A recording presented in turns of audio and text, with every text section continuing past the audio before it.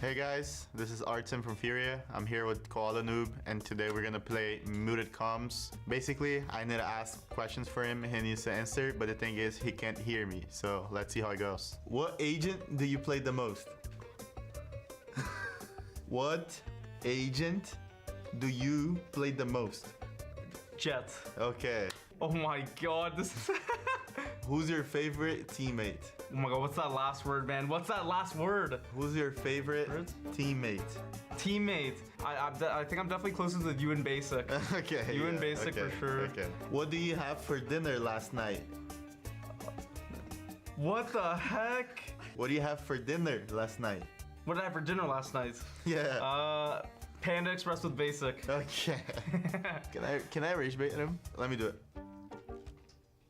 It has to be rage bait. This has to be rage bait. This one. Bro, it's a question.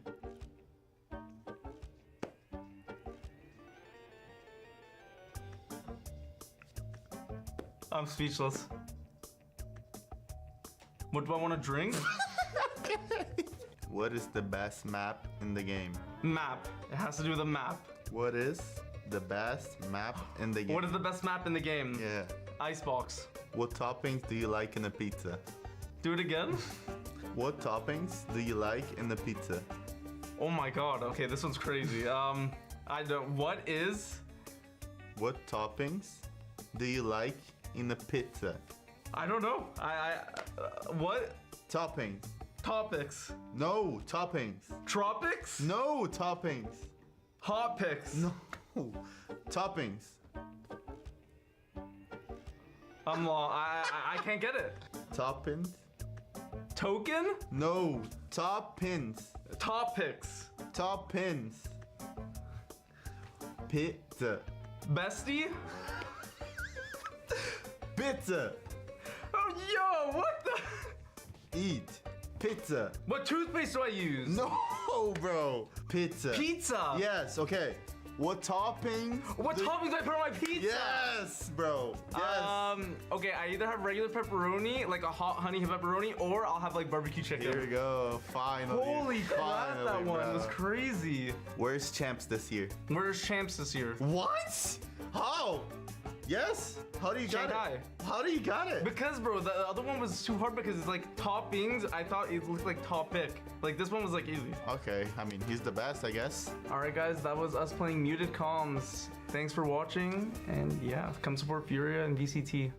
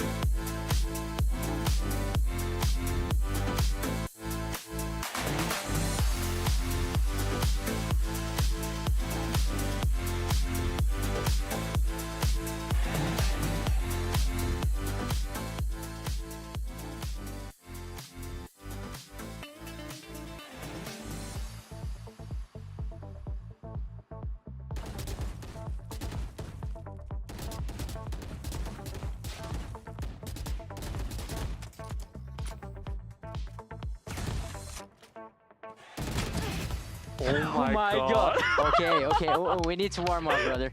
Oh, it's about to be a rough 1v1. No, but bro, it's very cold here.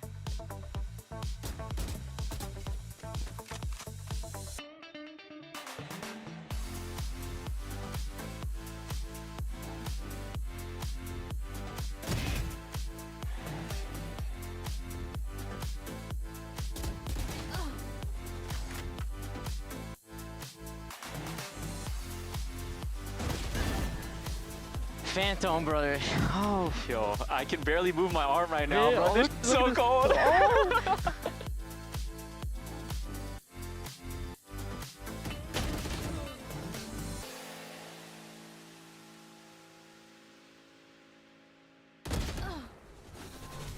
Okay, let's 2 rounds Guardian.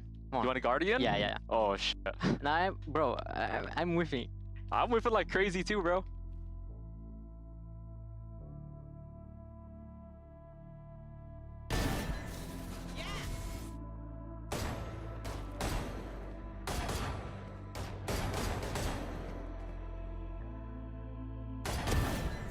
GG, bro. GG. Yo.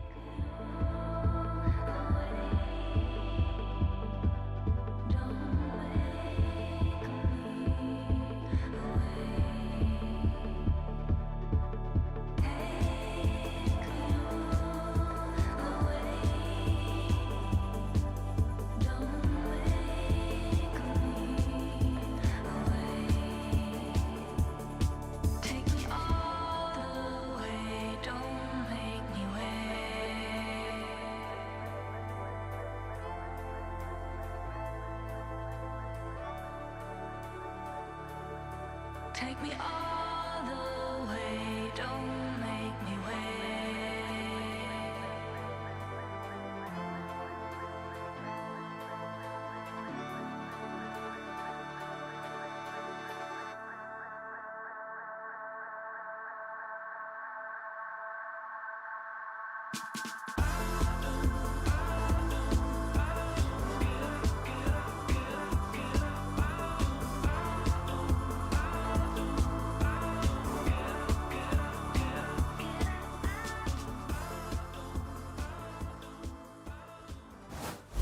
This stream contains fast-flashing images that may affect viewers who are susceptible to photosensitive epilepsy or other photosensitivities. Viewer discretion is advised. Bora pro primeiro mapa aqui do VCT Americas. One more is all it takes.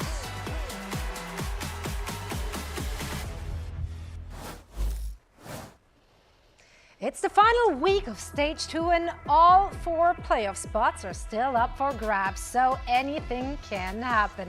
Hello and welcome to VCT Americas, coming to you live from the Riot Games Arena in Los Angeles, California. Zowie here on the desk with Ender and Dryad, kicking off the final 4 days of regular season action.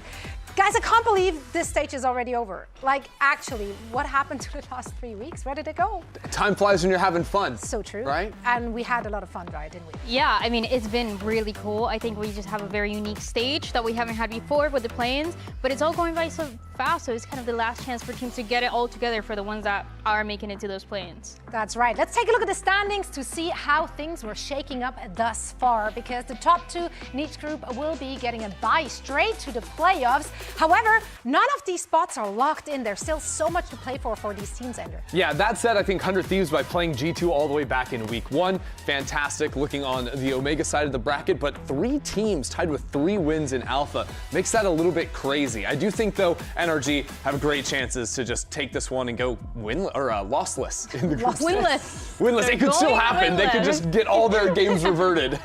Some teams are looking at a winless stage here as well, but they still have an opportunity this very last week to redeem themselves and at least end it on a high note, right? So it's going to be a super exciting 4 days ahead of us. And Dryad, of course, every win here matters, right? The teams that don't get the buy into the playoffs, they get to play in the play-ins though, and there are, of course, champions points on the line. Yeah, for some of them, it's going to be seeding to see where they're going to be when they go into those play-ins with the challengers team. But this is my favorite part because the teams that haven't gotten this win, or the teams that already know that they're not making it straight to playoff, they can make the funniest thing happen.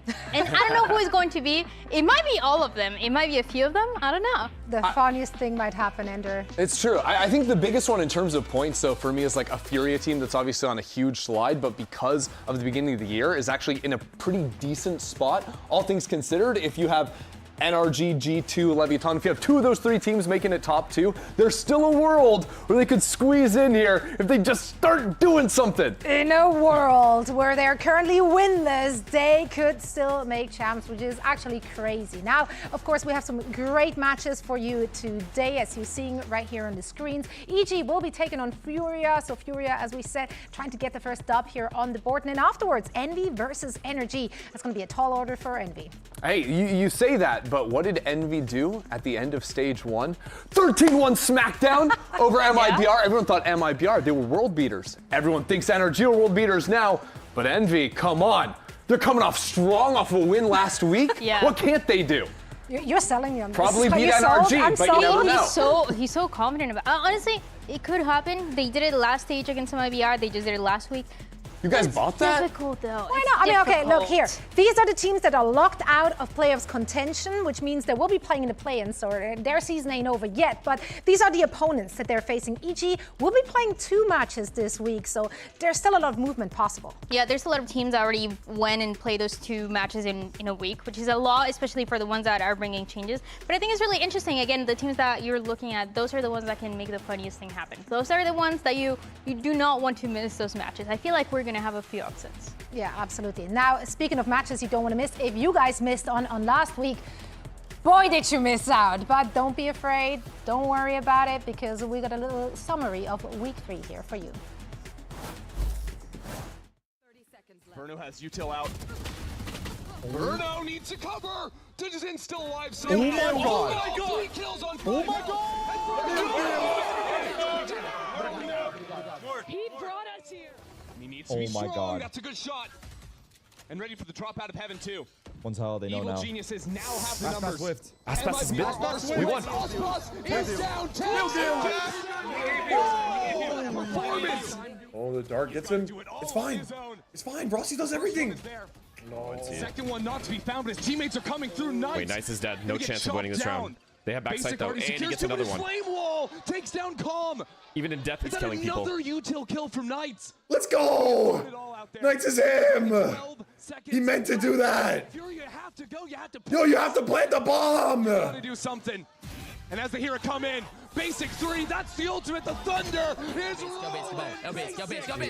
Ace. Oh my God.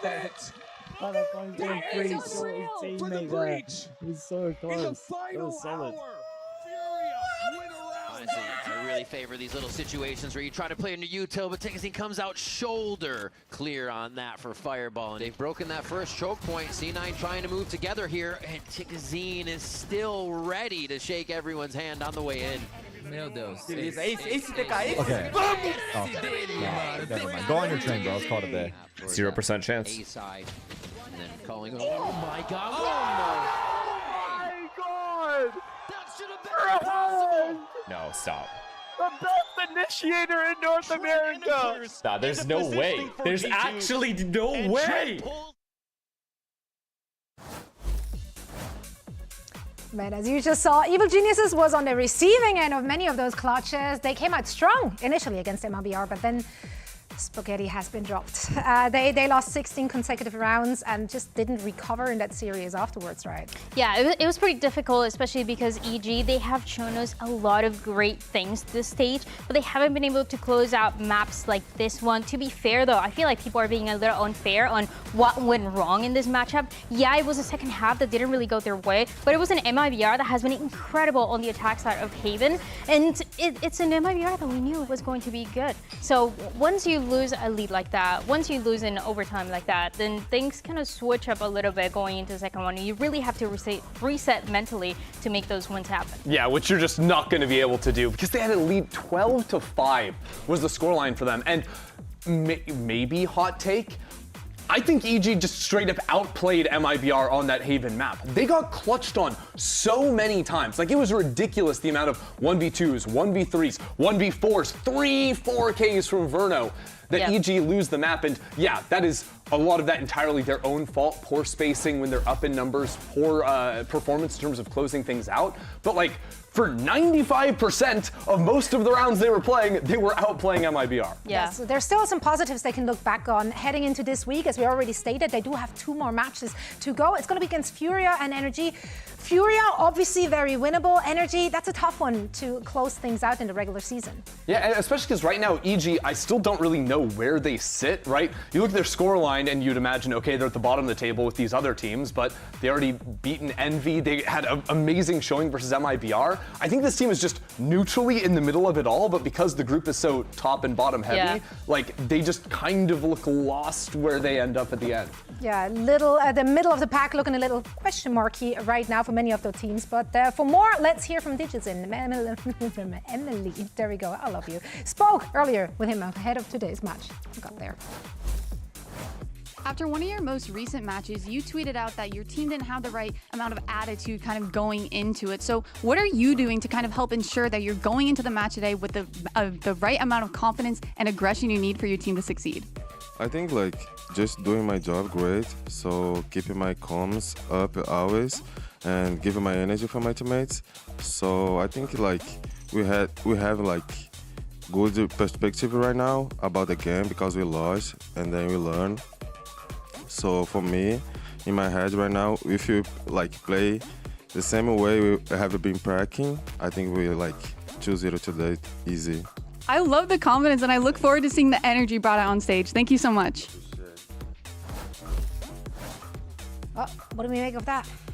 Oh, I just think evil geniuses have to be able to bounce back, right? We saw they weren't able to do it after the comeback loss to MIBR. And again, I think that this team is not favored versus NRG, but they're absolutely favored here today. They need to beat Furia and look strong doing it if I want to get some, hype around them at all heading into the play-ins. Yeah, these are like kind of warm-up matches that I want to see between these two, especially because of how important it is. We talk about a Furia that has a few Brazilian players. We talk about EG that has Digitsin as well, and they have been talking about how much it would mean for them to make it all the way to that final stage. But it's going to require them warming up a little bit these games and then finally making that run in play-ins. Yeah, let's talk about the opposition here, Furia. We already alluded to the fact that they have not won a single match thus far in this stage. And they're coming off a very disappointing stage 1 as well. Heading into stage 2, they made a lot of roster changes, big moves, but so far it's not been resulting in a victory.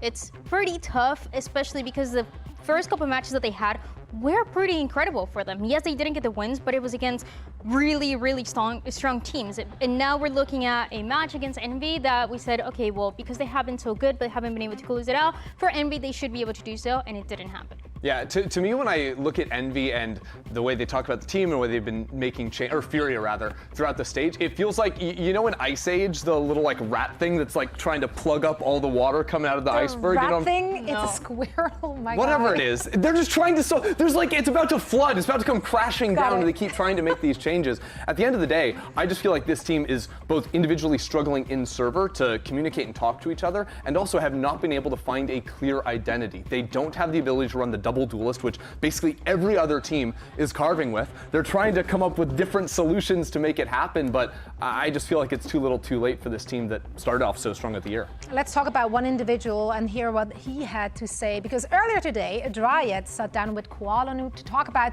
this long road to Americas and Furious roller coaster season thus far.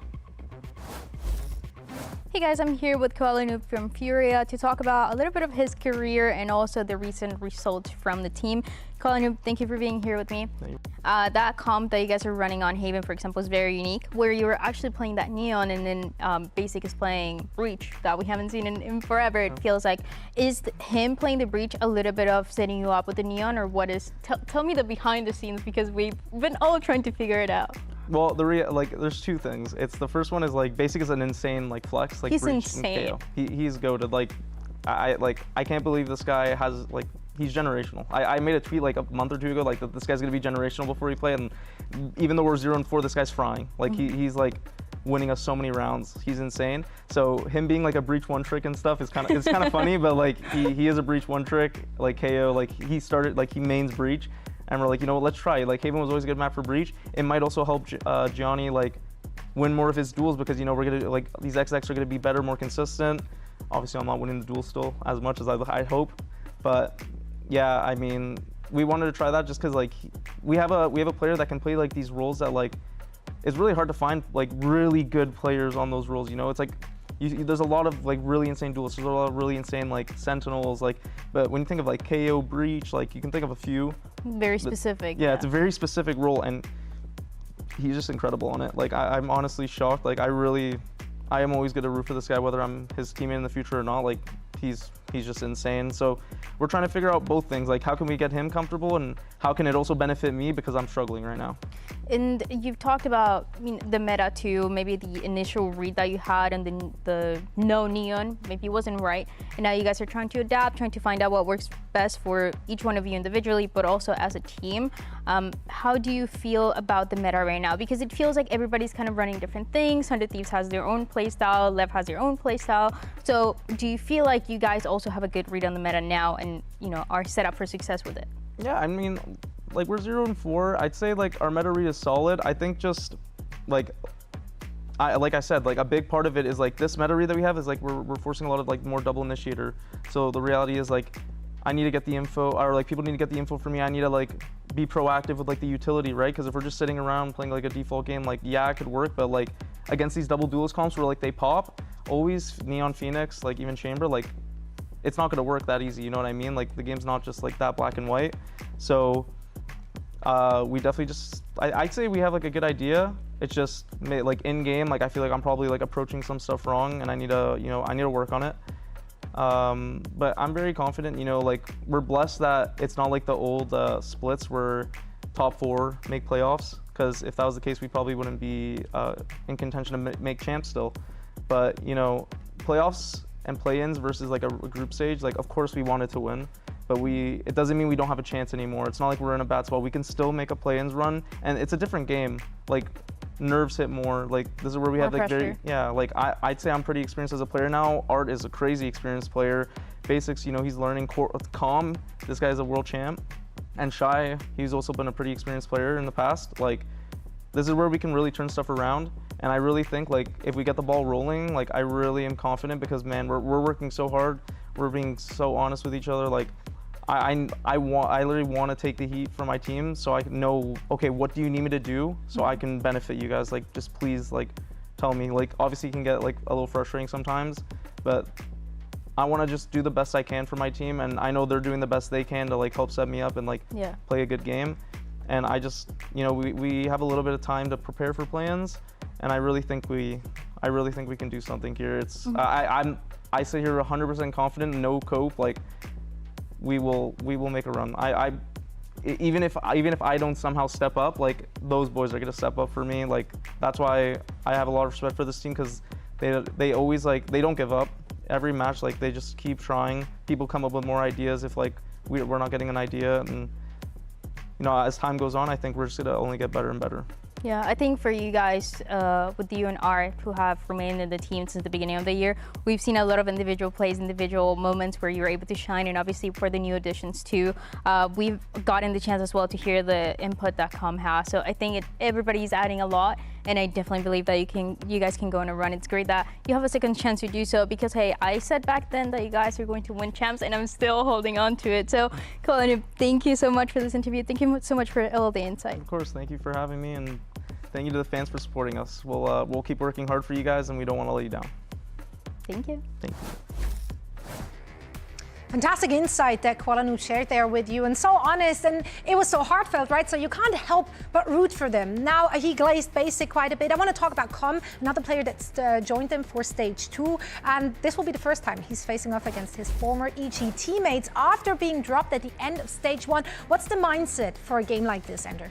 I mean, for a game like this, is get a win on the board at the end of the day, right? Like, tap into something, because it's not going well. And I think that what Calm has been able to bring to this team has just been a lot of like active mid-rounding, active calling. That's what the team has said that they want to see from him. What I would like to see a little bit more today, and Koala was sort of talking about it in the game, is there's some desync in how aggressive people want to be in server. There hasn't been like a lot of cohesion, I think, and I would love to see Calm be more active in terms of like prioritizing micro details, spacing with teammates. I think there were a lot of rounds where Koala Noob was out in front of the pack and everyone else has util in hand. I need a second entry to go behind Koala. And I think Calm's a guy with experience, with his veteranship, that can be that voice that is taking track of all those little details and trying to fix them.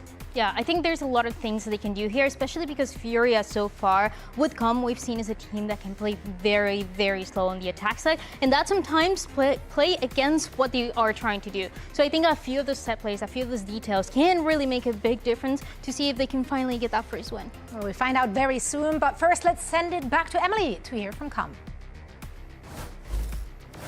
Calm, the last time we spoke, you said that you were bringing your comms and your voice into Furia, and in a lot of the listen-ins we've had, we've seen that be highlighted. So I'm curious, what tells you it's time to kind of step up and make a decisive call rather than letting your team kind of figure it out?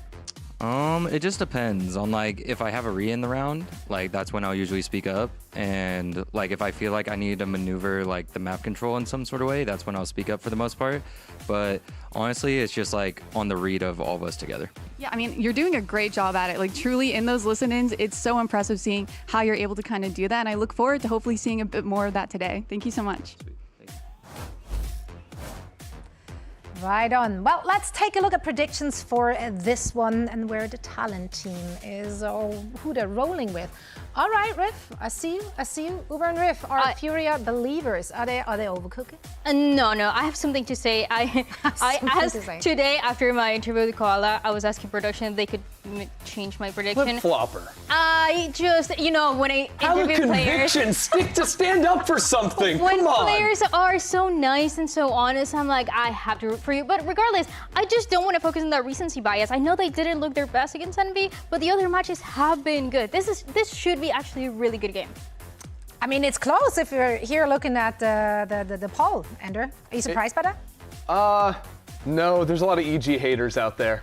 So it's not Furia fans, it's just EG haters. Well, I think there's a lot of people that watched EG almost beat MIBR last week, and I bet there's EG fans that voted Furia. And they're like, we just can't win. We just can't. It's just, why even hope? At least if you don't have the hope, then you can't be disappointed.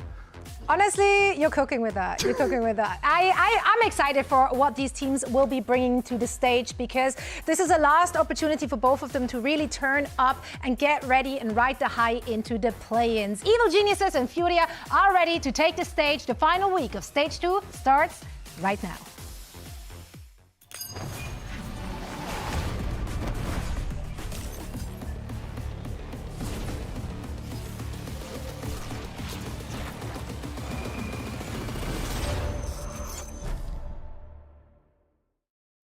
I'm excited for the matchup against EG. All the people that I team with on that team are excited to play against me, as I am them. The dart shot's not quite there, but he's finding heads way better than he's finding the darts on the ground.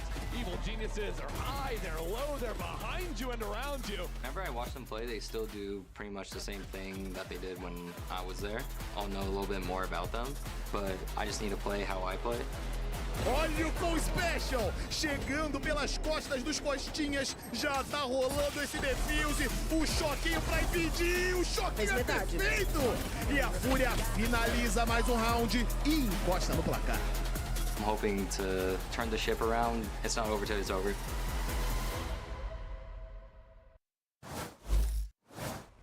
Two stages of frustration, big roster moves, and close maps that just wouldn't cross the finish line. Furia are still chasing that elusive victory. But today, it's their final shot to turn the page and end the regular season on a high note.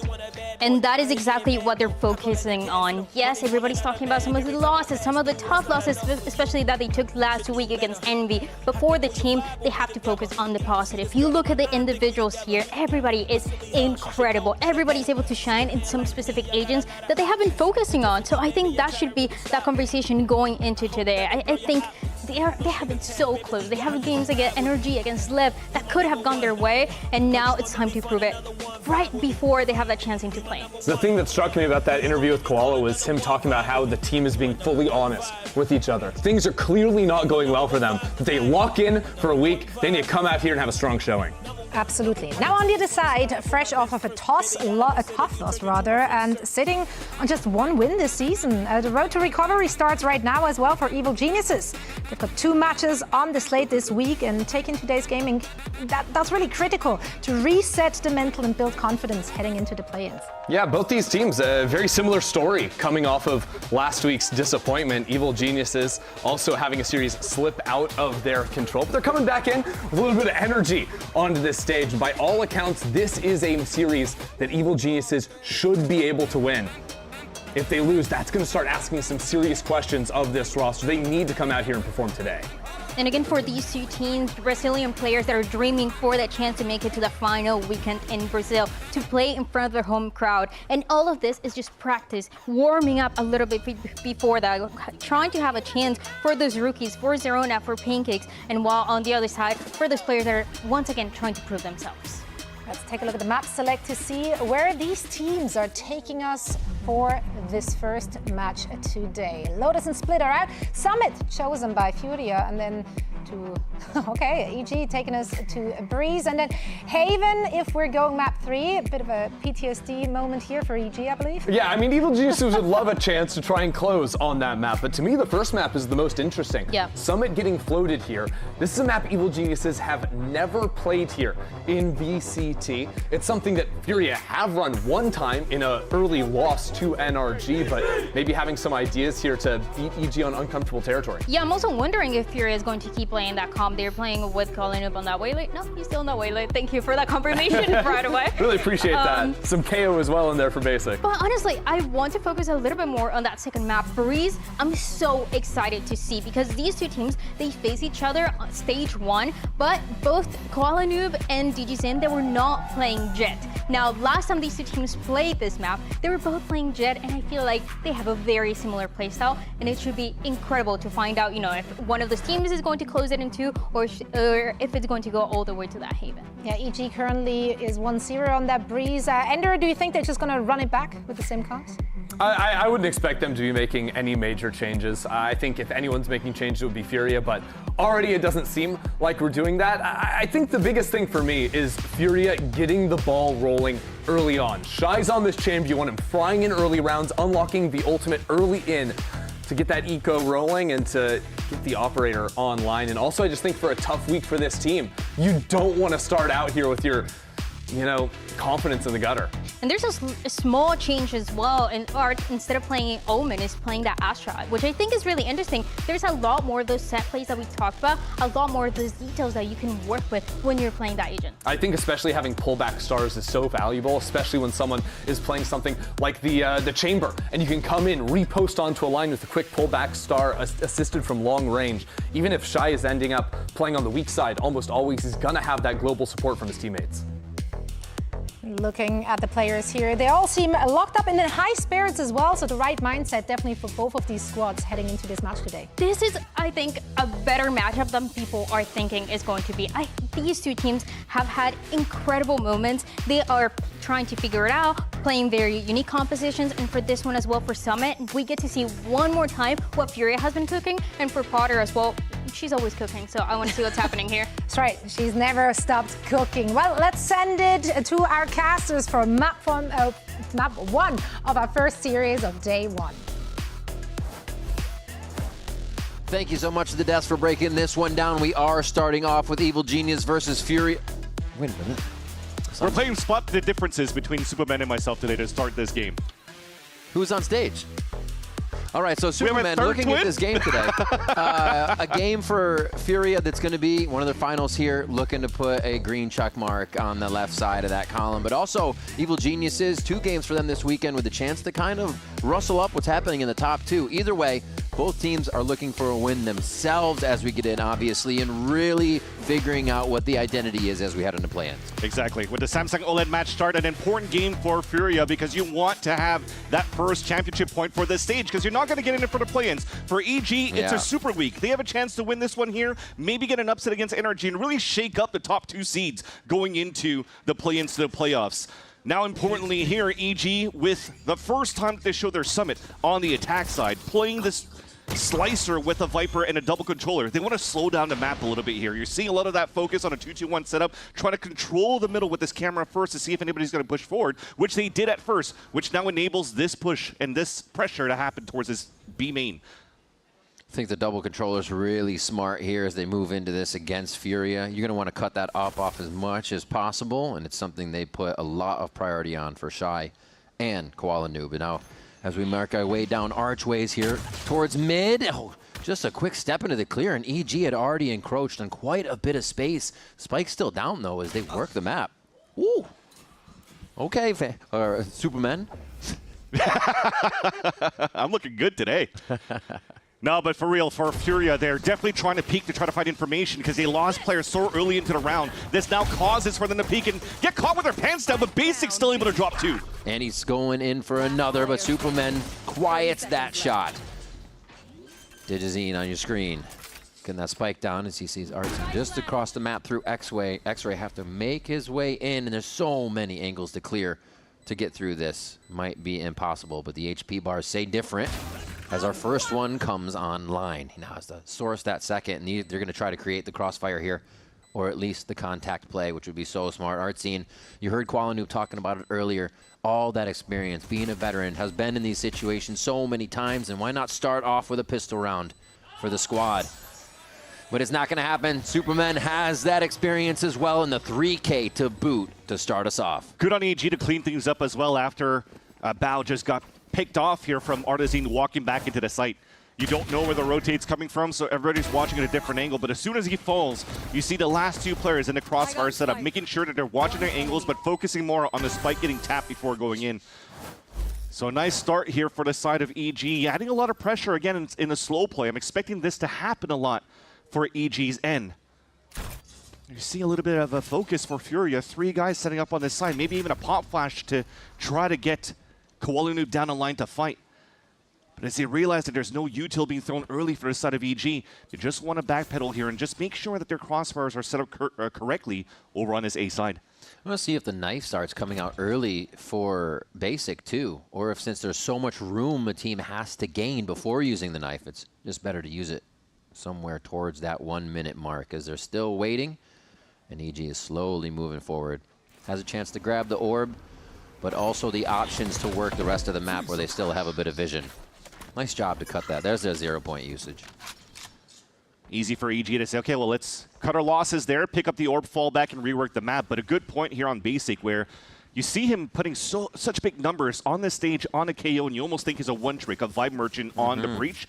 But actually, back in Challengers in the VCL, previously before even 2G Academy, he was playing for Gremio Esports, and he was actually a KO merchant, one trick on that side with just a little bit of breach.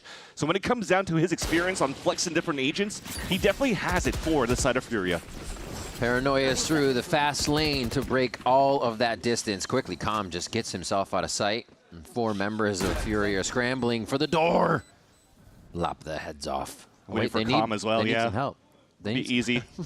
King Calm, please, come cut the door down.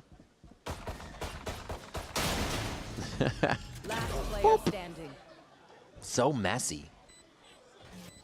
Lothar, please come back to Twitter. I need to see your tweet. I'm sure he agrees with it. A third now for EG as they try to flip over into their bonus, not seeing really any members of Furia that round.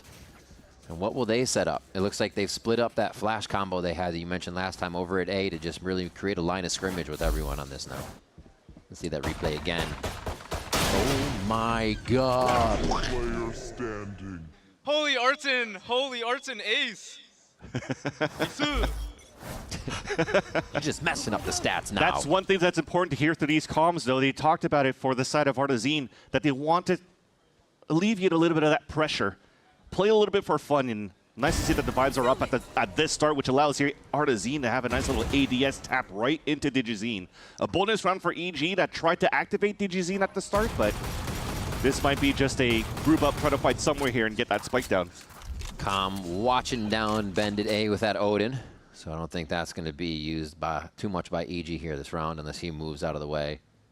And yeah, they don't have to do anything. I think this is one of the biggest things for Furia or EG or some of the teams that find themselves losing the rounds they should be winning is that they're peeking. They're still sourcing information when really EG has to come to you now 100%. It might have been a protocol before, but just let that swing happen.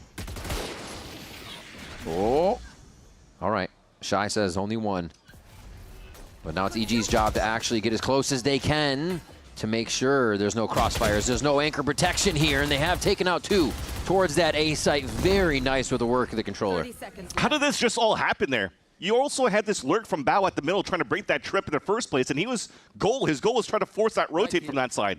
Yet EG just walks in, gets the 2 first openers into the A site, and somehow it becomes a winnable situation for EG in a bonus. Going to convert that 4v5 real fast, it seems.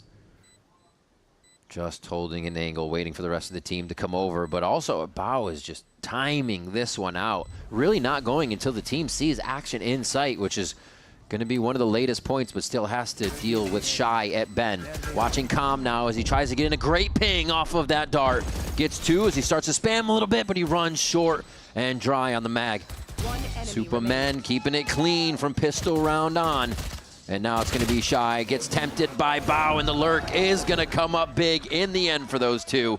3-0 as EG grab bonus round. That'll be such a huge upgrade for EG as well. 3 players staying alive and upgrading to weapons.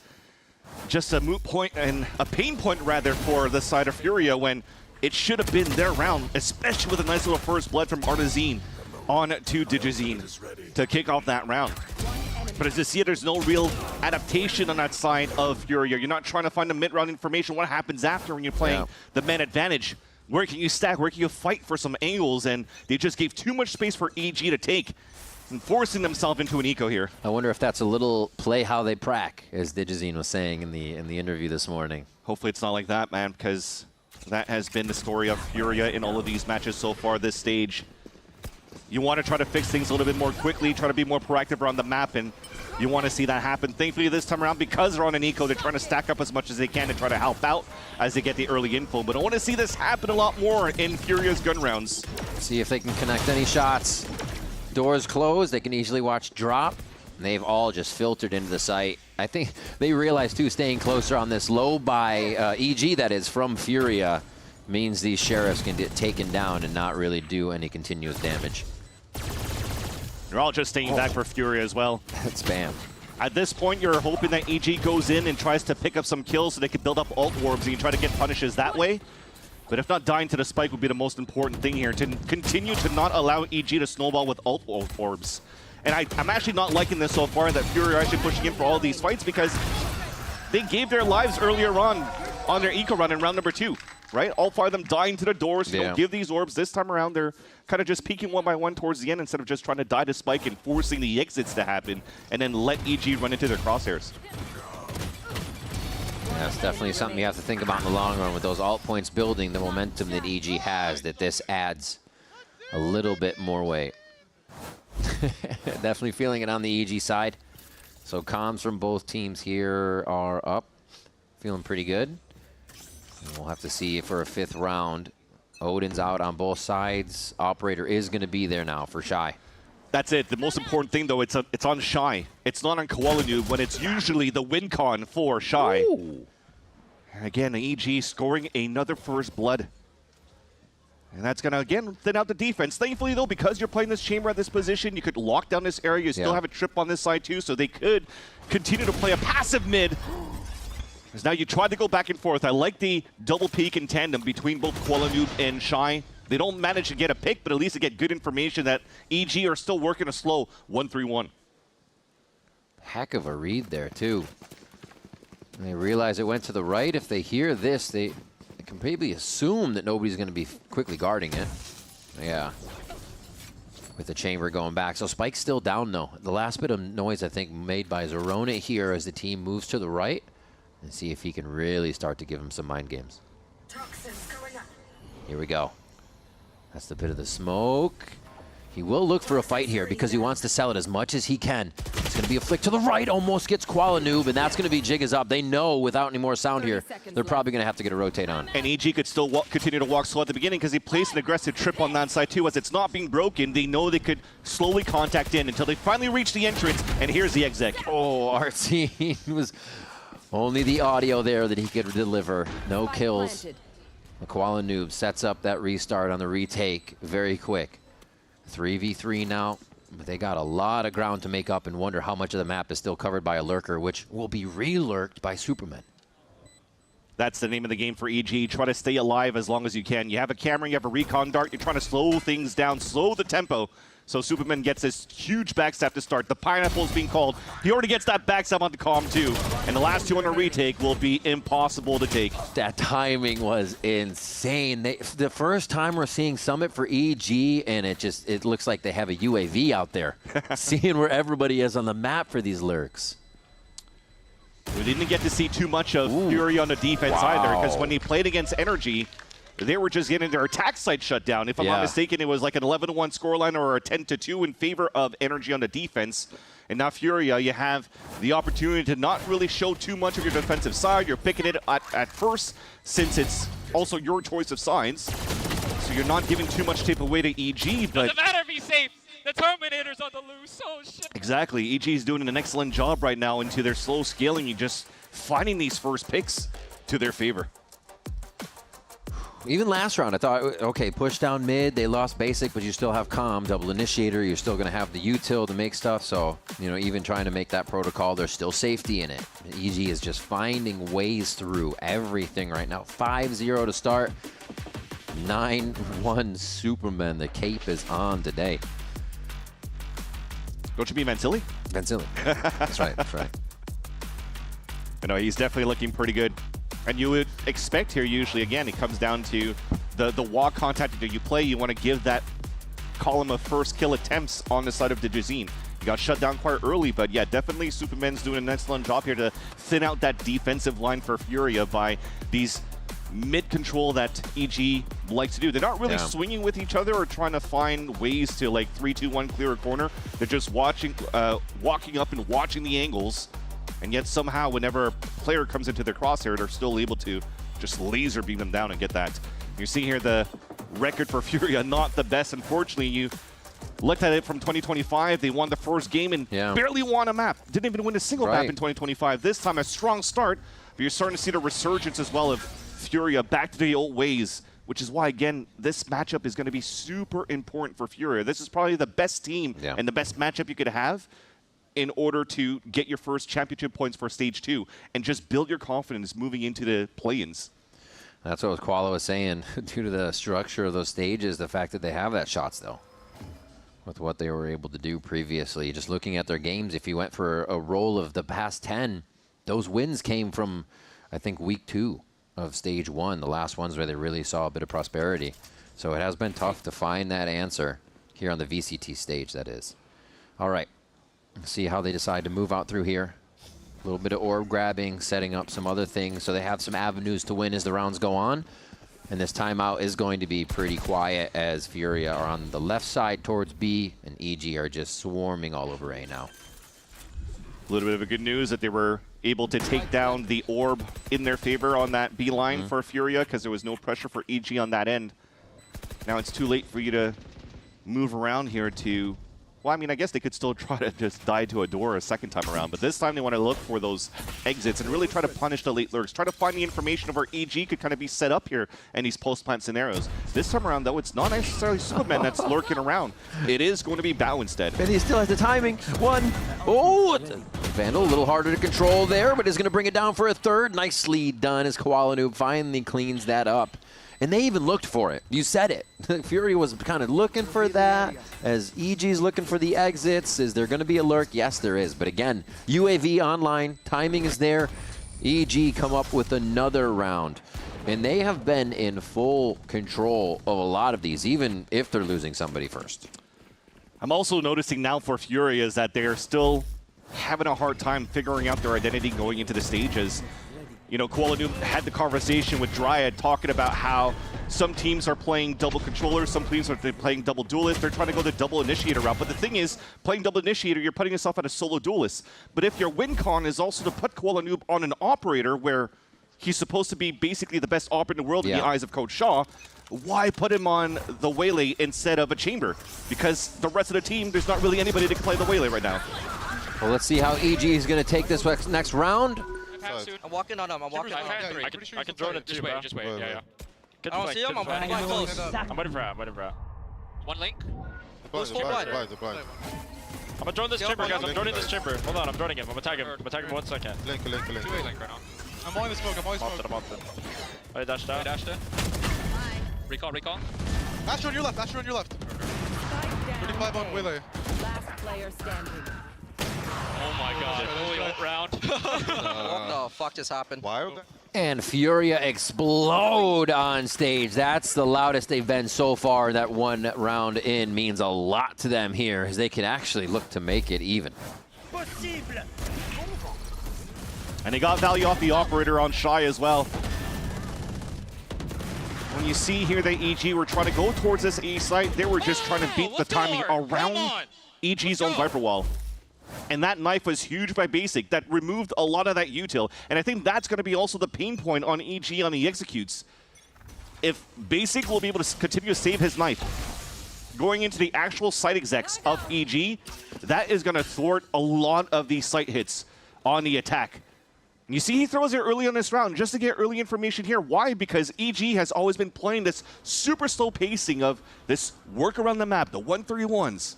When it comes down to maybe the 30 seconds left, 45 seconds until they actually activate, that knife is going to be back up. He also has a KO ult to work with as well, which is why he's rotating back towards his B side to support just in case.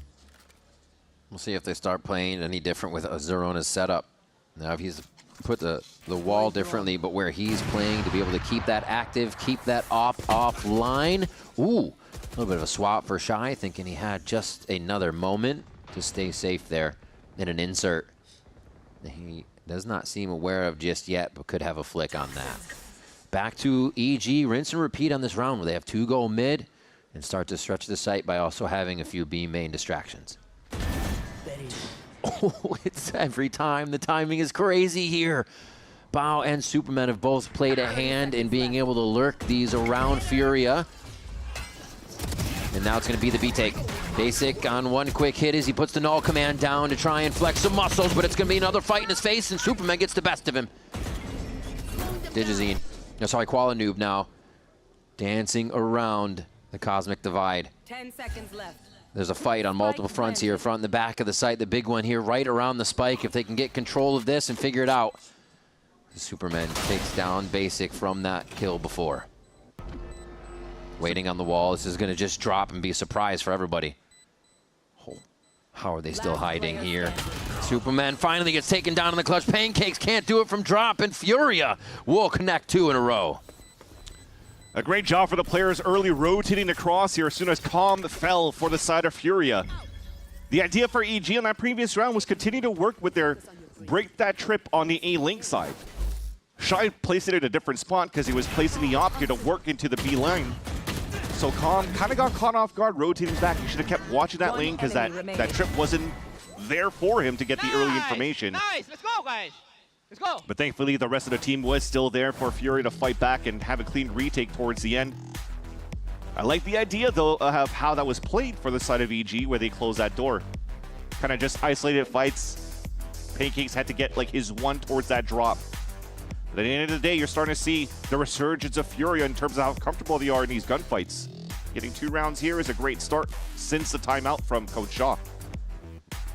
Potter is going. There's a lot being calmed in that one.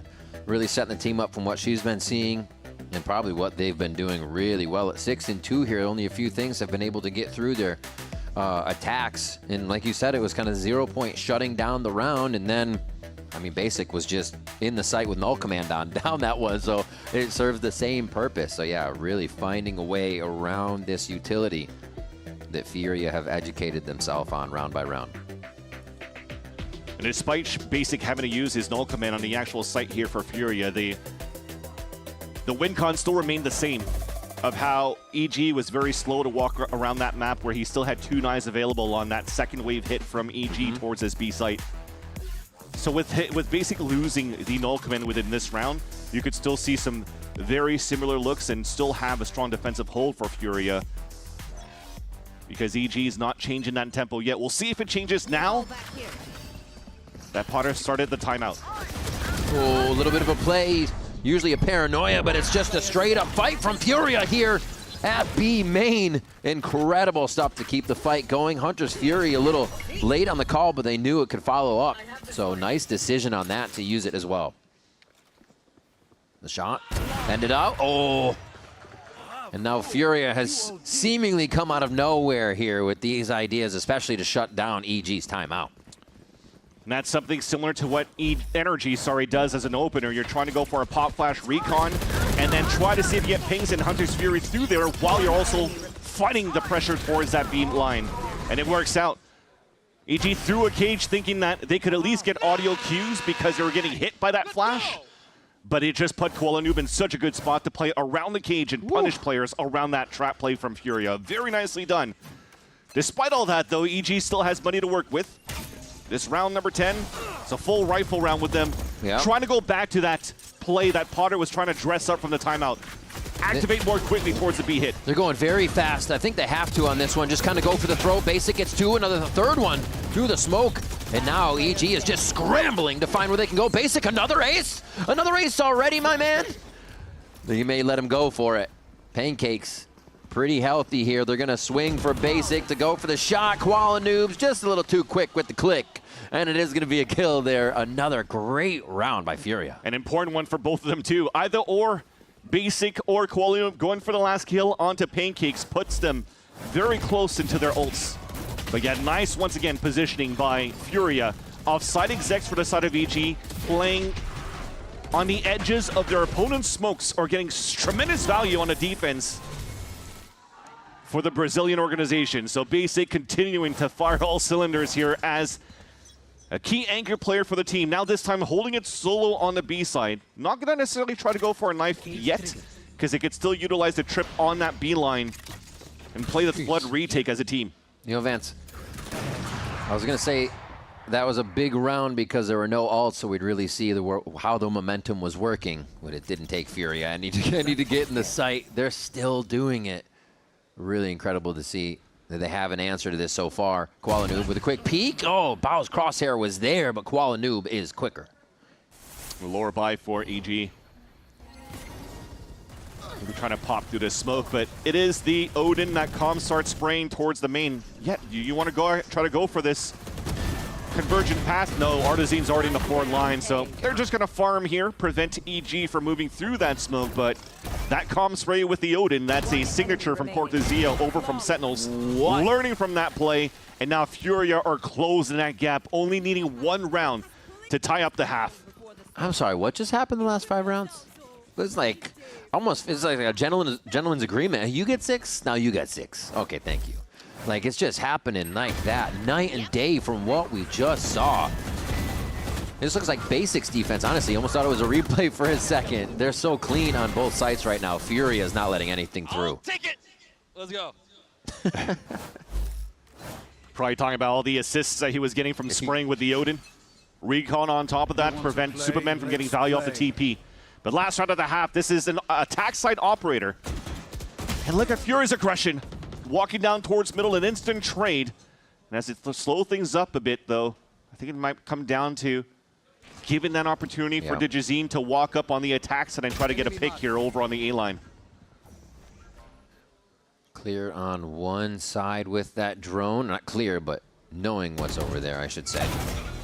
Oh my God, Zerona just straight up taking on Artsine in sight.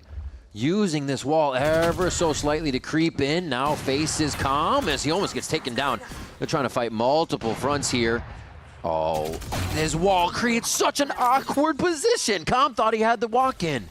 Twice now, Zerona's been able to do that into A site, giving Furia a hard time for this last round of the first half. Now you ult in a hat for Bao. That's going to be the information for the last 2 players of Furia. Both of them spotted towards the cage, so it doesn't matter even if the knife from Basic spots 3 players inside the pit. EG can now focus on nobody's going to be flanking. One of them could maybe late rotate, late flank once again. Yep. And the retake's going to be difficult now with Shy low on HP as well. Hold her there. I mean, you expect Shy to make some noise just so you can get a creep in here from Basic. Shy. Basic's also encroached in too. And now he's going to be able to make a move just to his left here. Oh, he gets the shot. Wait a minute. What did he see? Oh my God, Pancakes gets one here. They're scrambling for the last few kills. Bombs on the fast beat. They can't even get their hands on it. Those Pancakes cleans up the Red Bull clutch for a 7-5 first half. I thought it was going to be another EG versus MIBR. Man advantage, and somehow you let that lead slip. A 4 versus 2 that almost got thrown away. But thankfully the leader, Pancake, steps up, clutches the 1 versus 2, and allows EG to maintain the lead going into the second half. A 2-round lead for EG as we go into the break. Don't go anywhere. We'll be back with more VCT Americas after this.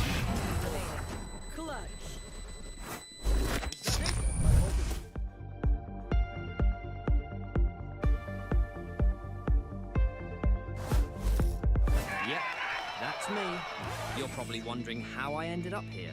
It all started when I got to the FIFA World Cup, and wow, thousands of Verizon customers. Oh, you got the free Verizon tickets too? No, I'm with amazing seats. I'm sorry. Okay. And even pitch-side access. Are you? David Beckham, a Verizon customer. This used to be for players. Now it's for Verizon customers. No one gets you closer. Only on Verizon.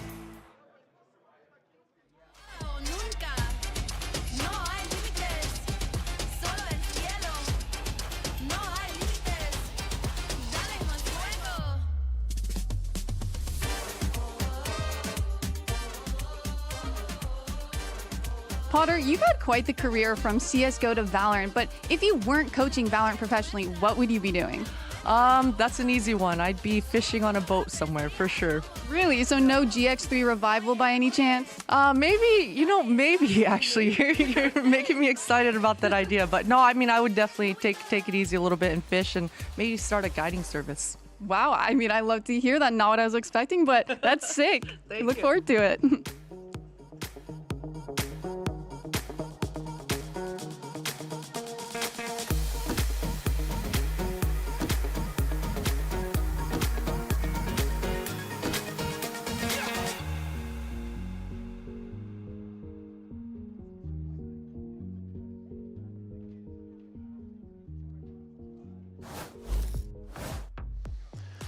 Welcome back to VCT Americas. Evil Geniuses versus Furia as both teams battle the swim upstream.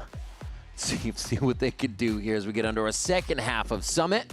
First time we're seeing Evil Geniuses on it, and they are able to get a decent 7 in the first half, but it almost feels like it should have been more, but Furia were able to find the afterburners and turn them on. Yeah, this game is going to be quite close in my eyes, despite the predictions from the talent across the board and maybe even the fans thinking that it's going to be leaning EG for a lot of these matches. But if you're thinking about their strength of schedule for the past couple of games, a lot of their matches against the top teams in Americas went into overtime. So game plans are always very good when it comes down to both of these teams. It's just sometimes the gunfights, lots of clutches don't go in their favor. The scenarios where they have players' advantage don't go in their favor. So now you're expecting a lot of these bloodbaths to happen for them as they encroach into the B site for Furia. Only one player holding it solo for now. Oh, Zerona onto one as they trade with Arts in here. The back of the site's being flooded already, and they realize they have to fight this before they can plan. A nice job by Furia to understand the situation. A quick plant here, and now they can just close in on the obvious angles. But Superman, faster than a speeding bullet, looks to get another one here, and he's gonna get blindsided, isn't he? Just trying. Oh my God, what do you mean? Give him a tall building to leap over, quick. Oh, Basic gets the shot, 7-6. That's Furia's pistol round. What a flick that he just got onto Shy. But going one-on-one against one of the consistent players on the side of Furia being Basic, that was a tough battle to win. But yeah, we were definitely feeling the hope there. I don't like this peek right here from Bao because he was already accounting for it in that drop side. And you're almost seeing a little bit of the resurgence of EG having hard defensive rounds when they're getting pressured and they're just peeking at the roll moments instead of waiting for their teammates to come. And it made things a lot more difficult for Superman to try to win that round. Imagine things were a little bit more different. That could have been an easier one for Superman as he finally was able to rotate across. He would be able to rotate across and meet up with his team, but now for EG, it's going into an old school stack. You see them all lined up towards this B line, all looking into the spot just to try to take one or two down if Fury are going to try to work towards this B site. And once they don't, once they realize that Fury is going to plant towards A, I wouldn't be surprised here, then you go back into the good old tried and true of getting knocked out by the door. And that will allow Furia to put themselves at 7-7. So that was such an important pistol round for the side of Furia on the attack. A big one that breathes a sigh of relief as Basic was able to win that one against Superman. Plant. See how many Shy can get out of this too and get some points online as a goal for that. But any of them, will they drop a gun here? Or are they all going to go searching or not even searching? No, they realize they're going to get Dora-teened. And an ace for Superman. Was that him? You just yell my first ace. Oh, that's funny. And the bonus round's still going to be decent for Furia. That's carrying over 3 rifles and a Bulldog. Still great economy to work into the next round, and that is also going to be the biggest test for Furia. I think the pros and cons playing against EG on this map is, first off, when they were getting shut down on their attack against NRG, it was all because of that KO utility from Ethan. The knives were perfect. They didn't have too much util for the sight hits. And then also, the con is that Koala Doom did mention that he feels useless on the attack side, not set up well enough. Which is why you're seeing here both initiators moving up with him on the ace line. If they need a drone, give us some space, pop flash to look for fights, allow for him to activate a little bit more. I think the one thing they have to work with now is to make sure they have the util perfect on that double controller defense setup. Fury are going to have to break through a few walls to be able to protect Koala Noob. So yeah, it will take all of that organization. But we've seen it before. Many teams will put that player on a pedestal and open up the space, push forward for him so they can make that opening frag and relieve the pressure that teams are feeling before they get into sight. Good bend pressure from Superman here, but they should expect it. He's been here a lot. It's in a one and done. Oh my God! he's a 2-and-1 then. He's on something today, honestly. Big kills for the team. Pancakes is actually going to look for the peak there, gives himself up, so they identify. They want to fight him. They turned away for a moment, but now they start to come right back to know they can squeeze him out of the corner. Yep, there's one kill. So really nicely picked up there by Furia to find that they could get an advantage. He was doing his damnedest to try to stay alive. You see both players on DJZ and Bao to close in and help him out into the A-Link. But because Furia decides to cut noise and re-hit, EG has no choice but to play the retake, to give up the A site and try to move back in after. Same plant each time here from them as Furia throw it down at Rocky. Teleport's ready.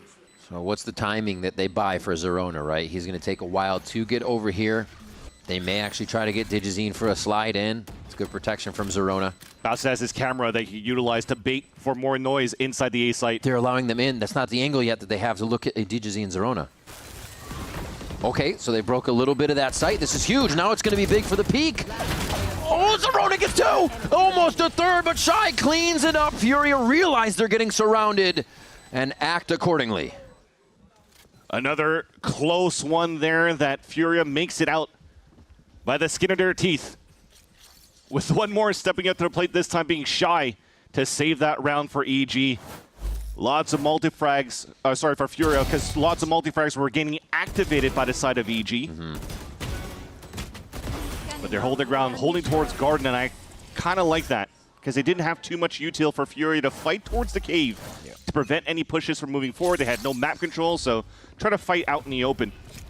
It worked out. They now take the lead against EG, 8-7. And EG is once again on another eco, trying to prevent the orb of getting picked up towards the A line. Just leaving middle as a gap as Bao keeps watching it here with the camera on middle. So they're really going to try to find the way that Furia might be working their slow rounds here by their current setup for EG. Koala already looking down a scope, so you know that somewhat slows the round down too, right? Make sure he can get a pick, he can get any info, understand what the movement might be and where they are util heavy. That's going to be B for the moment, but they haven't committed yet. I think right now with them not peeking too, well, now DJZine's about to get pushed here by Shy. That might open things up. But I think the idea that EG was trying to do was that if there was pressure coming in towards this side on the B line, then they could maybe smoke that out and go for that double flank. That's why Superman just kept his hands out the whole time, getting ready to smoke or towards the turret or into a different spy here to help EG. But it ends up being Furia cutting noise from the very beginning. Just getting that first pick and now making sure that they have numbers to their advantage and weapons to their advantage to hit the A site. Hunkered down inside as they get cleaned up slowly. Oh my God, another one. One last shot. Pancakes doesn't get a chance to shoot it. What a double kill there. And now the 2v3. This bandit could do some big damage. Nope. Quick kills from Furia. They're able to sort that one out as expected. 9-7. The attack side starts to sting here as Furia take a few more rounds from EG. Yeah, but look at the HP that was remaining towards the end, though. I think it was Shy at 1 and Koala Noob at 7 or vice versa, but there was some good damage being done. You were just hoping from the side of Pancakes. He almost lined up that third kill right here, but thankfully, Shy just jumps so the bullet hits him in the chest instead of in the face. And that allows that plant to go down. If not, that could have been a big eco round for EG. But finally, the economy's correct on their side. They're bringing out the operator in this round number 17. He's watching that line towards A. Once things start slowing down for a bit here, you might see DJZine rotating to a different spot because Bao is also holding a camera just above him to get info in the mid-round. If they got that op on the line, you can see Bao, like you said, so ready for everything. So what are they doing at B? Waiting back, holding out, letting the site be taken with the util to react. But it's the A side. Superman with a beautiful phantom shot. Basic trades it back though. It doesn't seem like they're happy about this situation of getting in just yet. They got to realize what's behind them. DJZine and Bao take time to pick off a few more of the stragglers. A third one there as EG look to stop the bleeding here after losing these rounds in a row. And Bao onto comm is going to be the last shot they need. Beautiful reset to find that. You called that utility on the right side. They use it so well. And it's Superman 2 that blocks the rotate on that A-Link. Nice first kill that he has, even protecting DJZine as they were setting up that crossfire on that side. Look at that, the double dash in, he plays that corner, nobody's ready for that. So good. Or pod flashing for the entry to happen. You're just starting to see them all drop one by one. Because they've already lost the tip of the spear for the side of Furia with Koala Noob dropping so early. The double dash is supposed to get space, he could recall, and then they slowly gain that advantage to scale back in their favor, but on that falls to pieces when you don't have Koala Noob early in the round anymore. So this round, early drone coming out from EG. Full coverage and control of this B line. So now they could stack 3 players over on the A site and prevent what should be Furia attempting their hand at entering towards the garden one more time. Love that anchor smoke between the trips and A. There's so much that makes it tough to get through. And it's a walk across the map. Coast to coast for Furia on this is they know they at least need to do some conditioning or faking now because EG's been very good at reacting to what's going on. Pancakes move over into position with that Odin on B. I think that's the thing, though, with the drone coming out very early for Pancakes and the positioning from Artizini, he should have heard that drone. So maybe they're just guessing that Cypher's not there to anchor up the site. So they could regroup as a team and go for the full hit into B. 3 stars instantly. Yeah, that's going to get EG to come on over. And in goes Koala Noob. Spam down from the Odin. This is exactly why they have it. Up in the doorway. Door is closed. And now it's going to be a reset on how the site is played. Ground game for Furia as EG comes from the elevated positions. But they're going to give them time to plant. They don't know they have time to plant. I like the patience here. Just kind of creating the nervousness with the time. But DJZine and team have to move. They're letting the operator see if it can find an opening as the Odin slowly creeps around for another kill. They don't have a flank on this, so it's all the members of EG trying to push forward into the site. Calm through the smoke, spam just to the left, going a bit wide, and they're not even on it, actually, for the defuse. It's to half, and it's only Calm and Shy. That's another kill, but Pancakes is able to get a third, looking for a fourth, and the Odin is good for it. Pancakes is good for it, and it's 9-9 now as EG tie it up. And he was the one solo anchoring at the start with an Odin, and still manages to come out with a 4-piece and still full HP. And that just comes down to the great protocols for EG on that retake. Shy was a little bit too slow on the backstep, but somehow finally was able to make it winnable for the side of Furia. But, I mean, that was 4 players covering up on that spike to at least get it at half. And then I like that from EG. Get away from it, continue to play the buddy system, get rid of the last 2 players for the side of Furia, and then go for the defuse. So Furia needed to have a little bit more oomph into their B site hit. Try to maybe take 1 or 2 earlier on so that Shy could actually get great value off that flank. At least they got the plant down. They picked up a lot of good rounds on the second half. It allows for them to have a strong economy, even with Shy holding out the chamber ult, holding the A line, trying to insert him to maybe fight into the other op of Digizine. But instead, Digizine's now watching the angle onto mid this time around. Big pop onto mid. This shot from Digizine takes down Calm. And they slowly move it back towards A. Reset on the sniper line. Oh, they choose the same one. Who's going to see that reflection in the scope is the question.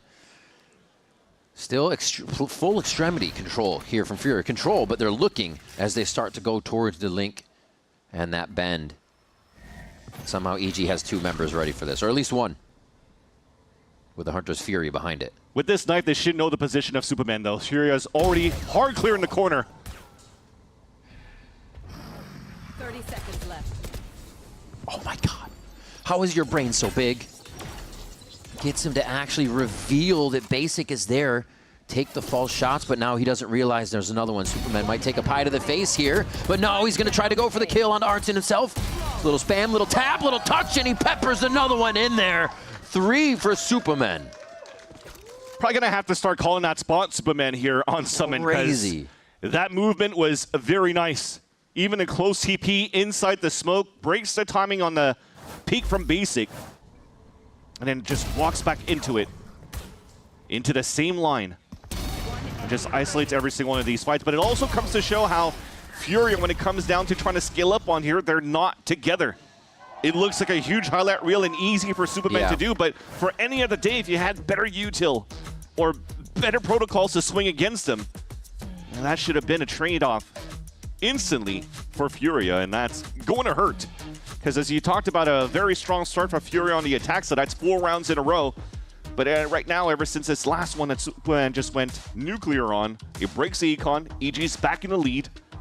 Now you're on an eco for Furia. That gives a chance for EG to put themselves at 11 as well and to really close out the map and steal it away from from Furia. Well, you look at the way Furia goes in, and it's an open book. It's going to be Qualanoob. It's going to be utility. And most of the times, right, it's actually been Qualanoob going in, Odin out of window at B, or out of door at B. The other one, you can't get into A because there's so much utility around there, and they're doing a Qualanoob dash to stacked boxes, which is now covered by Bao and Digizine to see how. So it's a little setups in figuring out that we just need to stop Qualanoob, and the round somewhat falls apart there. Let's see if we can get them to trap himself in sight type situation. So we'll see if we'll dress something up here with the timeout call by Coach Shaw, because Qualanoob does have a convergence pass. That might give him a chance here to maybe really dive in with this double stinger and maybe upgrade some weapons for the side of Fury if they want to go for a Hail Mary. Especially when you have a drone to try to clear out info first.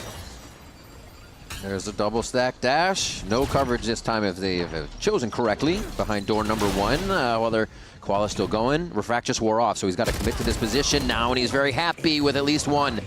Neural Theft is going to reveal a lot for EG, though. My Hunter's Fury this if you want to. Get him to run around, and that's when Digizine starts going in with the overdrive. They're wreaking havoc on all of the members of Furia, not having any safe place to stand. EG take another round there, and they're not afraid to use ultimates for it. That's a silver lining for the side of Furia. 3 ults burnt out to get the round for EG when EG's on the anti-eco. and you still have the convergence pass and are also one away from a null command. So now the scales have tipped back in favor of Furia to really start cycling some rounds back.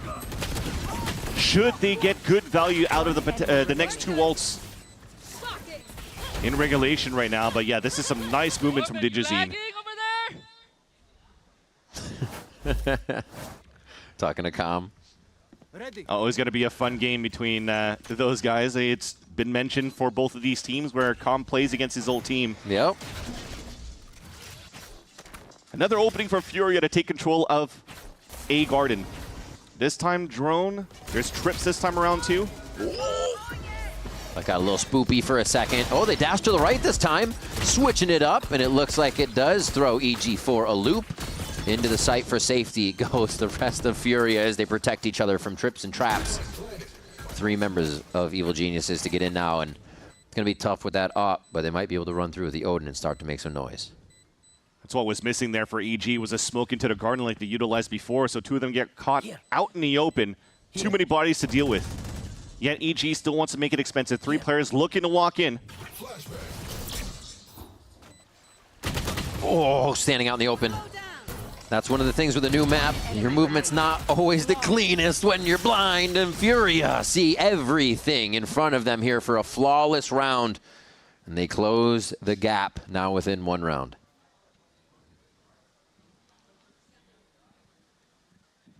Pit available too. We haven't had a chance to see that for EG yet on how they set things up in this double controller setup. But as I mentioned, and also you've mentioned, that smoke that's being placed at quad right between the rocks and the green boxes allows for you to get a little bit more value off the trips. Oh, so good. Instead, here Zerona tries to find the timing to swing out the fight, but gets punished right away. Furia looking to continue with the fast-paced fights into the B-line control this time around. We did talk about the ults. Cosmic Divide if Artizane's going to pick this up, and they also have a null command to try to really brute force their way against Zerona if they want to. Trying to bait out some shots so they can just fire into the pit, which they're not afraid to do anyways. That was almost the line they needed onto Zerona. No damage suffered, though. And a little bit of map gain towards Bend as well. It seems like EG really likes the information from Bend, or at least the map mobility, and it's somewhere they always have a player. Yeah, that's because of Digizine's op. Always good for that one. And from the timeout, you're seeing the changes to it. Just putting the Astra Smoke right there blocks that line. No need to jump spot. And allows our Fury to go for a 3-2-1. Map control on the top of middle. But Bao's camera is waiting for it there. He's going to see them. And he has no utility to help him out here. He has to hide inside the pit with Zerona. Oh, they're going to be able to swarm around the outside of this. Almost hand in hand as they started the fight. A trade on both sides. As you see, they're trying to return into the site. EG is, with mid still held. Furia has a lot of good cutoffs on the map, so this is taking quite a while. Zerona now is going to be pinned down by 3 and takes 2 of them out alone. 8 bullets left as you get help from Pancakes now. Probably going to drop the pit if you want to, because the spike is down. And that will help EG to set up the crossfire. Instead, he runs in for another pick. Zerona! The 4K! Makes his house at B site. That's insane, man. All the timing that he's finding inside that pit was so nice. You see him going into the second stage, playing a little bit of Phoenix, playing a couple of agents here and there, but back in the VCL. The Viper was one of his main agents. Highest percentage played, probably over 60% of the games in Challengers, and that is probably one of the reasons why. Look at the amount of times he's getting picks for players reloading, switching weapons. Great timings. The idea as well to step out of the pit there when Pancakes was entering so that trade could even be a possibility. And there's no trade on Digizine as he starts off immediately to take down Shy. Still a good bit of util to smoke and enter the site. So the 4v5 conversion is possible, and they are going to juggle this operator right out of the hands of EG. And possibly keep it for themselves. Is that Koala's run? Yeah, he's going to keep it for now. Yeah, because Digizine still has his, and as they try to rework the map, though, it is a little bit turtled up for the side of EG. They're playing behind the trips this time around instead of trying to look for some garden space. So that's a huge gap right now over here for Furia to start taking. It's passive lines being held by Shy, sorry, not by Shy, but by Bao to look right at this spot. And I love the way that those work with a Cosmic Divide if it's used too, right? Try to enter straight into the site. Nice cover. This is also why a walk-up right now from Qualinoob with the operator could be very good in an opener. Down towards that back of the A site. So they actually divide straight horizontally across spawn. And that's going to be the lurk. Artsen's really going to be the kingpin on this one. The team in sight has to hit the fight that they're presented with. Oh, the timing in spawn is huge, and that's actually going to go in favor of Digis. And I think shots in spawn, sight rather, go for EG. And there's the trade we were looking for in spawn. Spike's finally planted here as they start to rush back to the situation. Door didn't get closed yet. Digizine doesn't want to go for that fight into the garden. Just waiting for Zerona to meet up with them. Quick peek from Basic. Been really, really good in these clutch situations here, but now it's Digizine. Oh, he goes for the knife at the moment. He wanted to grab an extra step. And it is punished by Furia. An 11th round going into their favor. So missed comms, I like to say, on a 2 versus 2. The picks were looking very good on Digizine.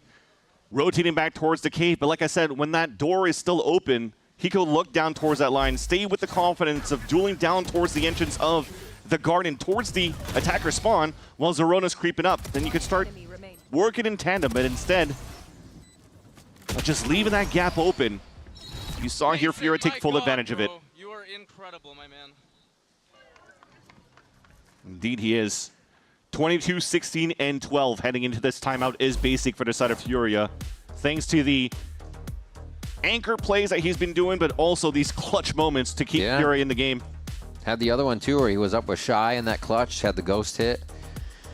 Was able to pull that pistol in for the team. Yeah, there's been a few moments where he's called upon, and it does not seem to stress Basic out one bit. Now EG calling the timeout. They had their string of rounds, 4 rounds, with some being post-plant success, others just being totally wiping out the side of Furia for 2. And now we're checkerboard on that scoreboard, back and forth. And it's too late to have that happen here. EG looking to close it out as Furia, the chance to bring us to OT with this round right here. Furia's been conditioning a lot of the B side open and also the A side lure. So at the end of the day, lots of extremity control. Yet for EG, after this timeout, the wall goes down towards middle, but it doesn't look like they want to take advantage of Digizine with the op to maybe walk down with the team and try to punish maybe a late lurk or any of that fashion for Furia. Just want to play as passive as possible, utilizing Bao's util over on the B side to spray from the top of heaven. And for Digizine to even opt down that line again from this time towards door all the way towards A main. Outside of that, it's all jump spots for EG. They're going to play this whole round with almost 0 info and just play more reactive. You see how that one recon from Calm just push everybody out towards middle to converge at that spot. I was just going to say, they finally tried to get a long distance clear on Bend, and now it's retaken already. EG says, well, you thought that was safe area, and it's exactly where they set up, making sure Zerona is a bit of an insert here as they lean towards A. This is going to get bloody here. Smoke out, Digizine trying to get online. He's going to put himself in sight. That's a bit risky. He's a lot of pressure for it up, but he's going to try it. Null command will be available after this. Can he get out in time? That's the question. He's starting to back up. Already has protection. Really nice job by the team to give each other cover here, but Furia is walking in ever so slowly. Zerona shuts one down, but it's quickly traded here. As you see the rest of the EG members start to scramble towards the site. Furia setting up that post plant and backing out. Knife is slowing him down for a bit for EG, so less util to come back for the retake.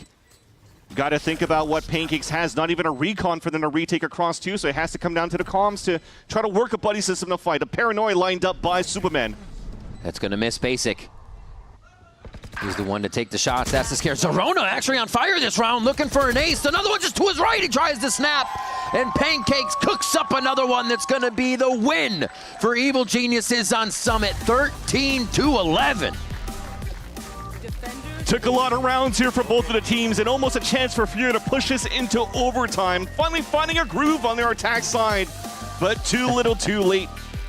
Talked about how passive EG was on the last round, but they still had just enough utility to have that flood retake in their favor thanks to the rundown of Zerona. 2 big rounds where he had a 4K on the defense to build that momentum for EG to overtake the map picked by Furia. The timeouts at the end paying off there. Some hot shooters coming into this first game, so I expect that to stay online for the next one. We are going to be heading over to Breeze, so the aim game must be online. Don't go anywhere. It's going to be VCT Americas after the break.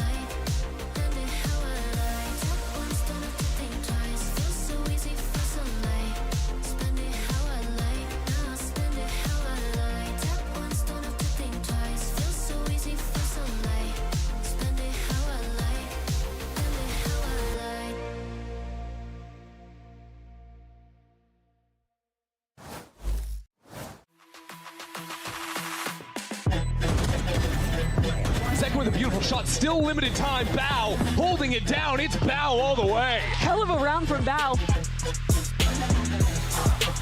Lurk up into Koala. No hope, no way. Koala is here and waiting.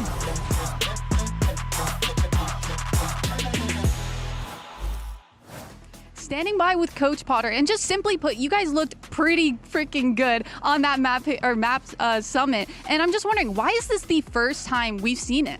You know, we've been working on it for sure. We've been floating it, but it's just we've been waiting for the sweet spot, I guess. But you know, it's definitely a map that we've been having a lot of fun with. I think people are still trying to figure out what the best comp is, and I think for Zerona especially, he's not really a Viper main. He's a Phoenix main. So I'm glad to see that he finished strong, though. Yeah, I mean, that 4K was just insane, and I'm looking forward to Breeze, your guys' map pick. Good luck in that, and thank you so much. Thanks, Emily.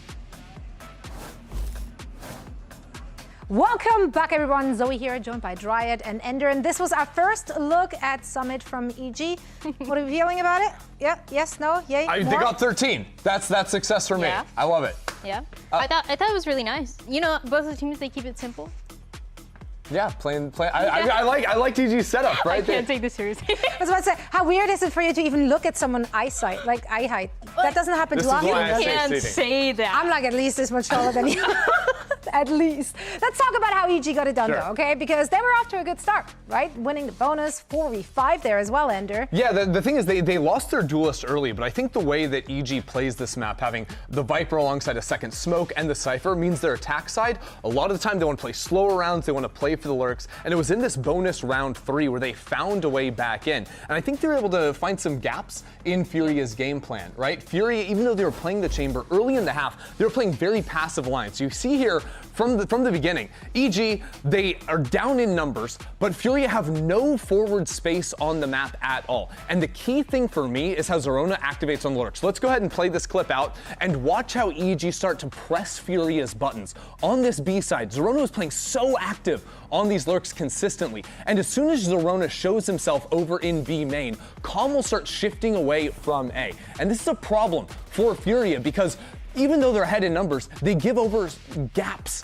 on their map. So if we pause the map right now, look at this. 4 Evil Geniuses. They full contacted out of A main, and because Koala had to do double duty, floating back between guarding Bend as well as main, and because Artsin was half of the time in outer space trying to place utility, Evil Geniuses struck the perfect timing. Had Calm stuck over on this A side of the map and tried to support over in Bend, it would have allowed Koala to play more actively to guard this walkout. But as it stands, let's play the clip because Evil Geniuses just walk in, Art is using utility, and all of a sudden it's even numbers. Koala tries to catch a timing, but Supa was playing lights out on this map, and Evil Geniuses kind of just ran the map over because Furia never had forward control. And it wasn't until a few rounds later that Furia started playing much more actively, Shy started holding forward angles on the chamber, and they started running a lot of early aggro plays that Furia started coming back in this first half. And you see it right there, look at the bottom, that timeline. It was 6 rounds in a row that it was such a strong start for AG, then things get a little bit messy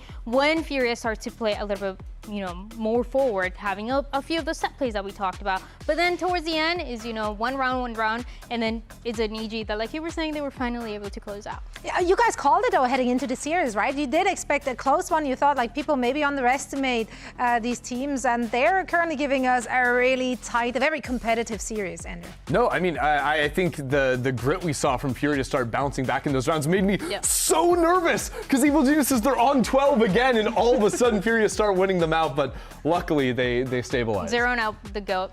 4 kills at the end, make sure that the round is over, that they're going to close it out. I think it was really good, honestly. Like I said before, this matchup should be really good. If you are watching a team like, let's say, MIBR against NRG and how close it is, that's kind of the vibe that this series is giving. Both of the teams, they keep things simple, and the way that they're going for these post plans on the side of EG into that first half is playing one by one, making sure that they're holding those angles, making sure that they're playing forward. They're punishing a lot of Furia, going one by one, and that is all that they have to do. It seems like they had a really good understanding on how they wanted to play slow early into those rounds, getting that information around those initiators, and then you go into that late round where it just looks so much better for them. Yes, it was, that comeback that started happening for Furia, but I think this is just good indications of the way that the team is working together. Yeah, and I think also because we saw Evil Geniuses playing for so much of the map and the space through lurks and whatnot, they had very good positions when it came to post plants as well. Late backstabs or just general awareness of which sort of corridors that Fury were going to be coming in on the retakes, and they could focus their resources on them. And Superman was massive when it came to this, playing that Omen. He was really good at setting up his teammates for success, but also having a good understanding of where that operator was going to be on that other side on the defense. He was making sure that the line was a little bit harder to reach and just creating a bit more space for the rest of the team. So he had a massive impact, and I think it's just because we had the little thing that Vance had. The little thing that Vance had? The sign. I was like, the mask, the sign? I don't know what that is. I just took Superman that as Superman. That's what we're talking about. It was him. That's right. Now let's hear what Coach Sean has to say ahead of Map 2. Standing by with Coach Shaw. I'm a little curious. What was the idea behind the map veto this time around against EG, specifically the Summit pick?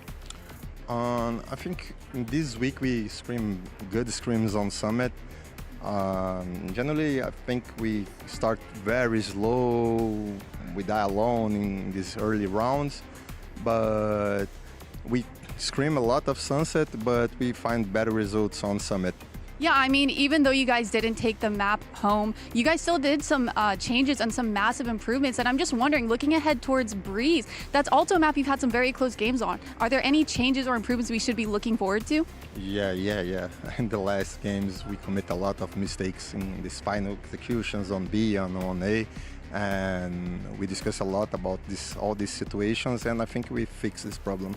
Okay, well, I look forward to seeing it, and best of luck, of course. That's right. We're heading to Breeze next. This was EG's map pick. They're currently 1-0 on it, and Furia 0-2. But as we just heard there from Coach Shaw, they did make a lot of mistakes, and losing is learning, right? Especially when you're able to start and know that this game can still be winnable with how close it has been on this side of Furia. But I also like something that Potter was saying in that early coach's interview, where he was saying Zerona, he's not really a Viper player. He's usually a Phoenix player. This is exactly what he was playing on this map, where they're playing the double duelist that I think really sets him up for success, when DGC can play a little bit more with the operator, but then that part of the map that's going to be more active can be just behind Zerona. So this is a map that I'm excited to see for Evil Geniuses and for Furia as well, if we get the chance to see that head-to-head. That's right. Now, Riff and Supervans will be back with Breeze after a short break.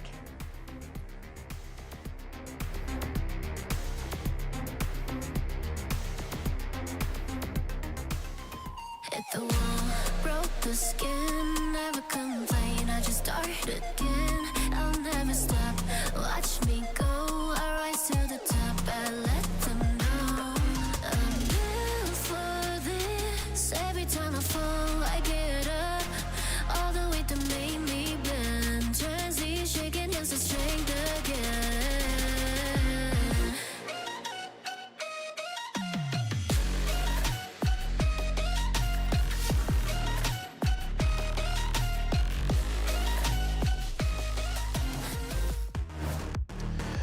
Oh, break out the suntan lotion and the beach balls. It's time to head to Breeze for our second map of this series. Evil Geniuses versus Furia, with EG taking map 1. Shaw was saying they were feeling pretty good. Let's see if they can still feel pretty good here and start a little bit quicker, as Evil Geniuses have all the momentum. Yeah, for both of these teams, they still want to keep their game faces in and no beach balls for them because they don't want to go on vacation. They want to make sure that they at least finish off the stage strong and have confidence going into the play-ins. Now, as we head on over to Breeze, the question was, will there be any type of agent changes or whatnot? Remember when we talked about Basic having basically the KO Merchant back in the VCL, but going into this stage, he's been having the responsibility of playing this harbor on Breeze, and they keep it the same way. So game plan will probably stay the same for the side of Furia, and for EG, we're just waiting here for the final agent pick, but you're going to maximize that time right now so that Potter could speak to the rest of her team. Yeah. And this has also been a great look for EG in the past by playing this double duelist. And this is where it feels good to get the operator online. Yeah, you're going to be going up against, again, Bao smokes, Superman smokes, trying to cut your avenues off for getting that shot on, but there it is. There's the Jet getting locked in. And that means the operator is going to be a lot better on that. See what protection and kind of forward utility he still gets, or if it's more Koala Nu creating that spaces, the Jet kind of has to on Breeze to open up a site. That'll be the main thing again. For 2 chances now, and yes, Basic being one of those players super locked in, and also being one of the best players that we currently have for Furia on this stage. Yeah, despite Furia going into multiple roster changes from kickoff to stage 1 and over to stage 2, I still think here that the pickup from Shy, from Basic and Calm has been working out for this team. They just need a couple of reps to make sure that it stays as clean as possible and having a strong run going into the play-ins. But of course, you're always going to be biased when it comes down to the original roster, that one kickoff when you had a Lim. You try to reach that accolade again of everything that they accomplished, and it's so hard to find that secret sauce again when it's just, it's right out of reach. Exactly. Right out of reach. So Lim and Nerve being part of that roster originally, and naturally when you're changing rosters for this team, you're also naturally changing the playstyle and the agent composition. So there's a lot of reps that's needed to make sure that you're moving comfortable week after week. And at least what I'm liking is that we're seeing progress for Furia for the first map. It's, despite losses, still always very close games. This time EG starting off on the attack side, though. It's a very slow start. Look at Zerona staying all the way back towards that spawn. They're waiting for this push over on the A line too, and watching the B line at the same time while taking mid control. EG just likes to have the spike down in the beginning. No chance for it to get dropped or allow the opponents to know they have an upper hand on a location of that priority objective. Oh, and they're just going to try to reset back. Digizine playing some music to himself with his Sheriff. And they're going to choose the soft site here. So initially, this is obviously to just search and find, do a little bit of discovery. But this late in a round, you've gotten the opponents to most likely move a little bit off those nice, safe early lines. And that's exactly what EG is going to get here, just walking into B. Yeah, Recon hit into the site, read it perfectly at the end of the day for EG to cut noise and re-hit, because there is only Shy inside this B site, and he's so far away to throw util. So it allows 4 players for EG to set up in a post plan and have some very aggressive positions too. How weird does it become when everything is quiet? Have we pushed up enough? Is our lurk in the right spot? Is EG wondering? They have to be comfortable though. Now knowing 2 are behind, that's great sourced information from Pancakes. Rejoins the team to bolster the ranks inside sight. A big first kill coming in from Superman, possibly just denies one. Oh my God, it's like Pistol of last map on Summit. You can't stop this guy. Okay, somebody did. They threw the gun, blocking all the bullets. Finally goes down. Zerona's there. And my God, EG's pistol rounds are very, very dominant right now as a few final touches of damage from Qualanoob go through, but Bao locks that one down. And yeah, fist bumps all around. EG have to be happy about that. What you really do for Furia there. Despite them spawning Pancakes on the double flank, what was most important was the knife that was thrown into Elbow. They knew here that Superman was hiding in the corner of Elbow. So the first layer of the retake was to have 4 players to take him over. And as they do so, he just swings out and pops 2 in the front line. Maybe it had to be for Furia to hold that distraction in the front side so the back side could get a pick. But at the end of the day, there's no way Superman should have walked away with that. That's going to hurt here for Furia in terms of the confidence. The pistol round loss this time around, another gamble stack. This time onto the B site that allows Digizine to open up A. Comp falls down, and now EG could just take their time. That's having that other smoke, too, of Bao to throw in there. It doesn't have to be the Viper Orb to close off mid from Superman. The backpedal, though, a little bit of a fadeaway help from Digizine. Nice protection for each other. Or rather, Bao back there. Adding shields. We'll see where they decide to run this one out. Pancakes quickly taking position. What? little sidestep flick. Made it look clean. Some aura on that Bulldog. Why not a second round here? Remember, EG were able to grab their first bonus quite handily, even after losing Digizine last map. We'll see how they play this one. Another fun game that will build the confidence for EG if they could continue this time. This type of play around. Remember here, Bao had a little bit of smack talk against Kama on the other side, but also Pancakes was mentioning in an interview has an opportunity to play against an old teammate like Kama, but it wasn't on EG back in the day. No. We're rolling back the years to the late tail end of 2021, 2022, early 2022 when they were playing together on a crew, getting 34 rounds, maps, series in a row for them to be one of the top teams in the VCL. Digizine on a quick one. They're pressuring a gun round like this. Their bonus, I should say. They know where Shy is now. They can clean out ladder. Pancakes on that. This is why this guy was picked up right here as Calm answers back. How about those two? Zerona drops him through the wall. You are never safe in this site, it seems. Spike plant goes down. It's 2 members here from Furia to try and take this back. And these, as they save, I would say, are the exact rounds EG were saying we need to win the rounds we are for sure going to win. Doesn't look like they'll have any trouble here. It won't plague them this time. Trouble that Furia is having now is finding ways to stall on these B-side hits. Despite them having so many players this time around for Furia, they were just still, if you're looking at the still in spots where they're not really there to trade off with each other. One hiding behind the ladder. You can't get traded off from the front of that site. Second one falls down, the other one gets wall banged, so you can't really do anything for Furia. They're not as coordinated to stall EG. Oh, one more for Basic. And I love that point about Calm and Pancakes, because it was funny back then on a crew, that was Calm basically playing like Sentinel controller. He was Brim, Viper, KJ, and Pancakes was still the Sova, and now Calm. When he switches over to EG, the championship roster, starts Zowie his face off, and now they get to compete against each other as Sofas. Exactly. Stepping away from a crew in like, what, February of 2022, and then winning champs in 2023 with Evil Geniuses. Good step up. That's a good step up. Unfortunately, a fall down these times around, and he's hoping to turn it around with the Fury roster this time around. Fortunately, trailing by 3 rounds and only saving 2 weapons from the previous round, Basic and Koala Noob are trying to work together to take the mid control. EG, their starts, man. They're always at the beginning of staying all the way back towards spawn. And then quick rush. It's just once that gate breaks, they are all flooding into the site. Run it back is kind of freaking everybody out towards mid. Nice job by Zerona to create problems with that ultimate. Digizine, ground covered, but also flashed to high heaven and couldn't follow up with the kill there. But they're still trying to push. Zerona knows they still need a little backside control here, so he puts himself in a position. Furia starts to encroach, and this is where that double controller starts to help a little bit, but there's no gas online anymore. The tank is empty. And Furia continue to move in. Shy only has a Sheriff here, so they're trying to back each other up with that firepower towards the other side of pillars.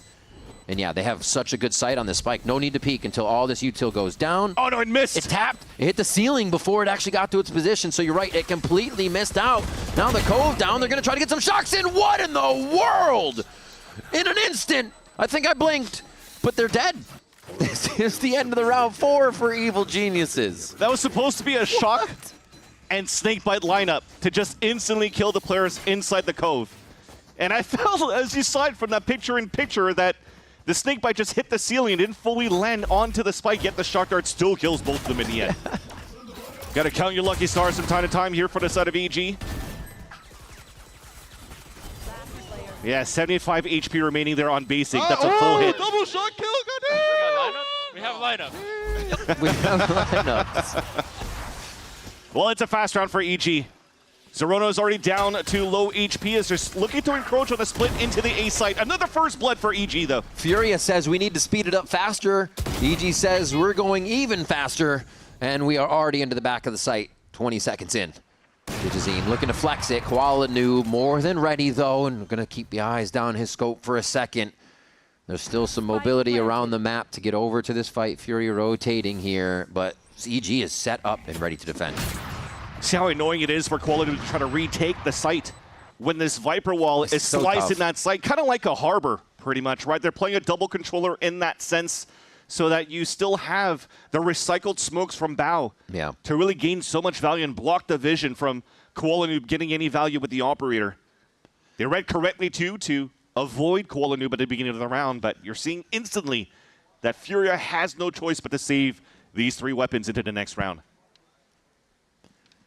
And you would expect it to come from somebody like Evil Geniuses, right? Whether or not they're always counter-stratting, it's something that has been a Potter playbook. So if you're going up against a team that just wants to feed their operator, cut those angles off. 2 maps, a double controller here for EG. And they've had this start.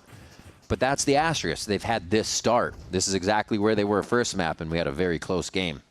So we'll have to see as the ultimates start to come online. Koala Noob is going to have that op still. Last bit of time I call as well for Shaw. Again, I feel like usually when it comes down to these moments, I would expect timeouts more on the attack side because Furia usually looks quite good on their defensive sides. Again, with Koala Noob at the tip of the spear, at the point, getting these lines, locking it down. But I think for the last few rounds, just because the bonus round was also converted by EG, you're always set in the back foot. 1 step behind, trying to play catch-up against EG. And EG could do whatever they want in terms of conditioning. We talked about how many times they were so good on encroaching, swarming towards that B side, not giving a chance here for Shy, as we see on the screen, to set up a defense on that line. So as soon as you have enough money for Koala Noob, maybe you want to try to help out on that line, play on the top of ladder, trying to look down towards the B line, but EG's been hitting A side for the last couple of rounds too. Mid-splits too. There's no control from Furia at the beginning of these rounds. And I think it comes down to a very similar opening as it did on Summit. Very, very slow, passive. After a timeout, it became 5-5. All right. Let's see. I'd like to know if Shaw basically had verbatim the same talk they had on a Summit. As he said, yeah, we started slow. That's what he said to Emily. Between maps, it was slow. That's not us. Let's see what we got. So towards that right, the operator, not so much protected, but does have backup in the site if necessary. And A main control, which means they are more correct to choose any mid play or B control from Furia here. So nicely started to be a little different. True flexing. Yeah, doing a little bit of the Ziggs tech as well, using the flex to show less of your body. And even going for the 1 minute drone. So this might allow for Koala to be a little bit more comfortable to opt towards this B line because the drone's going to see nothing here. No A-side pressure from EG. Spike drop. Don't think anybody's in range for that. And this is going to be the Digizine space creation. Oh, they all TP into sight here. Reckoning comes flying through as the Hunter's Fury tries to disrupt this entry. A very nice push.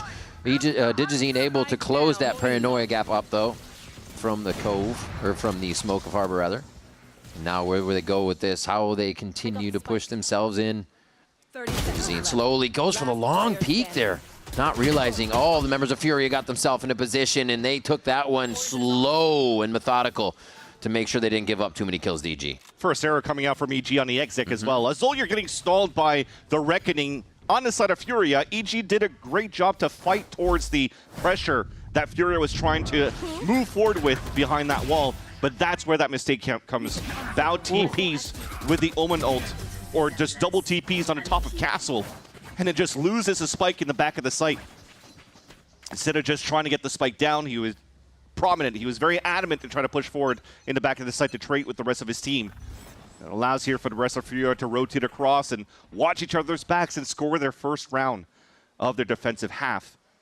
Again, very similar pastures coming out from a timeout from Coach Shaw, but not necessarily a good game plan drafted on his side. It was a mistake from EG more than anything else here that allowed for them to get that round. These early smokes are actually allowing EG to really get up close. Qualanu takes a shot. I think he's going to find Bao in his face. But look at that timing. Oh, he tried to step in and get the shorty on. Very smart by Qualanoob. He's making a lot of noise. He's got to stay moving himself as they're kind of rotating in and out here. You see a little backup by Calm as he knows the site's held a little bit more now, so he's staying in a lean position. It's just too much space given away. Calm is holding all the way towards Troll, so they don't have ways to find mid control, mid information. There was an opening there, possibly, for Artazine to get that pick right into the back of the B side. Instead, they smoked themselves out. No trade yet on Artazine. He's actually going to be a big nuisance here in the back. Bao covering. This is really nice that they've walked up mid already. They just got to count with these next shots. And yeah, Bao is able to snap down on one. That means the site is open and Artzine's left out in the open, dead to rights. If you don't get an instant pick here, this might be a save. Yeah, especially with that smoke going down into Molly. So another round where Basic and Qualanoob will have to fall back, but EG are chasing for these kills. And that's the opt down. Basic's nowhere close to try to pick it up and fall back. But he is going to try to stay as close as he can to try to pick up at the last second. But again, it comes down to not having any information over here for the side of Furia.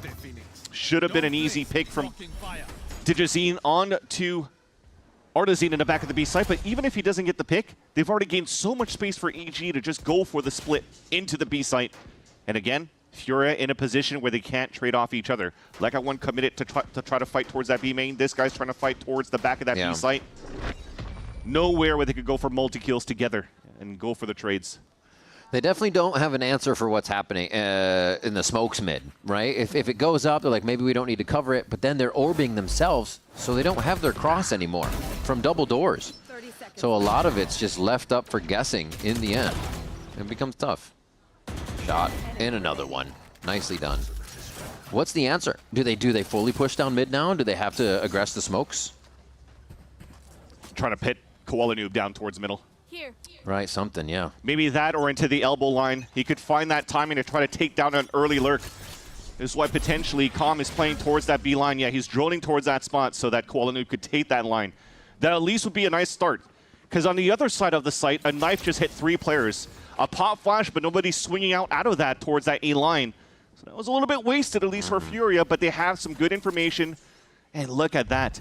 The smoke coming in from Bao, all the way back towards the elbow. Forces Quality to hold a different spot, and it would allow EG to maybe reset back into the beeline hit. That's exactly where they're moving towards to. This works so well for them. They did so much conditioning this middle to now get the op line off of the site take where they should just be able to squeak by. Oh my gosh. If that was Omen, they might have seen the cape or Sova.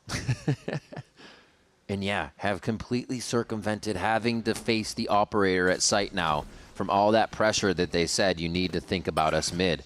So Furia guessing wrong, and EG should have the entry, but they have to be protecting of their tunnel. That's where the op is. Zerona's going fast into the site on the ultimate to create more space. They don't have any smoke coverage for that side just yet. The wall's over at A. Still scratching my head onto why is Bao always TPing on the top there. Free kill for Furia to take, and they somehow take the advantage by 2 for the retake opportunity. Flash over the top. Starts to come in. What a spray. Zerona in a beautiful position under that smoke. Dodging.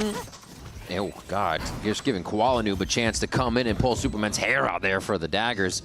A defuse and a deja vu along with that. 6-2 now as Furia start to bite back.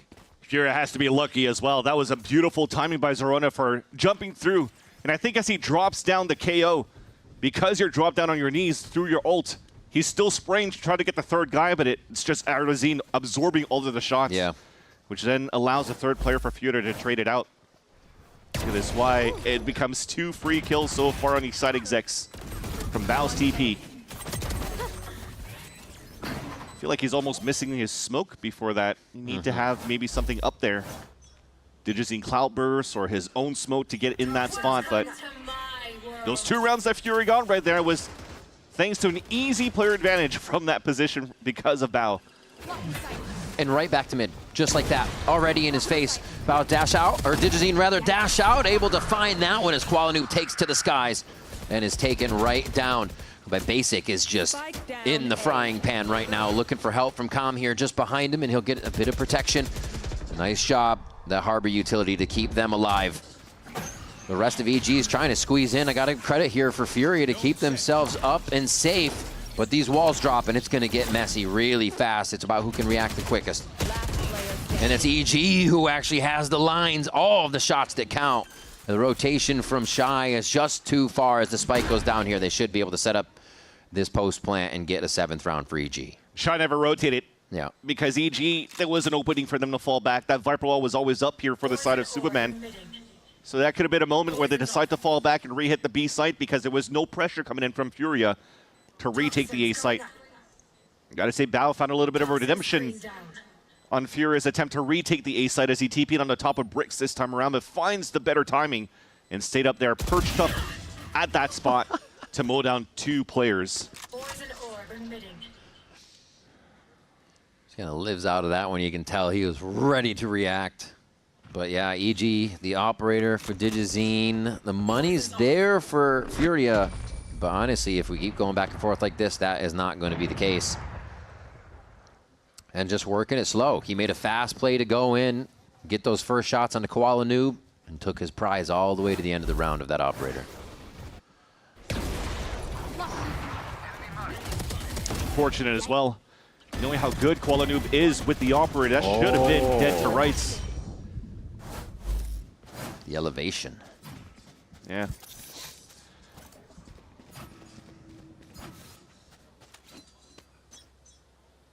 Mid control attempted by EG because of Digizine's op that he picked up from the hands of Koalanoob on the previous round. This is just a simple pop flash to make EG think that there's some sort of heavy pressure in the crossfire set up for Furia. So EG, let's continue to hold this slow, wait for the cove to dissipate, and then still leverage Digizine to try to walk around and get a first blood pick. At the end of the day, the last resort for EG would be to group up and potentially use Superman's pit. That's it's so big. I mean, they've bought 40 seconds basically off that flash. The last few rounds, EG was already trying to fight in this position.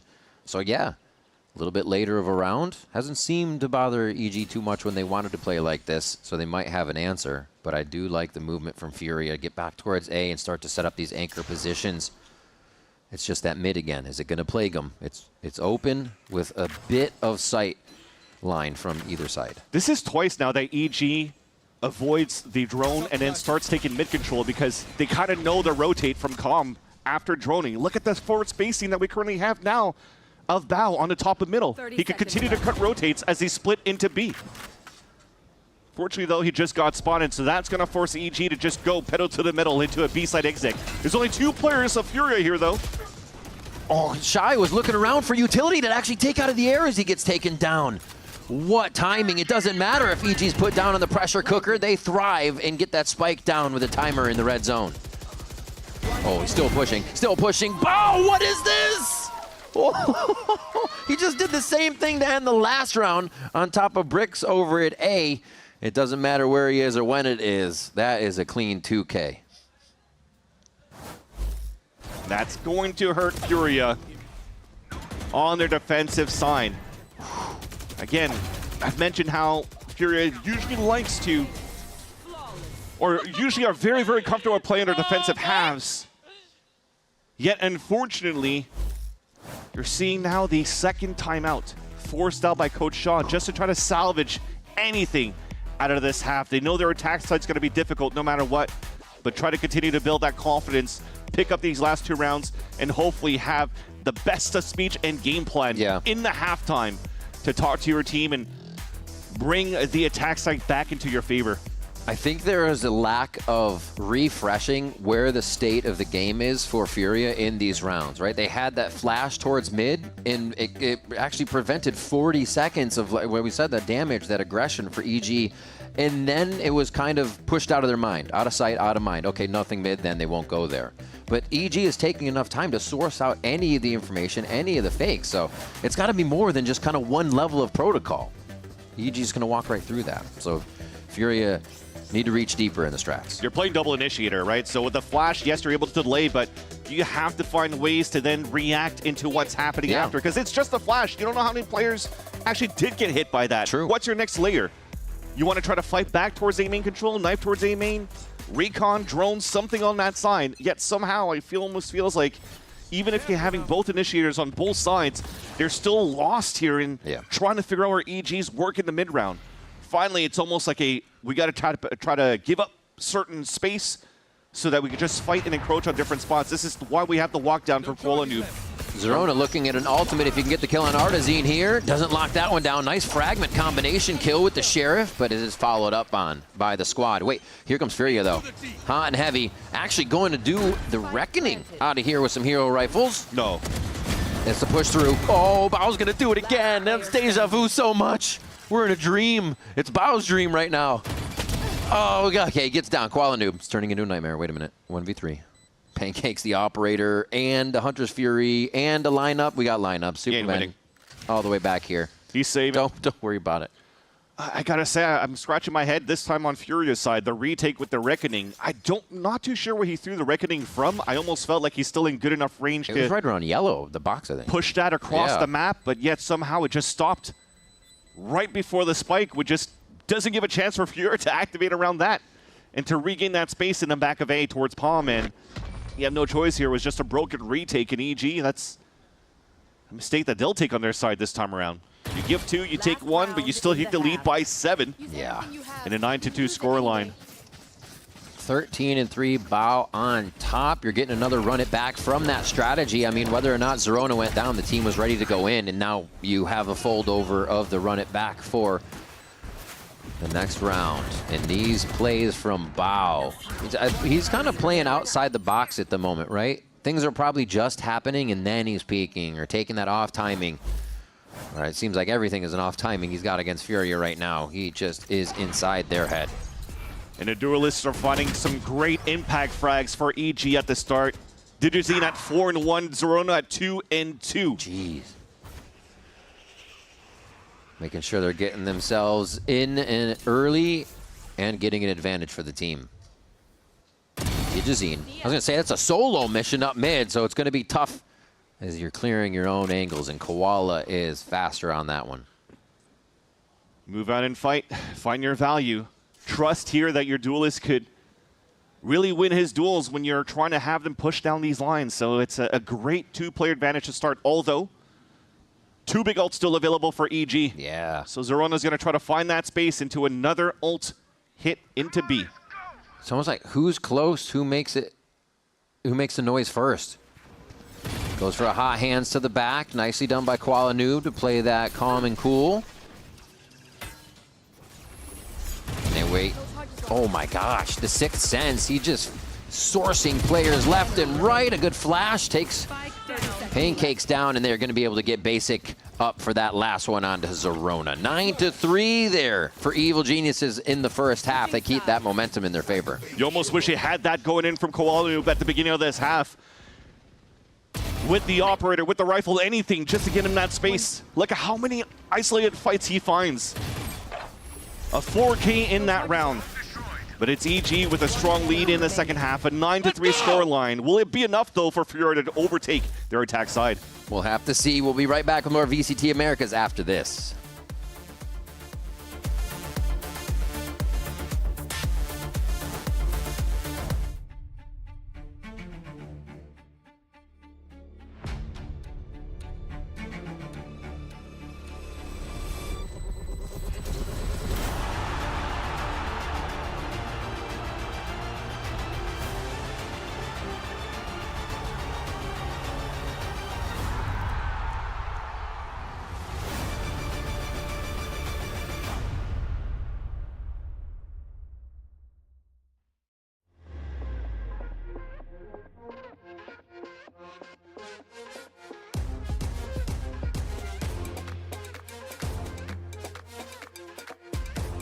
Okay, who do you think is gonna win today, EG or Furia?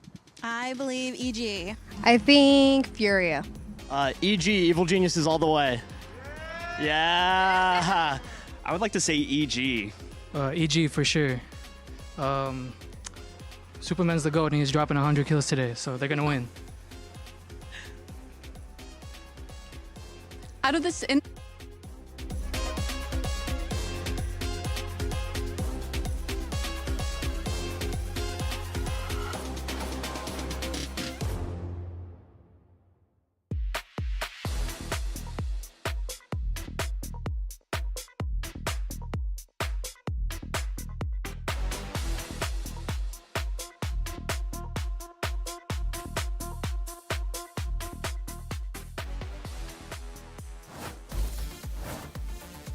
We are back for the second half of Breeze. EG up by 6 rounds, and Furia will look to invoke the strength of the Panther to get back in this one. As right now, it's not coming together. The frags aren't hitting. The strategies are there, Vans, but they're not being followed up on.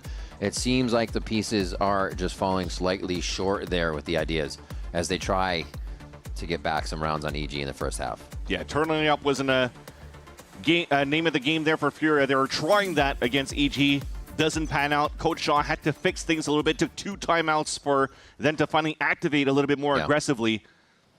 Unfortunately for Furia, another slow start in a map. Doors and we peek top mid together? Yeah, smoke doors. Ready? 3, 2, 1. Window clear. Clear under. Yeah, off angled, off angled. They're mid fight. 2, 2, 2, 3. 3 mid fight. Omen, Phoenix, Jet, Sova. 4. Okay. This guy's pretty passive here, né? Pode mirar DD aqui. Boa, big. Really oven. There's 2 mid, fighting. Phoenix and Jet. Não posso falar português, esqueci. Chaz out there. Jet tiro no peito. Eu vou fazer a parede. Que é o bomb só. O cara vai furar, tá? Deixa que não, mano. Vai ter ninguém em bomb. Não, mano. Tenta plantar só, mano. Não tá. Watch off flank after. Yeah. Spike planted. Vou olhar atrás do bomb aqui. Olhando costa agora.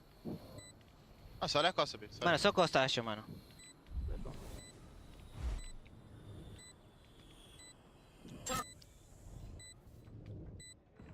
Aim in. Last player standing. Peeking double jet. Um tiro no peito. Falou. Nice shot. EG, a big lockdown on another round there. You could hear the comms back and forth here for Furia. We're calm, but it doesn't seem like they were able to get anything they wanted. It even almost felt like they got surprised here at the beginning of the round.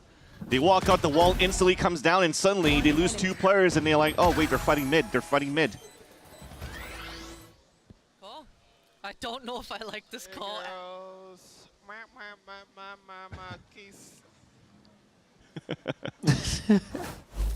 I don't know if it's on the call here on Furia's side or not, because like I said, it almost felt like Furia was surprised. They found no way here to find early information of where EG could be setting up.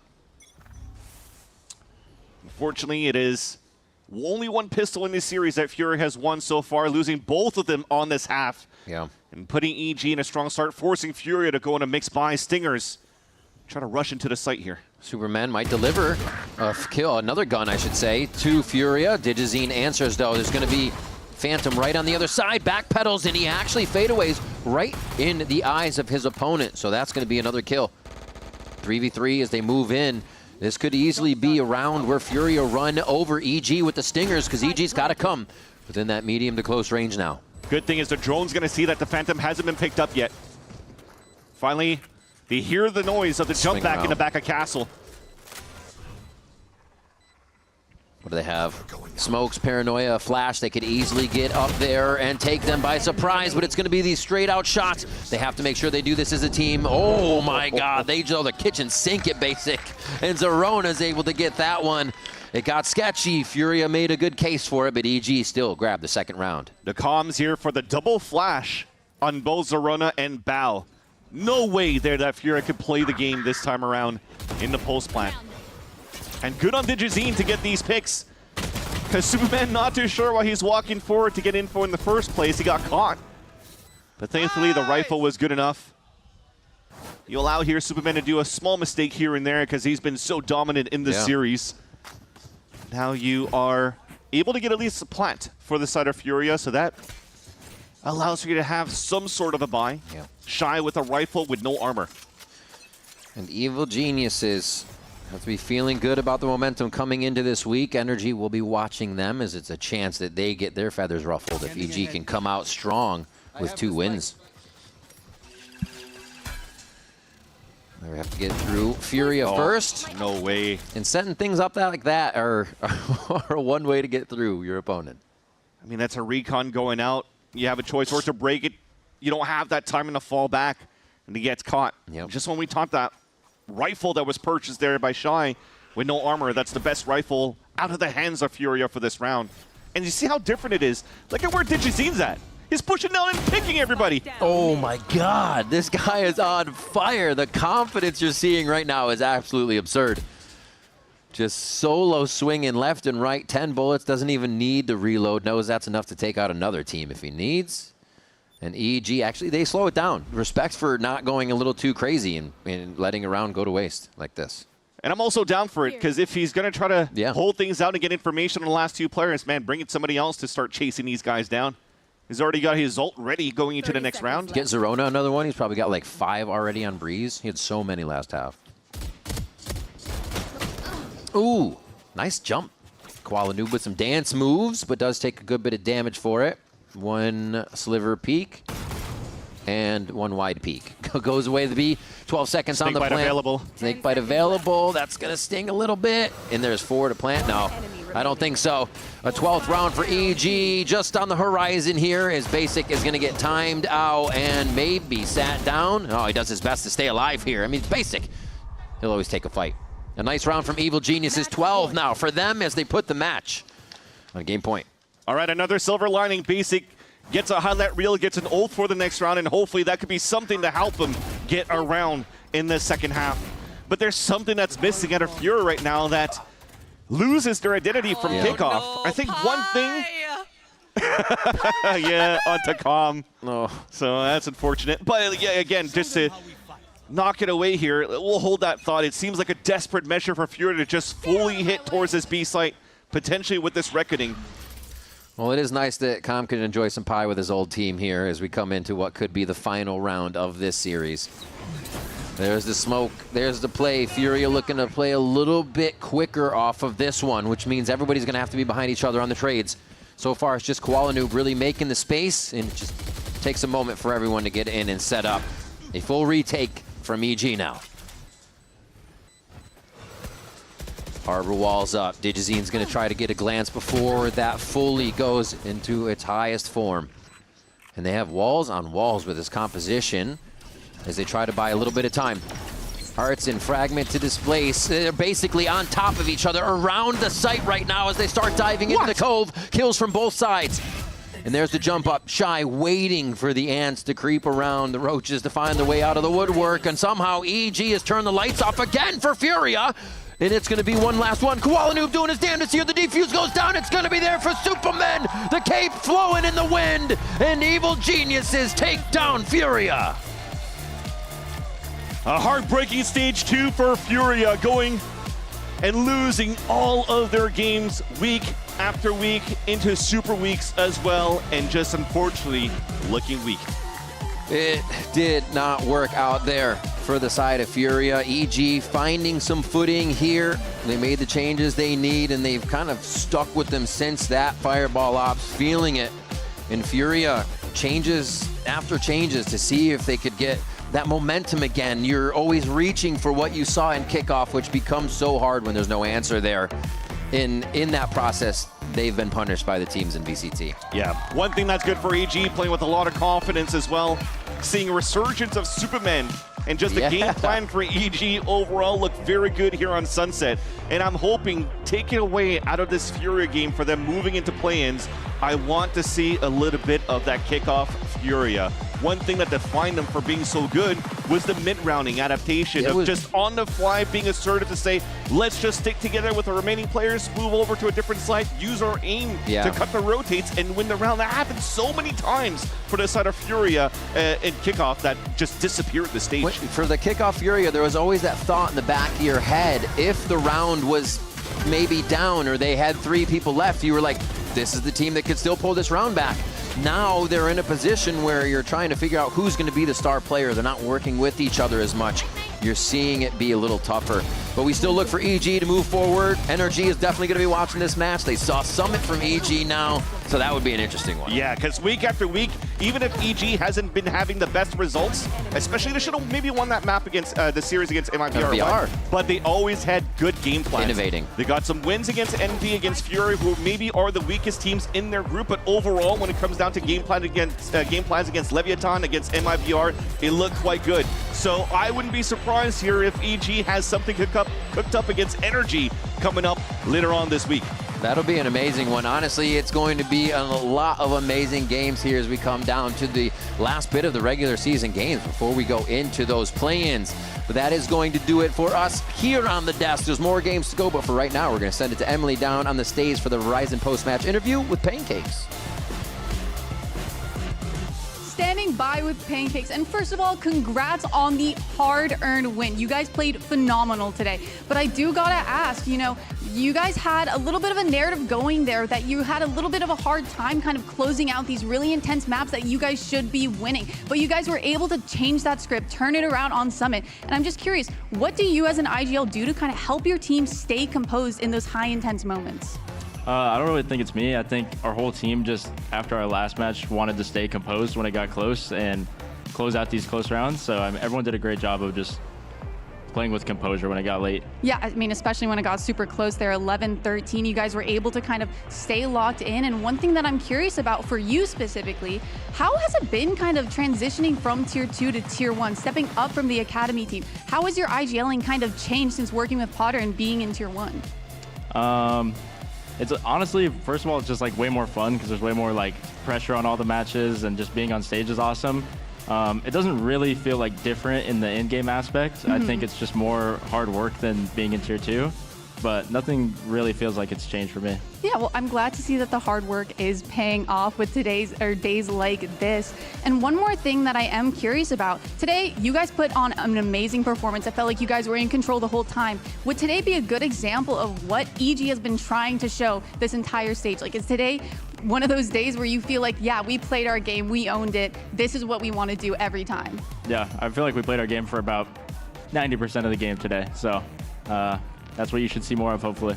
I mean, that's great. 90% is a lot better than, you know, how you guys are kind of feeling in those earlier stages. And moving on, I'd say today you guys had some insane runs. You guys kept composure. You made a lot of improvements. What is kind of the next step or the next thing you guys want to focus on as a team moving forward?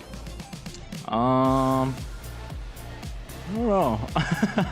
Just keep doing what we're doing, focusing on ourselves, I think. So just keep building on ourselves. Keep building on yourselves. Keep trying to go for any improvements that you guys might see coming up. Yeah. Thank you so much for the interview. Again, congrats on the win. Well deserved. We're going to send it back over to the desk to see what they have to say.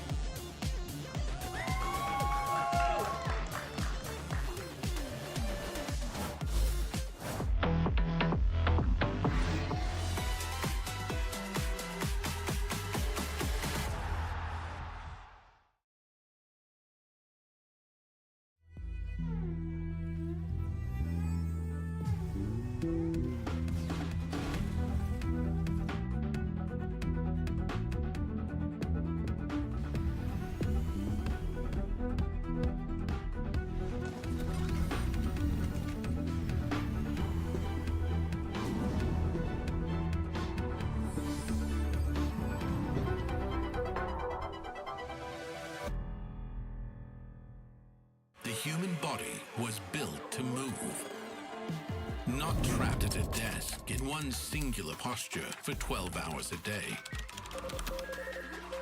It's time your chair evolved. This is Secretlab Titan Evo. Ergonomically engineered for you, gamers, hybrid workers, artists, backing your every move.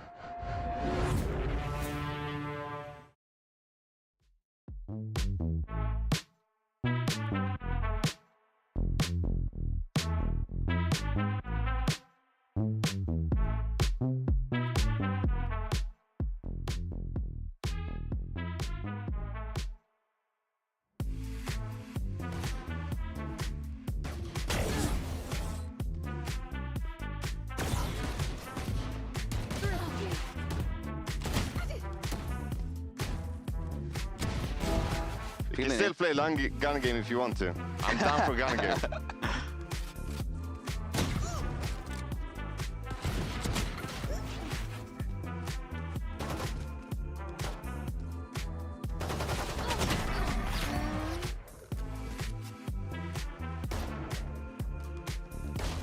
Ooh, nice shot. Okay, what do you want to do here? Let's do outlaw no scope.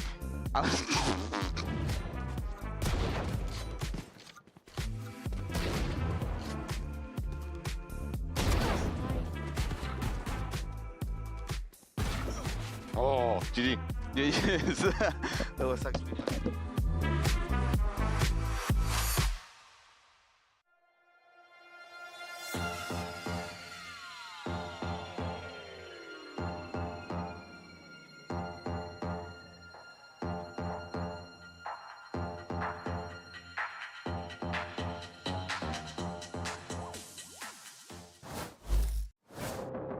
Some great guys over there in NRG. They're champions. Scuba played with him on Qbert, a good friend of mine. So it's gonna be amazing playing against like somebody you know across the stage, and I've been teammates with them, so like you just know like certain like tendencies of them.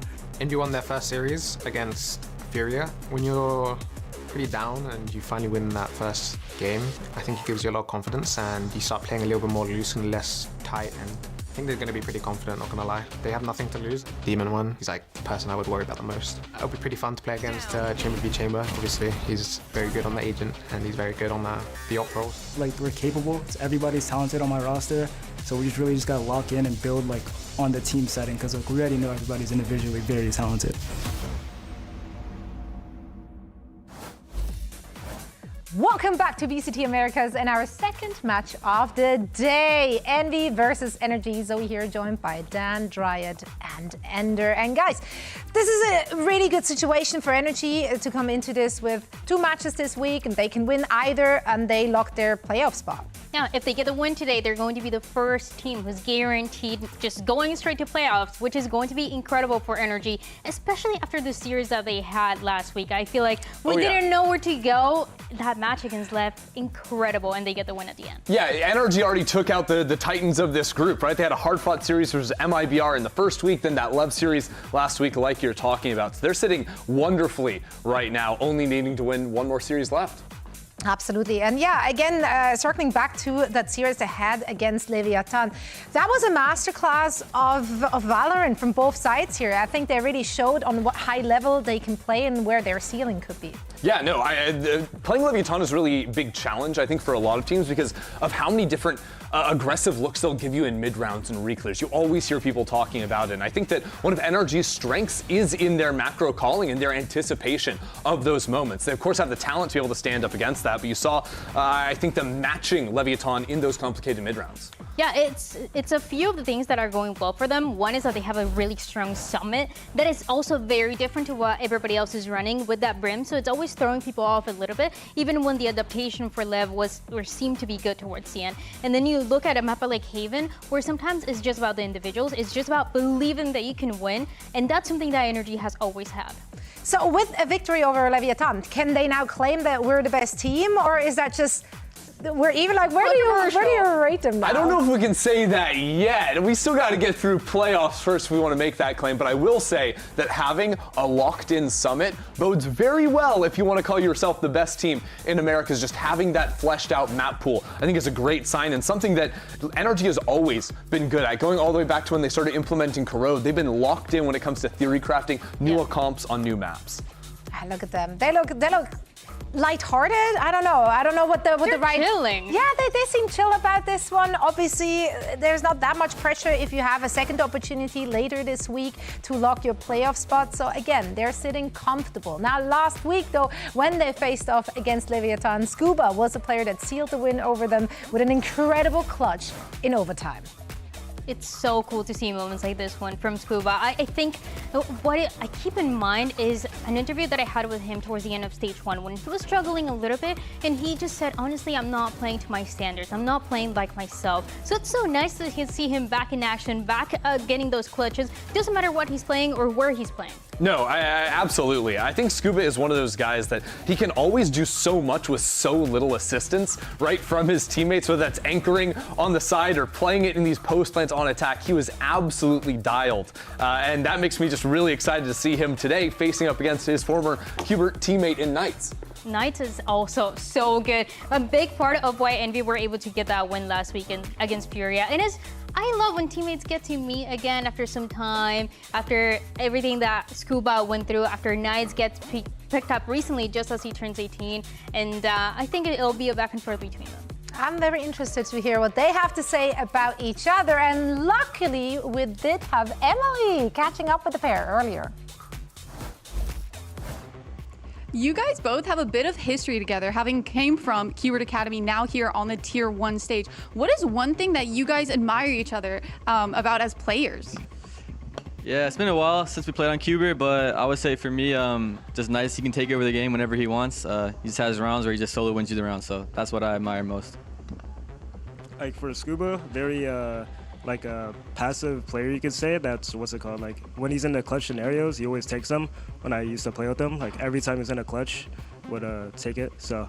Yeah. So are you guys excited to play against each other today then? 100%. Yeah, it should be a fun one. Can't wait to see it. Thank you so much.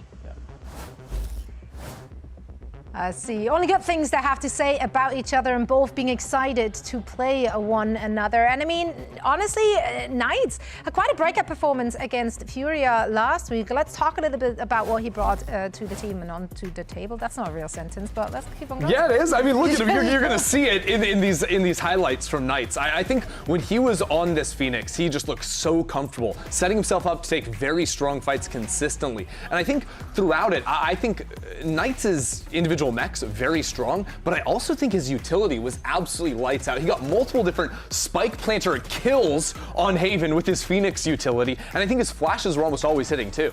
It's so good because he knows exactly how those roles have to play out to set up his teammates for success, especially when he's on the Phoenix. And it's fun to think about too, because back then when he was playing with rankers, he was pretty much playing Clove only, nothing else. Then he goes into a little bit of only playing controller, then he starts flexing a little bit more into the duelist, and finally after week 1 they decide to settle with him as the secondary duelist, which I think has been fantastic for them.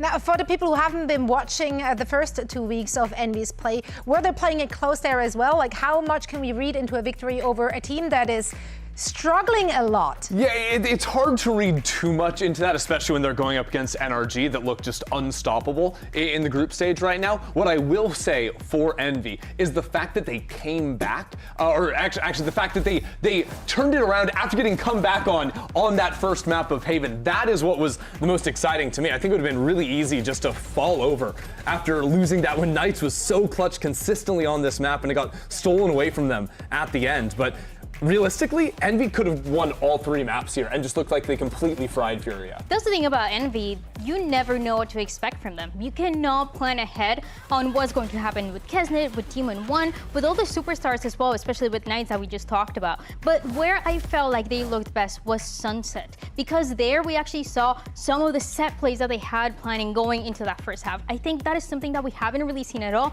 It was a lot of individuals, it was a lot of moments where it seems like the communication wasn't working as well, but in that map it felt like they really put that time to improve. So it's a map that I would like to see today. Right on. We see the players are getting ready for their big match. If you give me a percentage, like how high are the percentage chances of them actually taking down NRG though? I mean, look, you can trust me because last week Obviously. I was the only person that believed in Envy and I said, they're gonna win. And what did they do? They won. They won. So sample you can size. trust me when I say their chances are very low today.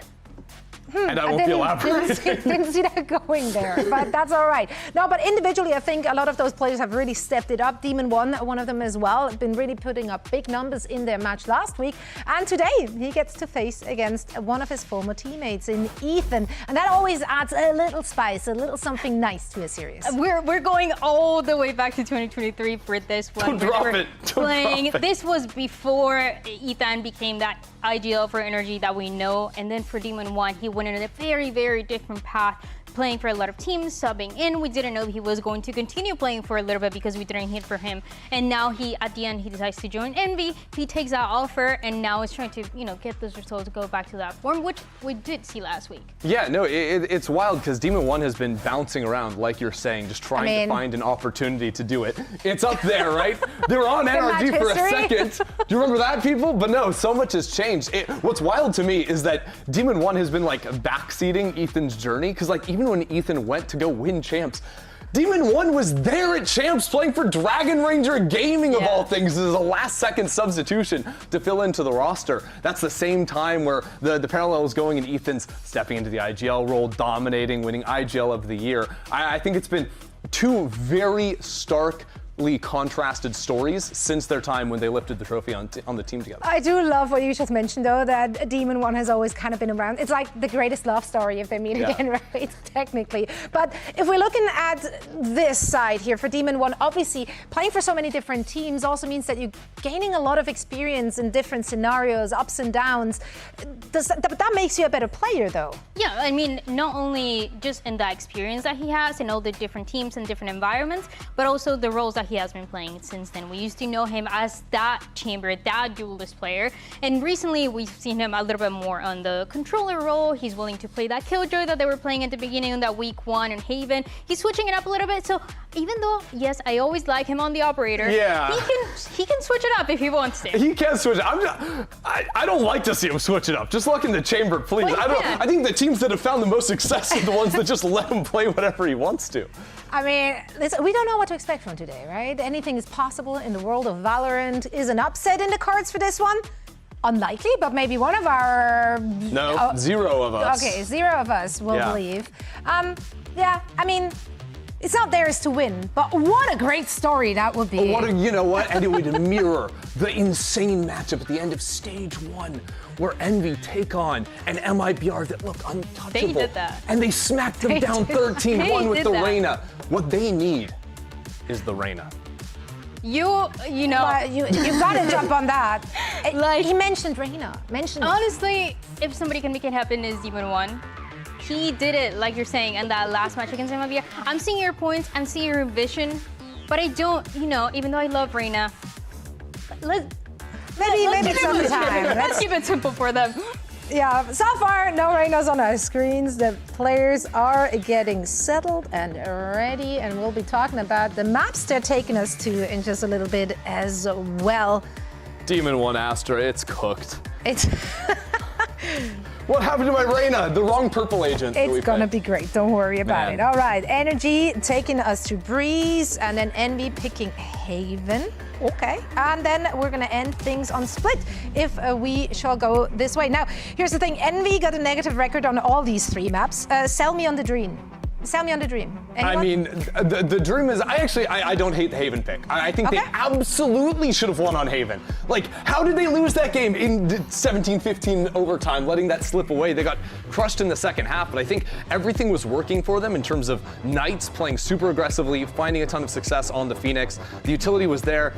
I don't know. This one for me isn't going to be made or broken by the maps. It's just going to be there from the individual. That win condition is going to be the changes that we just saw they made, because we haven't seen the comp, but we did see Demon 1 and Astra. This is not what he was playing before. He was playing the Phoenix. And so we just talk about Knights and how good he is in the Phoenix. If they're playing this double duelist, where you can have a Demon 1 playing a little bit more of that support and have Knights continue to do what he was doing before, then I think it's an Envy that can surprise everybody here. Right, and here is our agent select on the side of NRG. Yeah, no real surprises there. I am curious what the final picture is going to be from Envy on the other side of things, because the Astra as a smoke instead of Harbor really does change things up. Okay, Neon in the mix this time around. Yeah. Very different. Different duelists that they're playing here is not the Jet Phoenix that we've seen for a lot of the teams. Kesnet is going to be on the Neon, which we've seen a lot of in the past couple of weeks. And Knights on the Yoru as well. It should be, something that... Hey. That'll be fun. I mean, his Yoru looked really good back on Sunset, right? What I'm curious about is on their execs, if they're going to have any kind of combo ideas between the Astra utility, creating pockets of space for Knights to teleport into an entry. I think there's a lot of clever stuff you can do there with the Sova Darts outside of that as well. So let's see how much they've cooked up. Well, let's find out, because the players are ready and so are we. Can NRG lock the playoff spot today? And for that and so much more, we're going to send it over for Wyatt and Mitch on the mic. NRG come into this week chasing the perfect stage, the only remaining undefeated team here in Alpha. And Envy come into today chasing a bit of belief, and somehow, all of a sudden, both of those things feel equally valuable, equally important. This NRG team, they're coming off a win against Leviatán, who looked, dare I say, unbeatable after their win in London. Massive indicator that NRG are in that the engine is running. Form. Yeah, absolutely. Today is another step on what feels like a clear path for them to make it to Champions again this year. On the other hand, though, you've got Envy. It's been more than turbulent in this stage. But I look at someone like Kesnet. He's been in a situation like this before. You remember 2023, 09, throughout the regular season with Crew. Still wins the LCQ to make champs. Listen, he knows how to do it, but he's going to have to get in that level of form. Straight away over towards this A side of the map, and NRG, characteristically Wyatt, are offering a bit of space. But Kesnet, he's quite happy to make some use of it, and Brook is heavily disrupted. He's just fighting in front of the wall on his lonesome, picked off by Kiko. And now Envy on the retreat, just Knights in the site. They're going to have to work a different part of this map. Wow, they're playing for lineups even. Look at Rossi, he's all the way back in the spawn. Oh, a little combo with the shock. Cringe mode activated. Now, of course, the Marber is actually off the table right now, so no chance to mitigate this stall utility. Kiko going to have a peek. Been a pretty gainful pistol for him to start things off. Always looking dangerous when he gets a chance to play Duelist. And that's one thing you fear about going up against this team on Breeze. It's been a consistent map for them.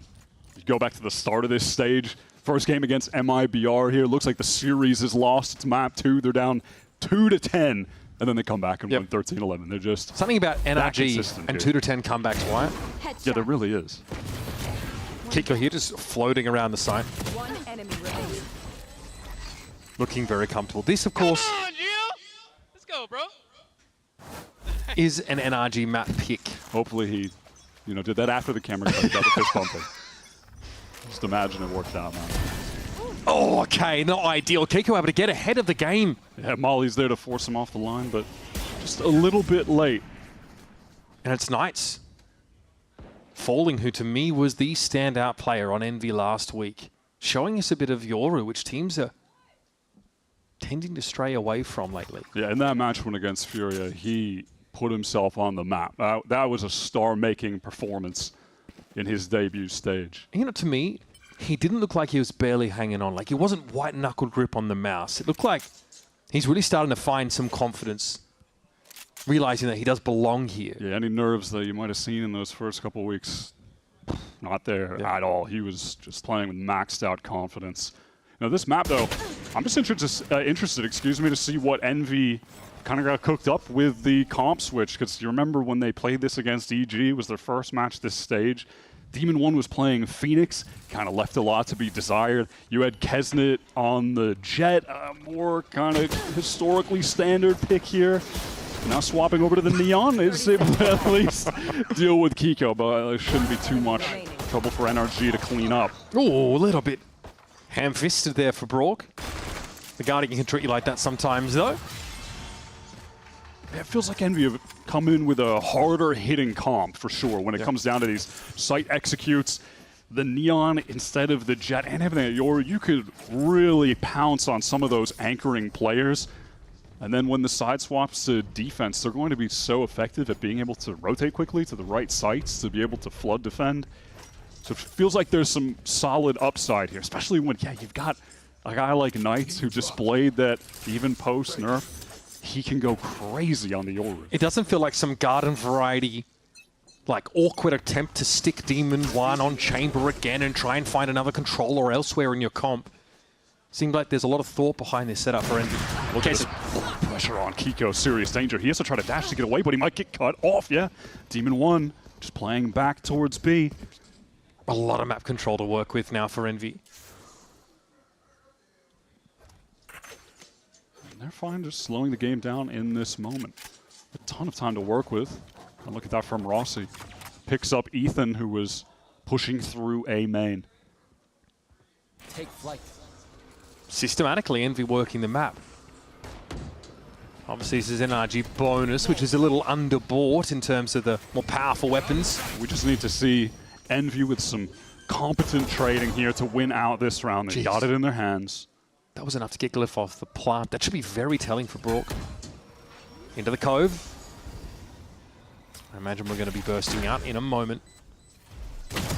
Okay, a little bit awkward there. Kesnet caught. Launching there, 3 players trained on his position. It's up to Scooby here to salvage the situation. Couldn't ask for a more competent individual, but Demon 1. Feels like when opponents walk into his crosshair, he never misses. Got pretty dangerous there with NRG just tucked away in the Cove, waiting for it to drop. That really caught those Envy players on site off guard. Especially a Glyph who was just so damaged up. But hey, Envy already on the board. Looking at them, that's a sick shot. I mean, hey, listen, bringing back to last week, that was Demon 1's best map of the stage so far, or match of the stage, rather. The Chamber games he had were sick. Let's go, he goes like plus 15 kills to death on the 2 maps that he played Chamber. Honestly, the first kill, first death ratio for both him and Knights was very good last week. But I don't mind this idea of putting him on Astra and just having him be a bit of an anchor on this attack side. Could say the same for Rossi, waiting for this guaranteed Kiko push up on the A side. Even though it still feels funny to see Demon 1 on Astra sometimes, bring it all the way back to that EG team. He picked it up sometimes when he was playing with Ethan in 2023. Here's Envy geared up for this B. Execute walls going in. Kesnet wants to get deep into the site, but denied by Brock straight away. Yeah, spray down through the smoke for Brock. Easy enough to find the pick, and now it is a high tide to try and give Brock that pocket to play from. Scoop has already been picked off. Brock's looking to get past the one-way. This could be a little bit funky for Demon 1. Oh, Shock Dart takes him low. Mata, though, going to be getting aggressive on the side here. NRG already looking to take some space. Demon 1 doesn't really know where he should be looking at the moment. Pops up, though, and finds Mata. quickly dealt with, but the response comes from Kiko instantly. Knights is very low, trying to play into the Blade Storm from that kind of range. Rossi, though, at least is good for it, but in no position to fight 2v1. It's going to be awkward, and Ethan waits on the line. That HP was just dreadful for Envy when I came down to that 3v4 kind of situation. Super lit up. NRG are great on these retakes. Ethan on the KO is just always a fantastic watch. Probably is the best KO in the world. I guess hard to debate against that. It's just his agent. You squeeze so much value out of Ethan's util. It's astonishing. Yeah, it's both the combination of how good he is at setting up his teammates with it, but also always enables him to get his individual moments as well. Now Envy, of course, fold Glyph in here to aid with that mid-round calling. Things fall apart for them in the previous round. But that's something I want to listen out for. We get a chance to listen in to Envy Wyatt right now. Let's hear what the comms are like. He's joining me already. Okay. He's joining. That's the TP, don't worry. It's on me, it's on me. At the TP away, at the TP away. Okay. I can drone doors right now. Just leave Max there. Can you open orb for Max? Yeah, can you drone door? Hopping doors. Shift KO. Yeah, KO I want to shift towards B, guys. Yeah, shift towards B. Pen it down. Where was the op?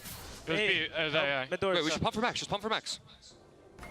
I don't have any use for the bomb. I have my wall. It's okay. You have drone? What do you have? Use it. Walk down, window. They mined us just now. Just wait for the molly. Yeah. 5 seconds on dart. I'm gonna wall close for us, okay? Facing. Q wall? Yeah, wall, let's go. I've dart 1 second, hold on. Darting now. Those guys always offside. Nothing pillar. Left side. Can't see dart. Dart. Waiting for dart. You're on the same side of the wall. Let's swing right. I'm facing. Let's see. Keep plant. Keep plant. Careful, close right, guys. Emo. Can be walking emo. One outfall. One outfall. Okay. Let's see now. Playing harbor. Missing jet. Heard. Jet was window, I think.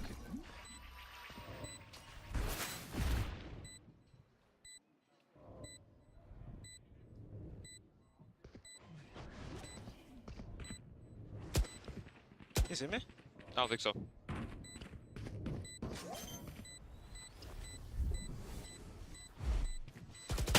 Nice try. Let's do the Euro play this round. You failed. Euro play? Wait, oh, okay. Painful to watch Knights and Glyph on site there, just slowly surrounded by NRG. No options left. Earlier in that round, and we saw it in the last round too, though, credit to NRG and Brock, who have been able to really deny Kesnet. He was trying to get up mid. That recon dart came through. They weren't able to break it, kind of obscured by his own fast lane. Takes a ton of damage. He's killed by Ethan on the retreat. And yeah, that previous round, he's trying to get in off the wall, gets spammed down by Brock. They've done a really effective job at dealing with Kesnet so far. A lot of ping pong between Glyph and Rossi in that mid round. With Kesnet chiming in about gaps as well. It's a good sign here for Envy, but they're trailing. Kiko here, obviously mindful that Knights is going to be pushed up, but Ethan's going to be there to meet him straight away into the null command here. This is very disruptive, and Scuba's waiting to punish this. They just walk straight past him. Oh, it's a disaster. That is so brutal. And an investment there with the aura wall for Envy, it's just completely unraveled. And whatever the plans laid there for Envy on that execute that they had, really went out the window. I was expecting to see a little bit more, but the existence of Ethan and that null command's presence really just shut down any ideas that Envy had for the hit. You know, if Ethan isn't there, maybe they get that Hunter's Fury off with it, but there's no point in using that. Ethan is just going to use the null command and get rid of any ults immediately. So Envy really just get stalled out in that choke. They don't have the support to come in for Knights. Completely unravels that set execute that it seemed like they were going to go into. This match has ballooned out pretty significantly already. Envy's only round win comes against NRG's bonus, and they only get a couple of rounds out. How about this? Look at the depth of this roster. We talk about like who's the standout, who's having good performance. We talked about Knights for Envy. Here in Stage 2, there is so much depth on this NRG roster. The thing is, you never know who's going to do you in on NRG's side. You just know someone is. You know someone is going to clap you. Mata for me is one that stands out because like think back to stage 1. There were earlier times in this year where he was struggling a bit on the Neon. It's when the team tried to put him in a position where he was playing a little bit more gimmicky, a little more Danby-esque, and it felt like that kind of threw off his flow of the game for a period of time, but I've loved his Neon in stage 2. I think he's really bounced back. He's looked excellent, and it's always fun to watch him just pick up the Harbor on the off-map as well. So 0 point here comes at a pretty early timing for Ethan, and it's just spots out this entire Envy setup. They're going to stay. They've got some contingency and some mid-presence. His Artemis Fury being laid down by Glyph, though. Ethan is going to have to be dodging and ducking away from this one. Is eventually tagged out, but healthy enough. Nope. Tell a lie. It's going to be nice. Into the TP. Clutch him instantly. A great play. A lot of util involved in that elimination. Kaizen here respecting this Harbor util coming through, but it's going to be tough to play into the Reckoning. Here comes Knight, so at least able to find one, but the follow-up on that Harbor ultimate is brutal. Kaizen's going to be forced on back. Speculating here through that wall. Rossi trying to hold up next to him. We're down to a 2v2 and plenty of noise has been made here for NRG, but man, they have stitched this together beautifully. Oh, look at that HP though, it's horrific for NRG. Real shot for Demon 1 to close this round out. Double swing though might be all that NRG need. Making a bit of noise, happy to try and tease 30 seconds Demon 1 left. out onto one of these sight lines. One enemy remaining. Okay, that's not bad. He's broken this up nicely.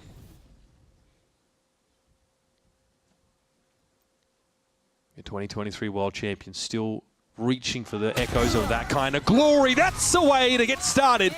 Then a bit of wind in your sails. The Red Bull clutch here for Demon 1. Really sick round though from Envy out of that timeout.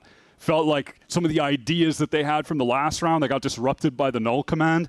Well, they lost a couple tools there, but in the timeout, they're able to still put together a beautiful execute.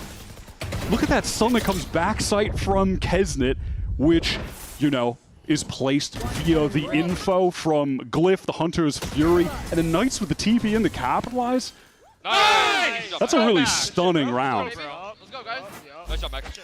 Honestly, a good indicator that Envy are making some serious progress as a team. Love to see that. And it feels like a proof of concept for the Yoru. Knights, the tip of the spear all of a sudden for Envy's paying off. Cutting through. So we are aggressively into top mid this round for the attack side.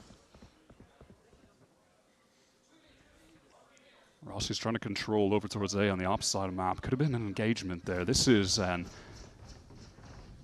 NRG with a lack of map control. Look at this hit from Envy, trying to go into this A side from plenty of different angles, but lacking a main control is going to be tough. And Marta is just anchoring so effectively from this spot. Damage has already been done. Ethan knows he can play off this. Ideally, he wants to buy time and stay alive, but he's bought enough for Kiko to arrive. Making his way into the back of the site. Kiko can take a timing out of the smoke. If Rossi takes contact, it should be a freebie though for the Viper, and it is. Kiko a little bit too slow off this, and now, okay, I like the impromptu talk screen coming up midway through this hit. This is going to create the space now for Envy to try and make something happen from this, but Demon 1 is lit. Able to get that plant down, but Envy suffocated on the site. They want to get some space elsewhere. They can't cross. They know that that Outlaw is watching. So realistically, where can they go? It is going to be a Viper's pit choice for Rossi. Give them a bit more breathing room here so they're not just pinned down behind this pillar.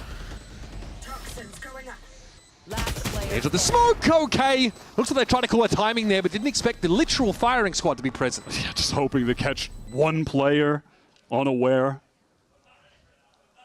NRG posted up. I just hear Brock on stage. I was not ready for that. But they still got it. What was Luckily, I, got frankly? all three of them. I like the idea of the execute, trying to get all the way up mid. They're through Nest, that fast lane to cross. They're crunching onto A from so many different angles, but really the pivotal moment earlier in the round is that NRG, they opted to control A main there. It forced Rossi all the way back, so they aren't getting pinched from all angles. They weren't having to worry about that side of the map, and they could just focus on Envy coming from the north side of the map.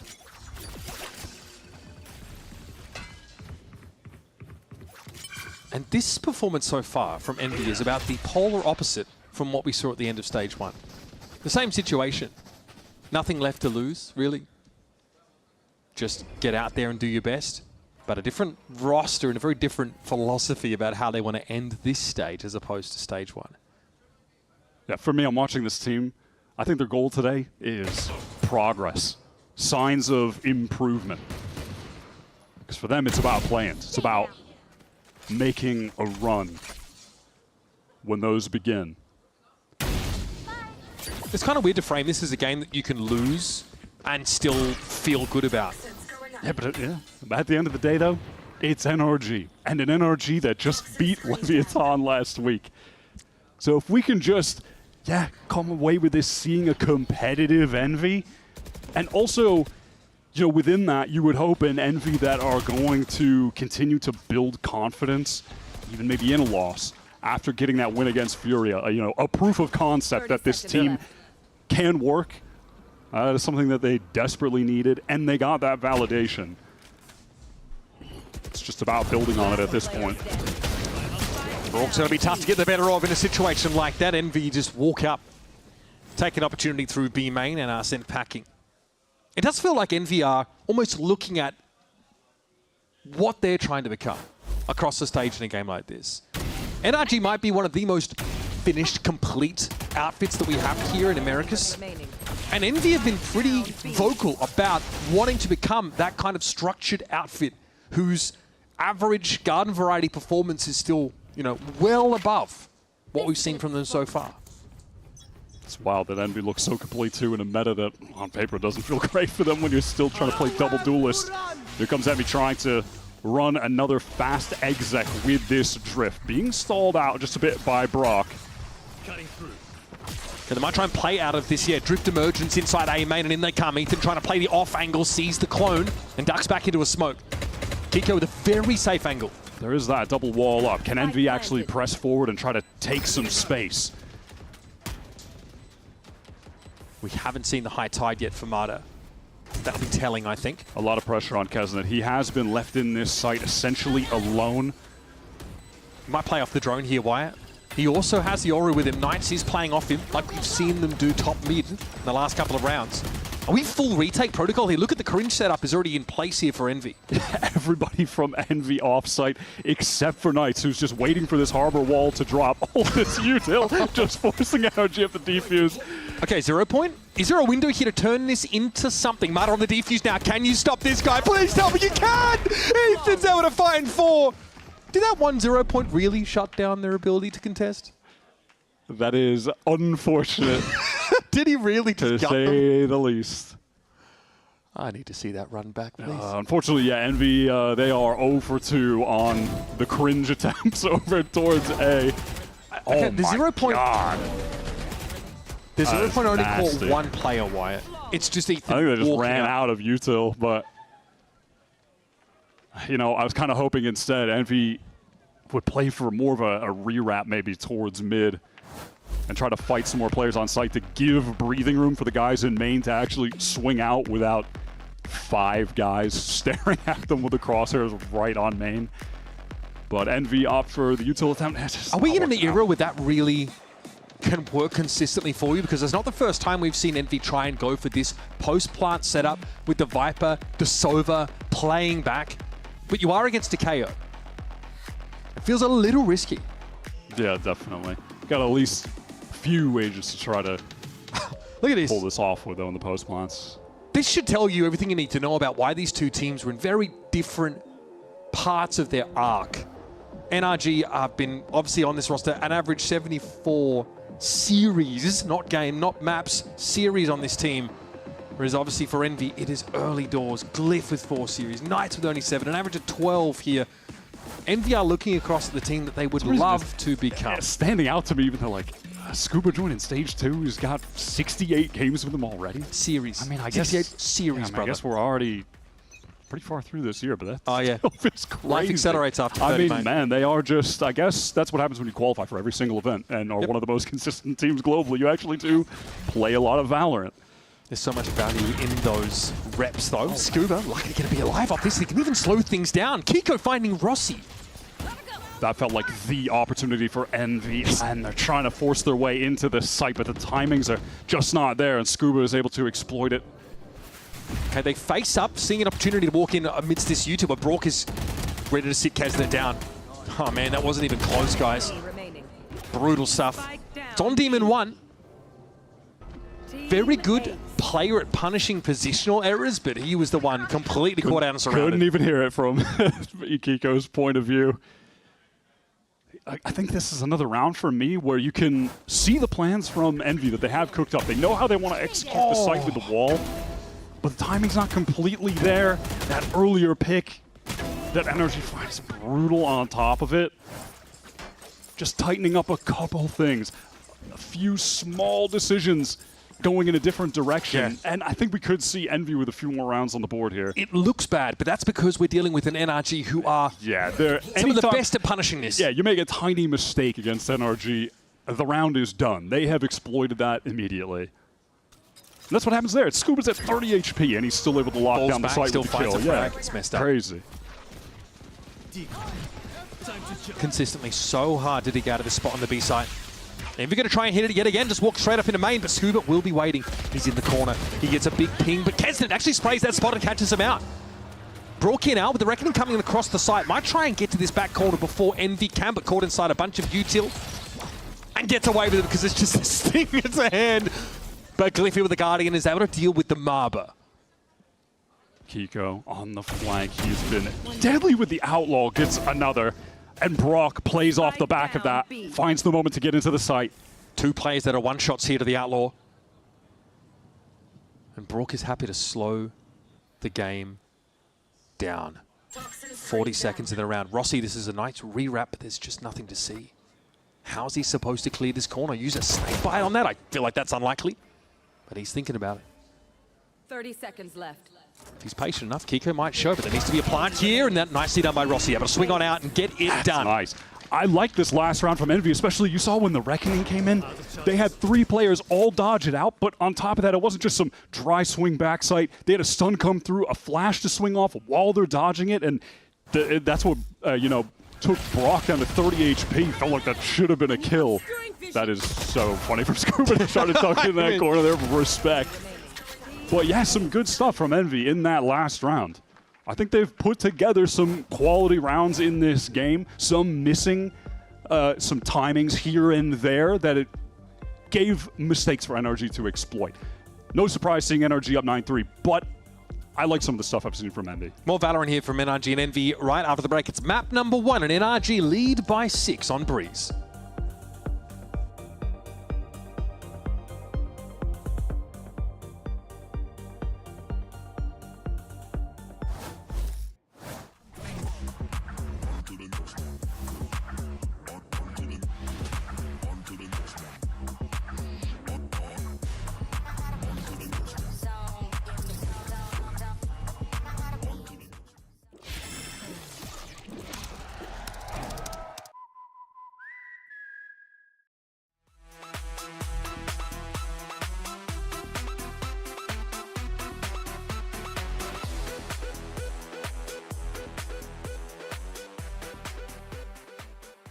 Which player are you looking forward to see play today between NRG and Envy?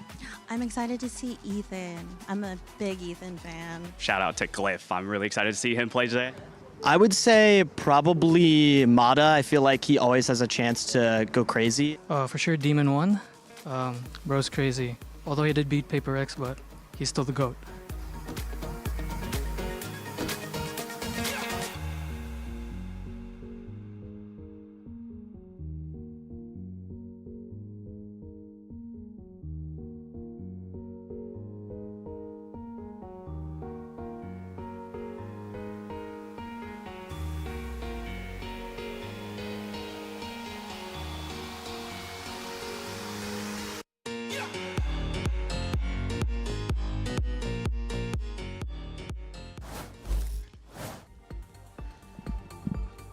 Breeze in progress here as we welcome you back to the Riot Games Arena in the first map of this series. 3 years ago, these two conquered the world together.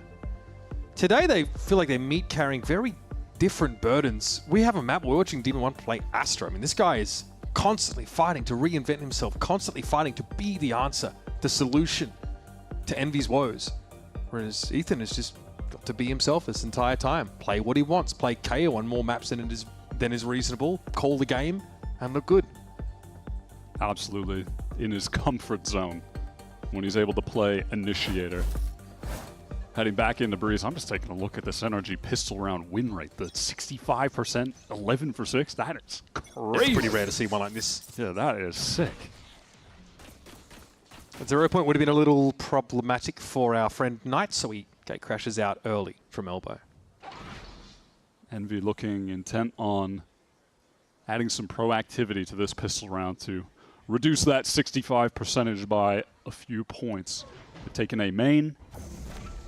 That's with a trio of players. Look at this, already calling the rotate. You know, to some extent, the other two Envy defenders, they've made their way up mid, heading towards Nest. Could get to A quickly if this hit comes in. Envy could also just rotate back through Archers and be present at B. This is a good read from NRG. Not committing to the double door play, but are they going to be ready for this stack inside A main? Feels like they're ready to bait out some kind of swing. I mean, it is just the sixth sense from Ethan. Understands exactly what's going on. And they do not like what they saw, or rather didn't see over at A. And they're going to end up making the correct decision. This is a piece of why this pistol round win rate is so good. And now Envy are picking up the pace with that trio. Do NRG have the expectation for a triple flank, though? Are their brains that massive? Yes. They are planting for arches and taking spawn. They have literally is flipped the map, immaculate. Wyatt. Basically everything that Envy tried for this round. Do they have wall hacks? Yeah, has been laid bare to NRG. They've made the perfect read. Crazy. Again, when the rubber hits the road, it's the execution that counts. But Brock has a filthy timing and so much information. Demo1's able to whip around, but now just gets a little bit hot and heavy. Ethan deals with Cliff and knows there's going to be presence coming through from mid. Mara inside the cove is able to find one, and Ethan notches his second. Now down to a 2v2, but they don't know where Scuba is. Half, and he gets off of it. That's Demon1 with 3 in the round, and Scuba's going to be too low! 4 notched up for Demon1. And despite being red, Envy come up with the goods. Demon1 with a sick, sick round. Felt like against all odds, even though it was a 5-on-5, NRG seemed to be in full control. Nice little plan for Arches. Demon1 is so aware, though, to be able to get the crosshair in place to deny Brock on like that round-winning flank. That first one, maybe the most important kill of all. Every look that NRG threw, it was Demon1 who answered it. That's insane. Bro having more impact on the Astra than on many of his chamber games in the lead up to this one. Because his brain is still the same. The aim is still intact. And we're seeing flashes of that championship pedigree that we've been looking for. Spike down mid. One Nice from Kesnet. Notches the 3. And that should be more than enough in this round. And those anti-ecos for the confidence. I like that even on a round like this, Envy, they aren't easing up. Still kind of taking the fight to them, showing some of that confidence. The duelists working together. This half, a lot more pressure is going to be on Rossi because Stunner doesn't have any timeouts left. So that read for Envy is going to have to come from their in-game presence from Rossi and Glyph to some degree, I imagine. I'm thinking back to when we saw Envy on this map in week 1 against EG. We were talking about some of the switches. Yeah, one of them was Knights on the Harbor. But his involvement in this team now, picking up this secondary duelist, being there with Kesnet, really feels like that's paying dividends for them. And some confidence for Kesnet as well. Seems like he's been sorely lacking that. Perhaps a little bit too much of that for Knights, though, as he steps in and Ethan works around the corner of the one-way. NRG finding success in the bait to get someone to swing out in main off those audio cues from the orb. Now content to just slow the pace of the game down even further. Can they find Envy making another mistake? See if a player tries to over-push to find a pick to even it up 4-on-4. These kind of rounds test that discipline for Envy to the max.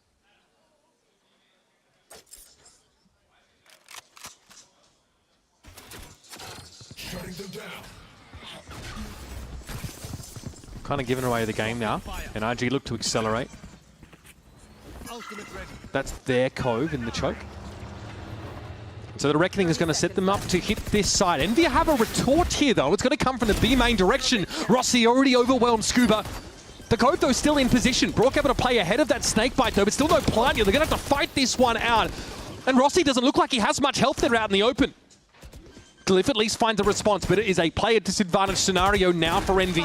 Glyph has to do something absolutely filthy. That is dirty. That's exactly what we're looking for. And now it's on Kiko. Spike is down in fairness, but Kiko's got his hands full. Glyph is going to link up with Kez and try and make this deterministic. That's not how you want to do that, though. Kiko's hearing all of this. Fully armored, fully armed. And Kez, they're just going to stick it. You cannot be serious! What am I watching? Absolutely ice cold from Kesnet. One around a win, and that's got him smiling. That's some vintage Kesnet, the confidence coming back in a situation like that. What a sick round from Envy. What?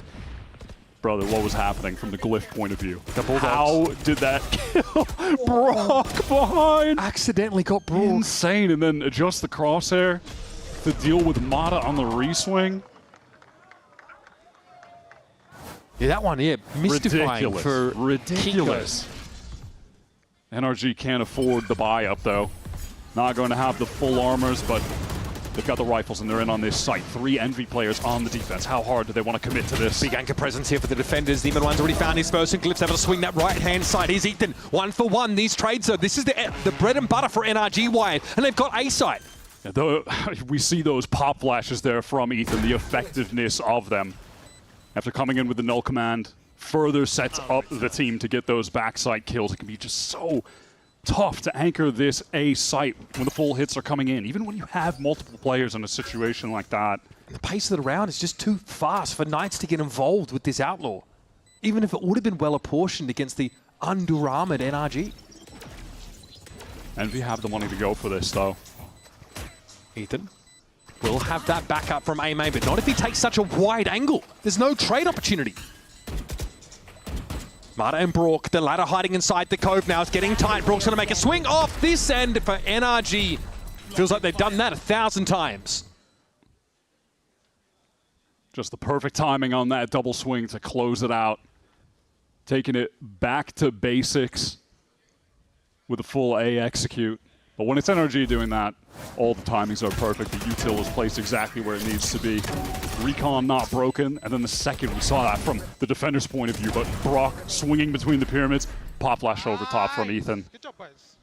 Seeing exactly why he loves to pick up the KO. It's a pretty risky commitment for NRG, who actually lost their first buy round and went for it anyway. I think Ethan's got them interested, Wyatt. That flash over top is nice. Ethan knows he just needs to get the hell out of there. Elsewhere, NRG have a double face for an elbow push-up. And Kiko is working this pretty diligently. The outlaw abuse has been crazy, but he picks it up on another great round. Look at the armor for Envy. It's perfect. 125. Everybody. Ethan again rattles the cage. This time, Knights taking an orb. There's no B anchoring presence here for Envy. This could force him into a retake, but against the bloody Bulldog from elbow for Rossi. There goes your harbor. There goes safe passage into a site. Crossover on B. Oh my god! Okay. We talked about it. Perfect round for the Outlaw. Perfect application of it. Spike planted. Okay, all right. Gio, please, please. They're basically already dead. Oh yeah, hand it over. Glyph is having none of it. Absolutely none of it, bro. Does Kiko hunt? He's on the way. He wants the ace. Watch Brock throw the recon in just to see if he can light Glyph up.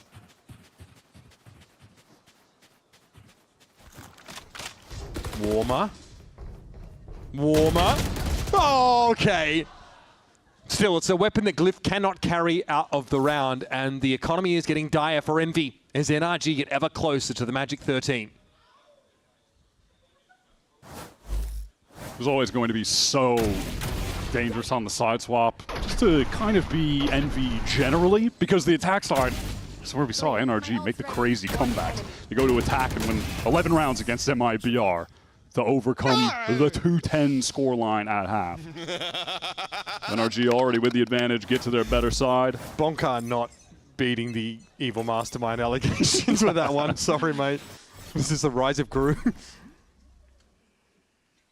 Great movie, by the way. Rossi trying to play up on the corner here with what looks like a classic. Bandit at best here. Demon 1 able to fell Kiko, but caught up on the side inside a snakebite and dropped very low. Most of the damage done by the Viper. You know, Sideshow hated that film, but he's tripping. He doesn't understand cinema. I just love... He does not understand cinema. Who was it that suggested Sideshow watch that movie? Was it you? Yeah. That's so based. He took it very seriously, that you wasted 90 minutes of his time. I, for one, thought it was phenomenal. Kesnet has a Vandal to hand, but that's really all Envy have to hang their hats on. Oh my god. That was pretty close. There's a nice one from Kesnet. Might catch on to Brock too, as I'm stuck behind the box. What a shot. Yeah, man, Brock was not ready for that whatsoever. Here, those Scooby. Oh If you my can play god. this, Kesnet's found 3 already. Okay, that's dirty. Tap. Scoob. Oh my goodness. Time, though, is just not there for Kesnet, and he knows it. Still. Nice to see that the exact same aim, confidence that gained those accolades for Kesnet is still present. Yeah, that is the old Kesnet shooting right there. Unfortunately, it might have come a little bit too late in this breeze. And honestly, more broadly, talent isn't Envy's biggest issue at all. It's time. They've still got play-ins to address. If they can try to put together some semblance of a system running into that, then hey, who knows what we might see. We know what Kesnet has done before. You know, ultimately though, hey, we're looking at the map pool. This is NRG's pick. Yep. We're heading over to Haven next, which Envy have played a lot more. I think we have seen some good signs on this map. We saw some good rounds on this map. So if they play one where they feel like the coordination is just tighter because it's simply a better map for them, then hey, maybe we see Envy keeping the game a little bit closer, testing NRG even more.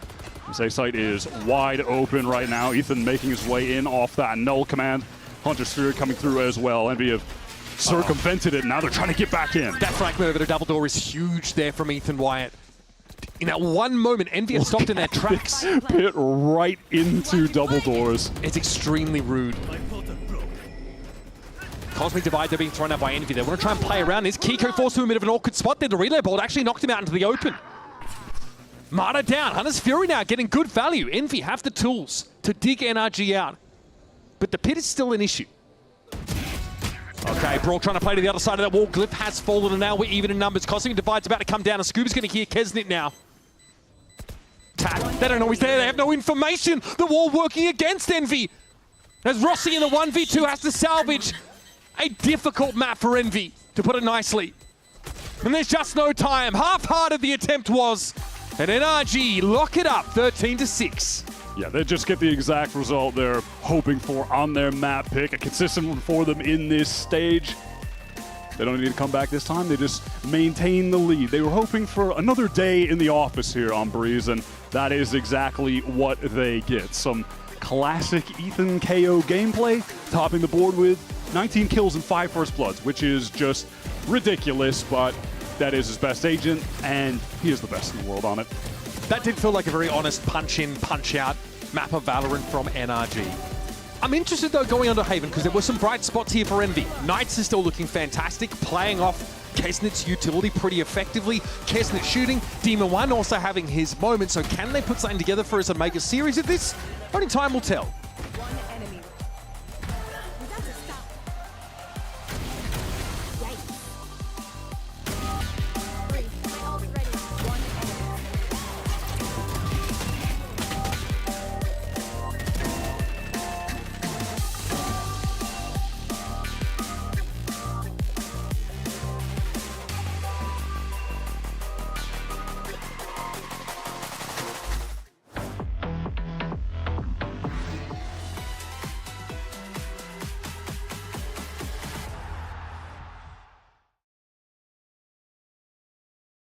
Want to find your fastest server every time? Express like a pro and optimize your connection in one tap. Express and game without ISP throttling. Express and shield yourself from DDoS attacks. Express and choose the VPN trusted by gamers everywhere. ExpressVPN. Experience gaming the Express way. Fast, stable, competitive. Outplay the world. It's time to Express. Unlock free cosmetics, including Lightning Kicks Buddy and more. Scan to subscribe.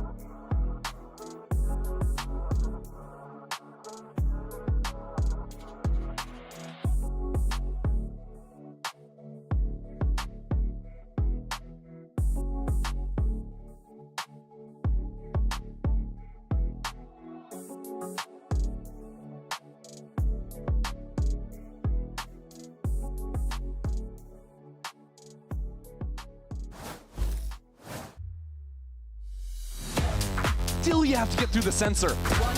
The stuns are nasty. Demon 1, does he have the time? I believe he does. Demon 1, what a moment. There's that first one. If he doesn't play the orb on the outside, wait a minute, now Scuba grabs it! Did you ever doubt him?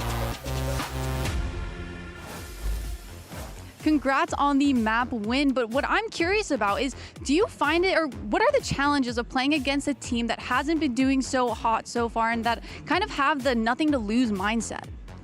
I mean, the challenge is definitely keeping focus on ourselves and sticking to our game plans, because they also play very unpredictable from what reviewing them. They're changing comps, they're doing plays, they're all individually like super talented. So the main focus is just beating them as a team and not as individuals. Yeah, I mean, they've definitely taken a lot of risks, but you guys did a phenomenal job at handling that, and thank you so much, and I look forward to seeing next map. So do we. Thank you so much, Emily and Bunker. Welcome back, everyone. Zoe here, joined by Dan, Dryad, and Ender, and we're about to break down how NRG got the dub. Now, they're just one map away from clinching that playoff spot, and they will be the first team to do it. And honestly, everything's been firing on all cylinders for NRG throughout this stage. Already took down the toughest competition in the group, Leviatán, last weekend. Honestly, looking to make quick work of Envy here. It feels like they know how to control the situation, especially for a team like Envy that sometimes if they're feeling themselves, they're going to be taking over. But this was not the case for an NRG that was incredible in the way that they were playing and approaching this defense. You see the composition change for Envy, where they want to play a little bit faster with Neon, with the Yoru, because they want to play these post plans where they can get more space, that they can fight towards orange. But the thing is that NRG didn't really let them do that at all. It was an NRG that was ready to flood. If they had to go for the retakes, there was already somebody up close that was going to have that first contact. They were ready for the pop flashes as well from Ethan. It was just so clean. And finding gaps to play in as well. I think NRG were really just playing on a very high individual level, but also keeping things very controlled. When it came to their attack side in particular, I think the way that Ethan was calling around some of these rounds away from heavy stacks, or they were keeping it very steady in the post plants, apart from like the crazy Glyph Bulldog round and Kesnet full sticking a defuse. Yeah. Like, we could have been out of here earlier, I think, with how well NRG were playing all around. On the other side, though, I think we have to give some credit to Envy as well. They still played with confidence going up against a very formidable opponent here. And it's something that the casters were talking about, that confidence that is so important for a player like Kesnet, that's what he was known for when he was with Crew. And then recently, he just hasn't had that performance. He's trying to find himself once again. So I think there's a couple things that are going right for Envy that they can build on going into Haven. Yeah, absolutely. What did you see from Envy that you want to see more of in the next map? I mean, honestly, I just thought that individually in the post plants, they had some very big moments. I think, unfortunately for them, there were a lot of rounds where they weren't able to play them the way they wanted to on defense because of the calling from the Ethan side, whether that was, not clearing a person right behind the corner of a Viper wall, or whether that was Ethan just calling away from a stack. I think if they're able to get more proactive in the mid rounds at taking re-clear fights instead of just hiding in the corner, they would be able to take matters into their own hands a little bit more than they were able to this half. Absolutely. Now, an individual we highlighted heading into this is, of course, Ethan playing against his former teammate. This is really fun too for Ethan because this map of Breeze we've seen since stage 1. This is his map on KO. We just talked about the pop flashes, we just talked about some of the calling as well, where he is the best at. And they haven't had the need to change the composition here because of how good he is at also adapting to other teams. But we're also going into a map 2 where he should be playing that Phoenix on Haven. So, in some ways it plays similar, but that is not something that we were expecting when we saw it for the first time last week. Yeah, no, and a lot of people are like, wait, what's going on here? But what's crazy to me is that Ethan is playing at such a high level individually. This stage, they're showing the ACS, which ACS, make of that stat what you will, but he was the highest rated player on his team, over a guy like Mata. That's kind of wild that he is able to do that, whether it's on the KO or the Phoenix. Yeah, I mean, so many individual pop-off moments for him and the rest of the team as well. But let's shift gears and hear what the other side has to say. Coach Stunner has a quick chat with Emily. We saw some promising improvements last week against Furia, but what are you looking to continue to build on moving forward? Yeah, I mean, we're just working on our communication right now. We had really good communication in that game. We're just a little bit slow to listen. Yeah, I mean, when we did the listen and the comms looked super clear, and hopefully that's something that can continue on into next map. Best of luck, and thank you so much. Right, communication is key as we're heading into the next map. It is their map pick, of course. They went with Haven. We talked a little bit beforehand, of course, as we set up this match. And the enemy lost it twice, okay? So some people out there might be wondering, why do you take us onto a map where you have a negative record when NRG just won it against Lev last week against a very strong-looking Lev? Is that the play? I mean, sure. If you look at it on paper, it looks pretty grim. But I think you also have to understand that teams are going to have their preferences and what's working for them behind the scenes as well, and sometimes people don't give that credit over. I think for Envy, even though, they lost this map last week, this was an incredibly close map that they lost in multiple overtimes, and it was a map by all accounts they should have won had they not collapsed in the second later half of that game. I think what we saw from this team that was very impressive was defensively, I think knowing the times when to fight more aggressively and when to play with their utility to stall out the plants. I think this team is very dialed on the defense side of things. And I also want to pay attention once again to Kesnet and the things that he has been trying to do with the Neon. Like you were mentioning, Ender, they weren't able to close it out, but it was so close. A 17-15 heartbreak of a map 1. It could have been a series that was 2-0, but in Haven, there's some things that they can work with. It was a Kesnet that was not performing, he was not finding openings, he was not able to take those fights towards lobby, but if things change around a little bit, if he's able to find a space, I think his story would be different. And he's going to have the help of Knights, that, absolutely locked in on this map. I think this is where he has looked incredible individually. I think you have to be scared of his fights around his Phoenix flashes. They could be around any corner. Now, the biggest yappers in town will be back on the mic after a quick break. You don't want to miss it.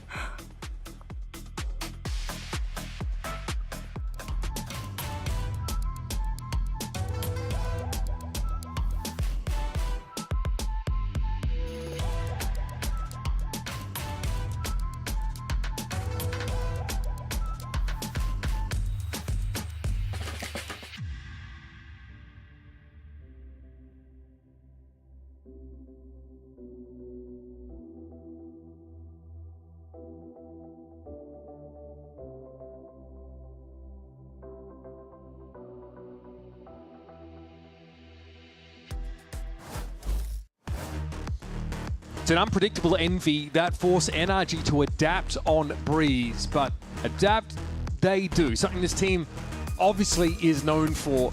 The Marber finds success, Kiko on the Jet, all the things you like about an NRG on that map. Now heading over to Haven, an interesting battleground for NRG because it's one in which in the past their sort of lack of interest in playing that double duelist is really stretched, and they've forced to find a way to make it work. Their answer, Wyatt, has been to have Ethan on the Phoenix. Yeah, this is a map that just kind of demands them to get out of that comfort zone as the meta stands right now. You just need to be on that double duelist, and we are seeing it from Envy. Knights, as the Desk were mentioning as well, is the player to keep your eye on right now. His play against Furia was lights out. He was fantastic, and Demon One's Chamber in that last series was excellent too. 2 maps where he does play that agent. He's plus 15 on kills to deaths, like 47 for 32. He was great there, so I'm looking at those 2 guys to carry that over on Haven, a map that Envy have loved to lean into. Knight's got an ace in his first week of play in that debut, and he looked like he couldn't believe it. He had to take his hands off the peripherals at the time. Now they're starting to look like it's expected.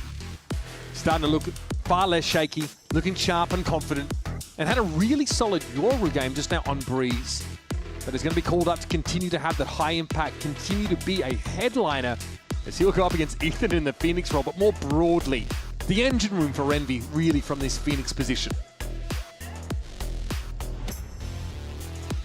Back on Breeze, I saw some rounds that were really giving me hope in the prep that Envy were bringing to the table, as they did have some pretty layered executes with the utility. Some of them, the timings were off, the idea was there, and on a couple of the other ones, the timings were there, and they looked great. Way more solid team play than, of course, we saw in the first few weeks, and it's felt like a bit of a carryover from that win against Furia. Obviously against NRG, totally different caliber of team. These are the 2025 world champs in the midst of their journey to get back to champs this year. And honestly, it's looking cleaner than ever. Now today, they just want to clock in, clock out, get to 4-0. They've got a doubleheader this weekend. It's the kind of match where you want your baseline to be good enough to be 13-6 against an opponent like Envy.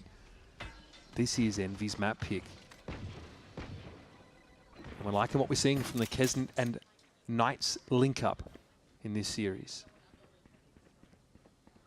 This is Envy trying to prove that they can be even more coordinated, display even better team play on the map pick of their own, a haven that they love to go to, isn't it? Bolt for bolt, everyone's stunned up. And this is going to be a straight flood out onto the C side. No split potential now.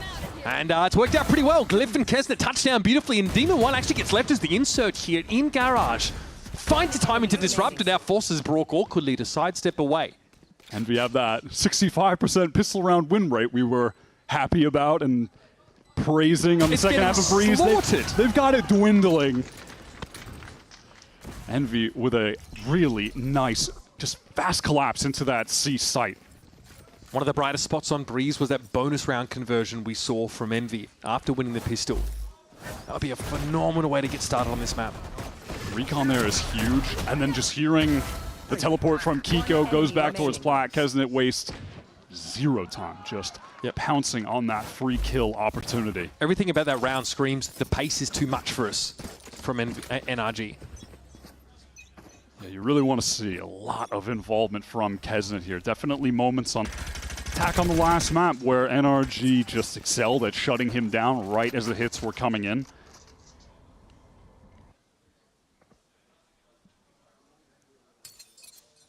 That was Ethan chancing for the ult orb there.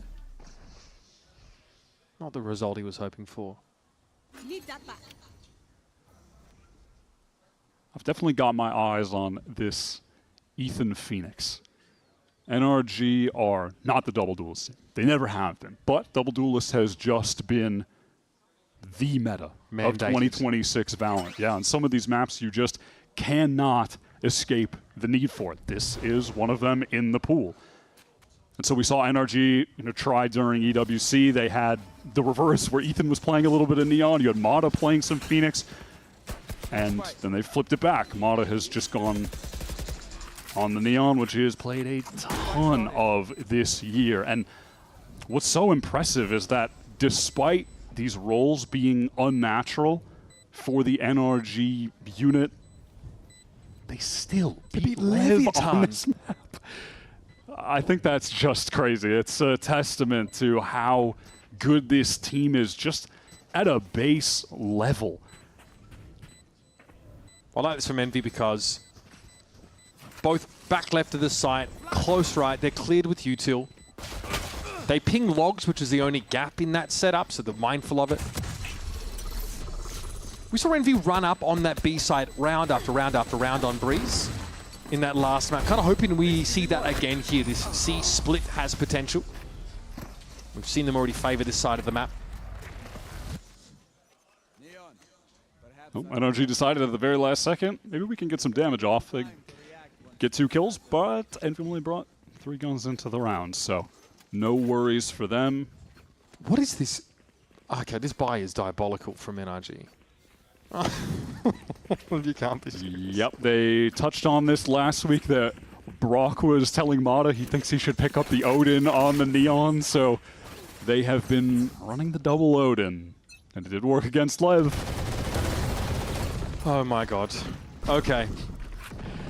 Glyph completely unprepared for the barrage of bullets coming his way. Okay. Order has been restored by Kesna. You love to see that as an honest Valorant player. He's trying to get through though here towards back garage, and that's going to be held solid though by NRG. So there's no split potential here again. And Scuba stuck in the corner. I feel like I saw this a couple of times on Breeze, if I'm honest with you.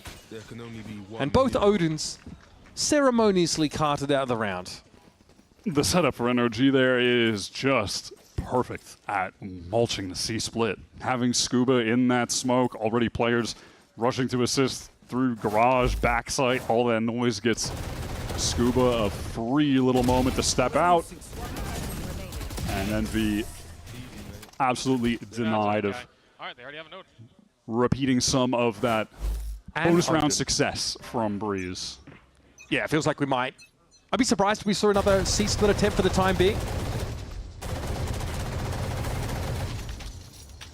At least Knights can heal himself. And you know what? He'll only be up to 100.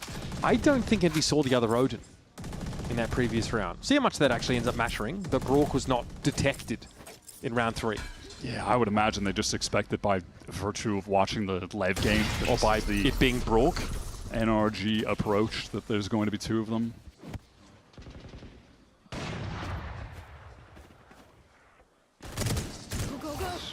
Okay, real shot rendezvous. I got spiked. Outside of that, no real inroads have been made yet for Envy, but there are a couple of lanes here that are open for it. One of them's already been found. That's a creep up by Glyph into sewer.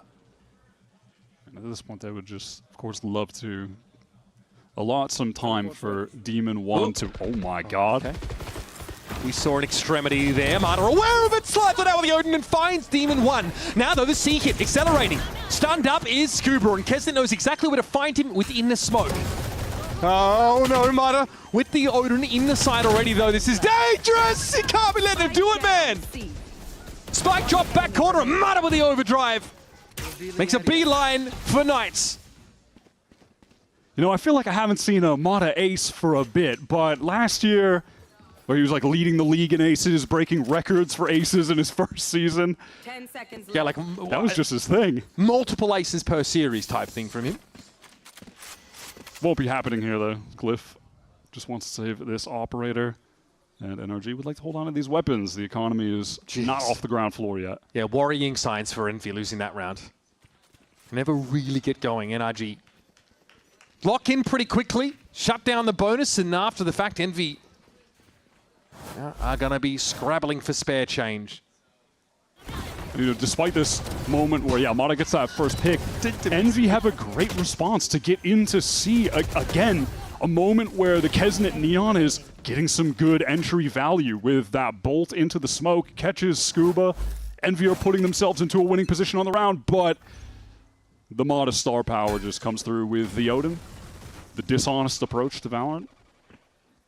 And it works. I mean, if you haven't given NRG a reason to play honest against you, then expect it. You've got to get to a threshold to earn this team's respect first. And it comes at a high price. Demon 1 walks out of the smoke there. Kiko chooses this moment to clap on in. And that was the an op carried into the round here for Envy, quickly clattering to the ground. Watch out. One enemy remaining.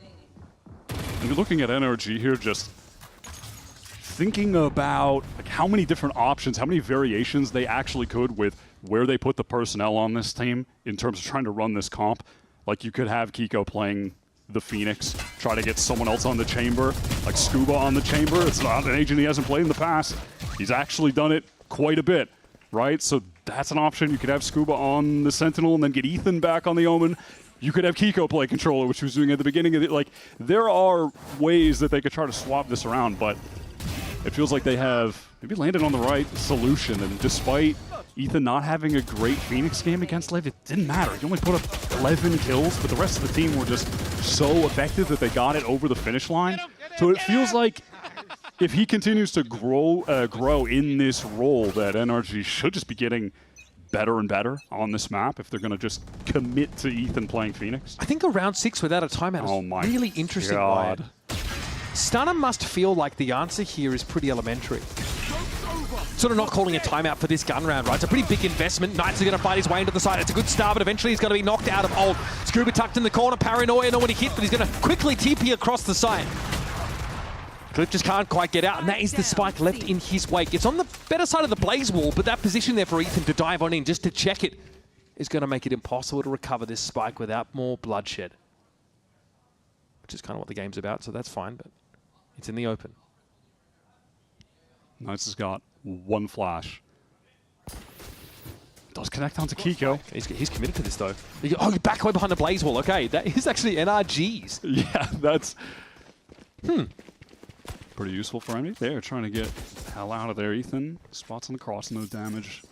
Good discipline. Exchanged. What is the timing going to be here as Envy are trying to get into this A side as fast as possible? No utility left for Knights. Scuba doesn't want to pounce on this opportunity a lot. Oh, he does. What a kill! Timing. Doesn't want to show himself. TP down, fakes the TP down into the smoke. Knights is not convinced, though. He's not sold. Oh, just the line being held there by Kiko. That is phenomenal stuff here from NRG. Running into this NRG look is a nightmare. You're playing against double Odin and the Chamber opping. That is brutal. The last setup you want to play against on any map. Yeah, it just starts with Brock on a crazy spam. I mean, Rossi can only shake his head. I'm glad Bonker's enjoying himself. But yeah, like you touched on, you know, the Envy coach not taking a timeout there, but there was a set game plan from Envy, so we heard it being called just like we heard, which was this double alt exec into the C site.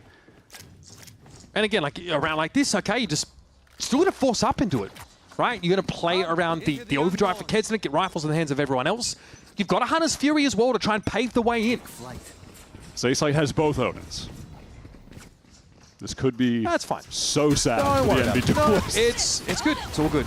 See, Marta's got to go. He's got to leave. There's a lot of useful expended here from Envy, and they're not really able to make any headway into that site. But as long as they've dragged enough rotates, maybe the rest of the team can get elsewhere, but then you're just walking into this Kiko op. The setups are just so good for NRG. It's a brick wall. Rossi did abuse the reload timer to get into that B side and catch Ethan off, though.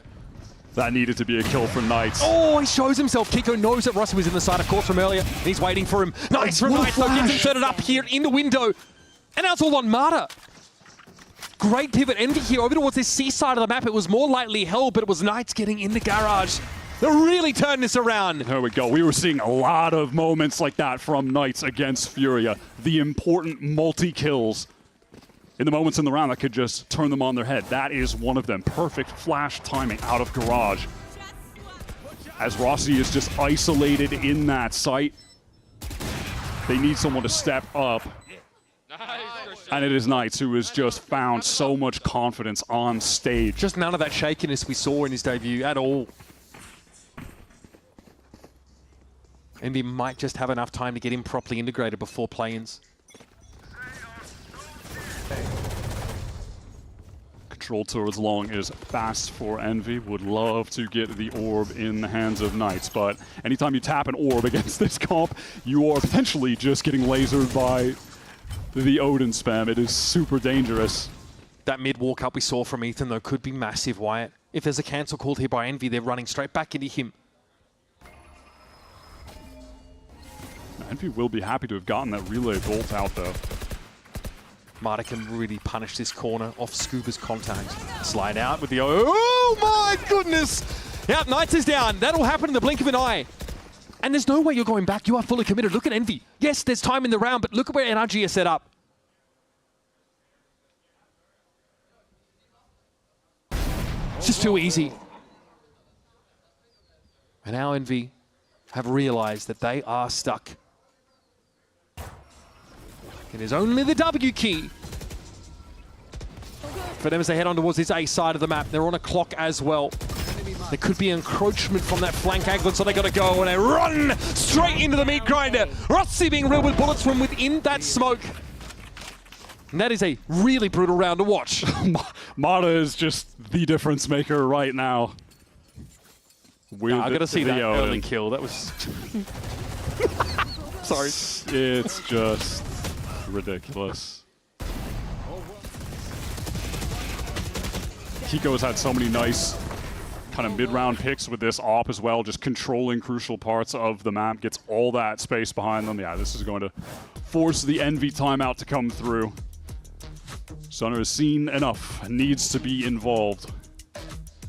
I mean, in fairness, what we saw from Marta there, it's pretty hard to replicate.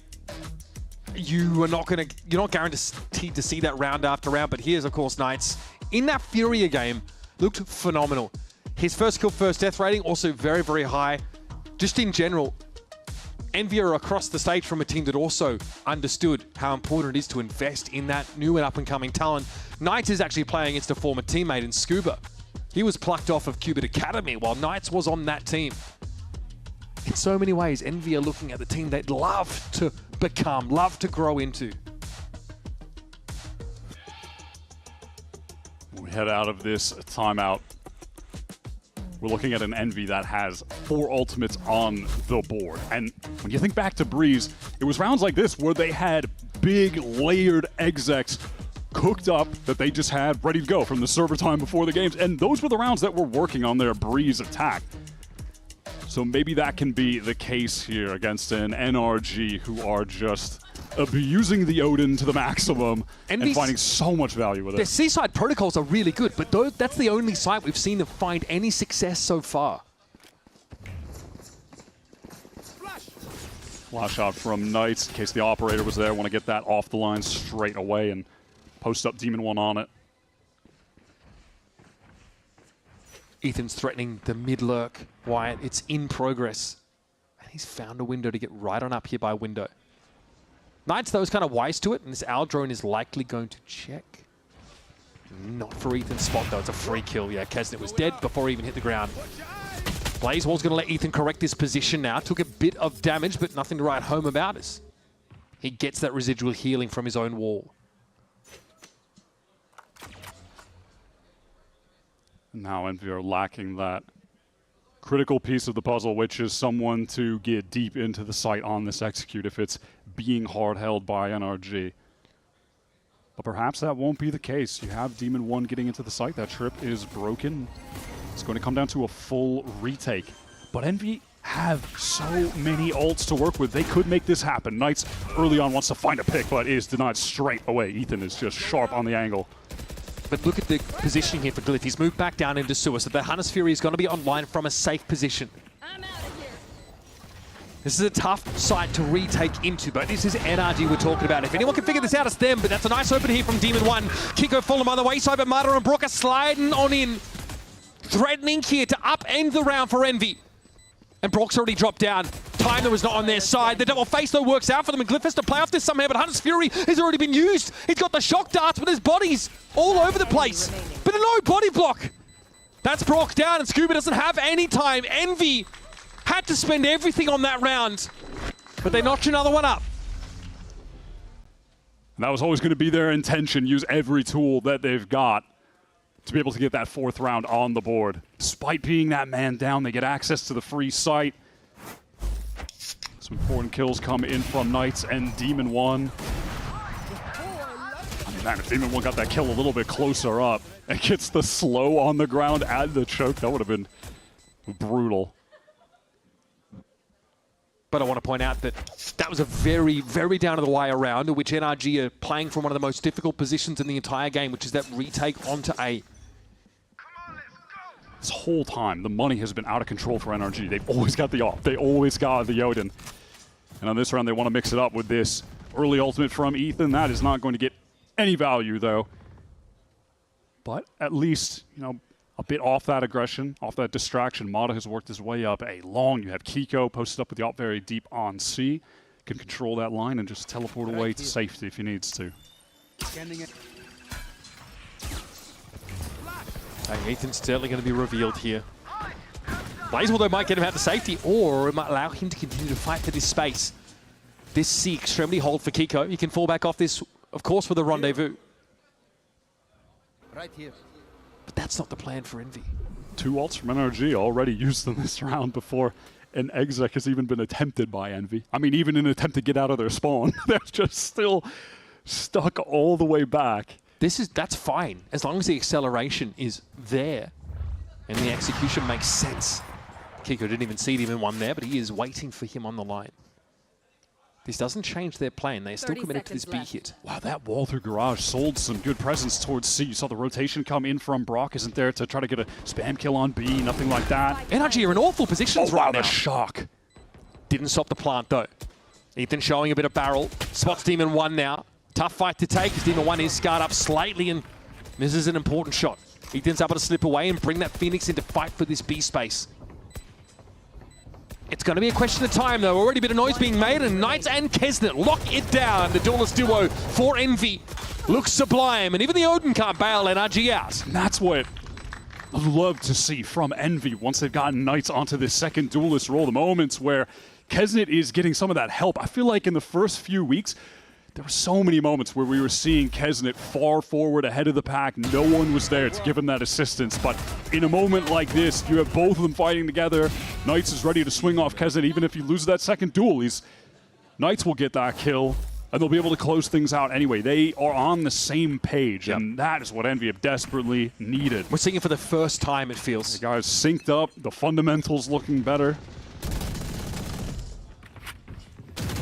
You can see how much the win last week meant to Kesnet, someone who had been very honest about how much he'd struggled emotionally over the last couple of weeks. Feeling that pressure to perform, that burden to try and do the most for this team. This round is so crucial for Envy. NRG investing 2 ults on the previous. They go back into this full buy again with the AWP, with the Odin. If they lose this one, the economy's not going to be in a great spot for the first time. It'll have gone down significantly.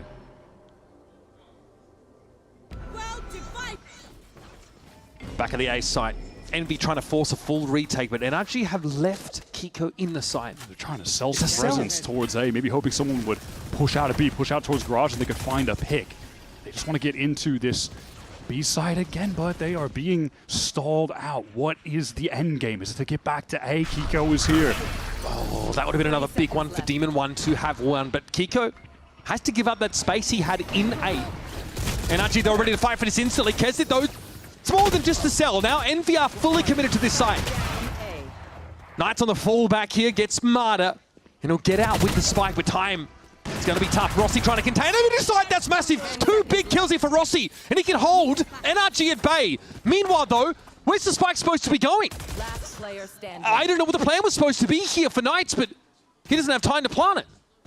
Yeah, unfortunately, all the ideas of that round from Envy just kind of get thrown out the window. Trying to get the fake towards A and then working on the B site, but they get mollied off, they're denied, and in the chaos, they're just not able to get back on the same page. And you see an NRG that have one goal in mind, which is all together, flooding into that A site. It's just kind of those loose ends of Envy get picked off while they're trying to reconvene, trying to do something together, but just unable to. If those picks off Rossi come a little earlier, if Knights has a little bit more time to get to B, that round could look completely different. You can't be wasting your time thinking about what could have been, but that one stings. Last round of the half here, and NRG are rewarded for that big investment in round 11.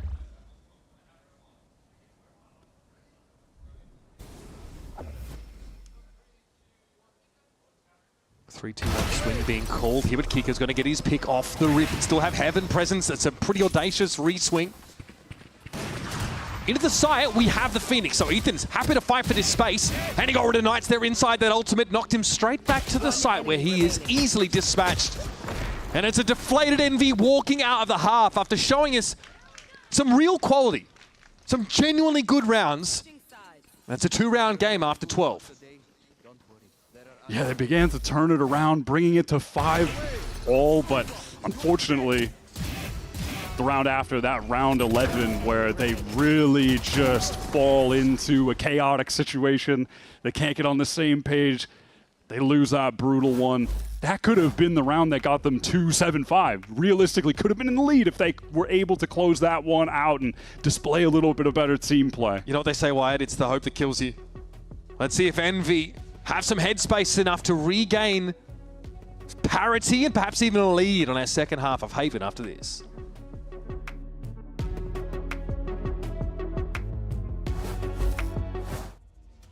Whenever I use Zowie monitors, I would say I just feel my element. Demon 1 is good! Without Naya, the biggest difference was the ghosting. It was a immediate change. If you see something and it's not actually there, you're gonna miss your shot. Black Equalizer and Vibrance, I can react quicker to it, I can shoot better at it. This guy is just spectacular! And that way I can always trust him, that I can just focus on competing. My performance will always be at the top level. Zowie.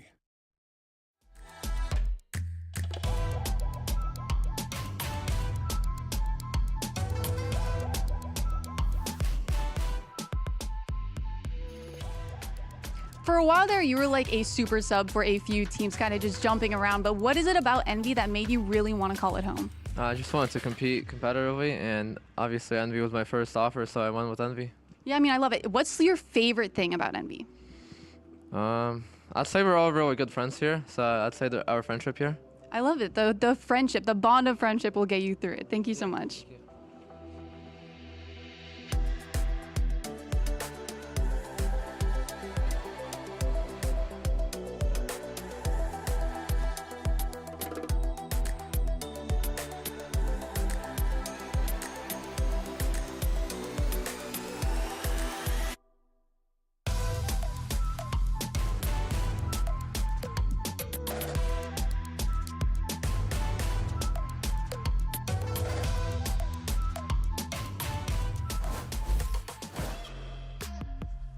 Last week, Envy managed to get their first win of this stage, and they really legitimately looked like a team. Let's get the second half underway and lock in with the #1 VPN, ExpressVPN. Because Wyatt, today, they've continued to show the same very promising signs. A very competitive first half of Haven. Just found NRG edge them out in a couple of really crucial exchanges. Envy are going up against the 2025 Champions winners. Much different caliber of team than last week. So the expectations and the goals do shift here. The goal for NRG, clock in, clock out, get their 4th win of this stage, and try to run it into a flawless. But for Envy, I think it's just showing progress, showing a competitive level against one of the best teams in the world.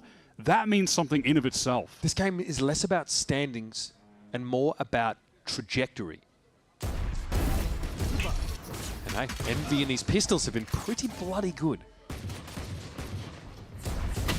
Straight exchange though, and Demon 1 takes some damage. That would have been the one shot, but hard to hit Mata with the speed. Now off all that noise, Ethan, Kiko just have a sense that they can get into this C site for free, and will be positioned for the 4-on-4 retake, but Mata is immediately caught in garage. No one can assist. Do Envy want to accelerate this pace? No, just slow things down. Look at Glyph on the south side of the map. They want to give him an opportunity to be able to get in the mix when the retake comes in fully. Oh, it's planted backside. Okay, that makes it awkward here. NRG read into the C-long play. And now they're aware the Glyph is encroaching. But at the same time, Envy is starting to work their way in from the backside. Recon thrown out. That's a pretty good shock down to the back corner. But Kiko is going to be able to get away from it. It doesn't matter. Demon 1 and Rossi both strike, pincering that C-side. And another pistol comes out for Envy. I think we saw some good play from both teams there in that post plant. You have NRG a man down. They flip the site. They get in that smoke. They play to their win con, which is catching a timing off of an Ethan flash to fight into spawn. But Envy are able to dodge that out. And then when that's happening, Glyph knows it's time to work up long, but he doesn't overplay his hand either. We've seen Glyph like a pretty intelligent, high game sense player. He just tucks back, stays alive, is throwing out the recon, a bit of util coming NRG's way, and then Envy get back in together. I think, honestly, some good decisions from both teams. Ultimately, it's Envy with the numbers, though, who are able to swarm onto NRG and close that out. That NRG pistol round win rate has been slaughtered in this game. Yeah, it's Envy are, at least on the pistols, they're up 3-1. They've got NRG's number. How can Envy glean on a round like this? No chance to recover Kesnet's weapon there. NRG actually fighting their way inside Garage. If we look at side presence now, this is a little bit too early there for Demon 1, but luckily for him, Rossi was there with the Bulldog. Otherwise, that could have gone very differently. Brock with the recovered Judge is going to at least get his. Kesnet, maybe a little bit too excited to go hunting for the eco kills, but you know, when it comes to Kesnet, I think Bro, whatever it takes. I'd rather see him lose from being too aggressive than lose from losing his confidence and playing too passive. Kesnet is a off the server emotional guy, but on the server as well. When it comes to the competition, he can be emotion driven. When everything is going his way, a relentless player. Honestly, when things start to slip, sometimes it's hard for him to bounce back. So, you know, I want to see him keep his foot on the gas. It feels like there's always a sense of inertia with Kesnet. Yeah, with Kesnet. It can be hard to stop when he gets rolling. And that's kind of generally like how Crew used to be when he was on that team. It felt like it carried over to all five. I mean, at the beginning of the series, we were talking about how Kesnet and that team went on the LCQ run in 2023 to make it to champs after being 0-9 in the stage. You know, feels like there's going to be a parallel to draw here. But that is the perfect display of what we're talking about, what kind of encapsulates him as a player. Something I'm looking at pretty closely in this half is something that Sunnis said back on Breeze. He said the communication is good, the listening is not. Now, if you want to be a pedant, listening is part of communication. But the point is that there's plenty of ideas being thrown around. People are not afraid to speak up and give input. It's reacting to that information or passing it that Envy are still working on. Envy are laying a little bonus round trap here where Demon 1 is going to be taking that contact for Knights, takes a shot, teleports away, and then flash out to try and get a pick. It is a very light bonus round look for Envy. Demon 1 with a lot of the cash reserves, just wants to get an operator when we actually get to the gun rounds. All right, Travis gets sprung here, and Envy come up with nothing. Brock's going to be waiting for them. I love this little insertion up hit, though, by Kesnet, and he's asking for more. They are not ready for this. Nice little double down with the Bulldog, and already a lot of value being obtained, considering the minimal investment in this round for Envy. And even Rossi's got a corner, but Scuba spots him out. And there's no way Brock's going to back it up unless it's for a double swing.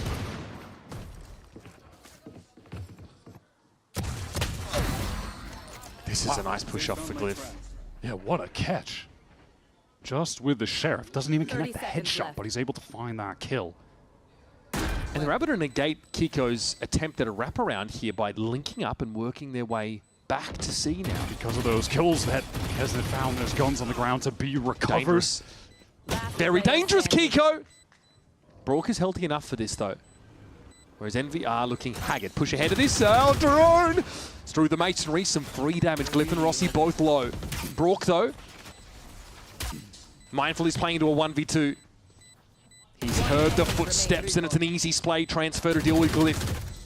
Rossi behind the side. Tough to win these! Brock doesn't even see him. 4K Red Bull clutch for your 2025 MVP. You never want to be up against the guy with the Odin at the low HP, but respect to Envy for keeping that a close round. I mean, after we're discussing Kesnet trying to keep up that aggression, well, here's one where he just straight up runs through the wall and is able to catch a second pick because of it onto Ethan. Inject that into my veins. That is great to see from Envy, and also definitely threw NRG off. Round loss for Envy, but they brought into it Three Bulldogs. Yeah, Sheriff, Headhunter for Demon 1. And now they've got the NRG economy reeling to the extent that Bonkar wants to get some involvement with the team. This is a crucial round. They can't afford to lose it.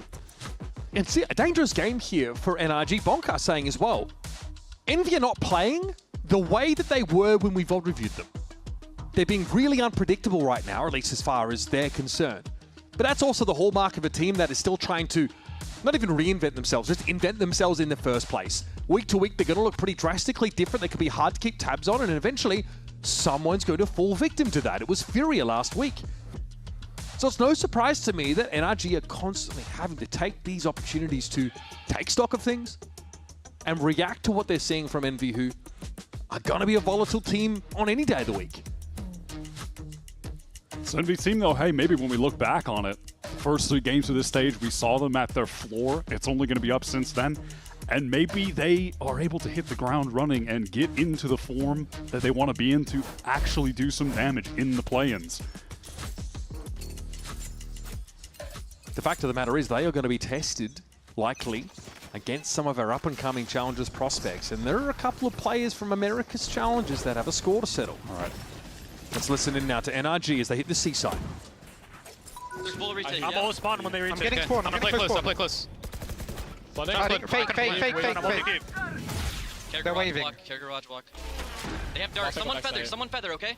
Wait, flanking. I think never mind. One garage. Might have to be you, Skew. It might have to be you. I can't feather. I'm with you, Ethan. Trying to go back by it. Yeah, spawn. They got stun. Wait for it. Spawn this. They're heavy spawn. Heavy spawn. 3. Go. 2, 1. One on the right. I have garage. 6. I'm off your garage. 2 spawn. Phoenix flashing. Blend. 3. Last player standing. Nice try. That's fine. Not only do NRG lose around in stunning fashion, they sound uncomfortable. They sound nervous. Wow, what a retake from Envy, though. I'm so impressed by... We saw this on the pistol round, and we saw it here again. When NRG are trying to get proactive in some way after getting the spike down, Envy have been able to circumvent that and then go right back into them. They mostly dodge out the Ethan flash. Yeah, it picks up Kesnet, but he gets a spam kill, is able to tuck away, can't get traded on. And you just see from Ethan's point of view, every Envy player tucked. As soon as they hear Ethan backing up, they take advantage of it. They're immediately in off the Knight's flash. Kesnet's taking advantage of it with the overdrive. That round felt definitive for so many reasons. Not just the fact that it came after a timeout, that it was a full retake on the seaside. Envy looking good. And they're looking good against one of the best to do it. Brock had the extra money coming into this round. He throws a Vandal in the hands of Kiko. Oh, that's punishing. Yeah, that individual skill metric there for Kiko off the charts. Now, can NRG land the plane with these awkward weapons? Mana burning down inside the molly. Yeah, it's such low HP. That one does him in. Almost could have died to the wall.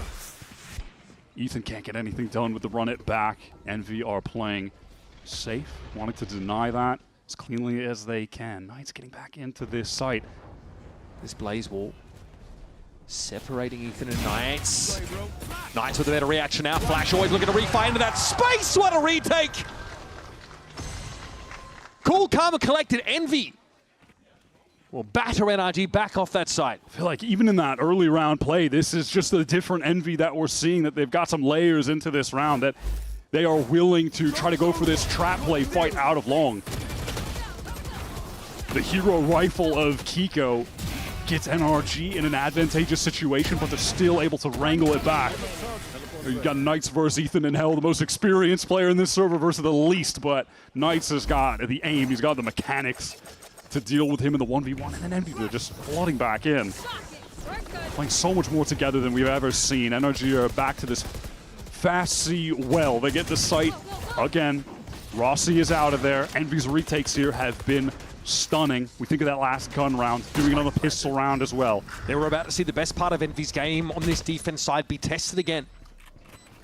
Have NRG made the little adaptations? Blazewall, he's going to make this complicated. Kiko has got a really wide flank. Is he going to be a factor? He is trying to get there as fast as possible. Envy, they're making their way in. I think he's going to be there in time, but will it be quick enough? Kesnet, dangerous into the back of the side. Mata didn't know what hit him.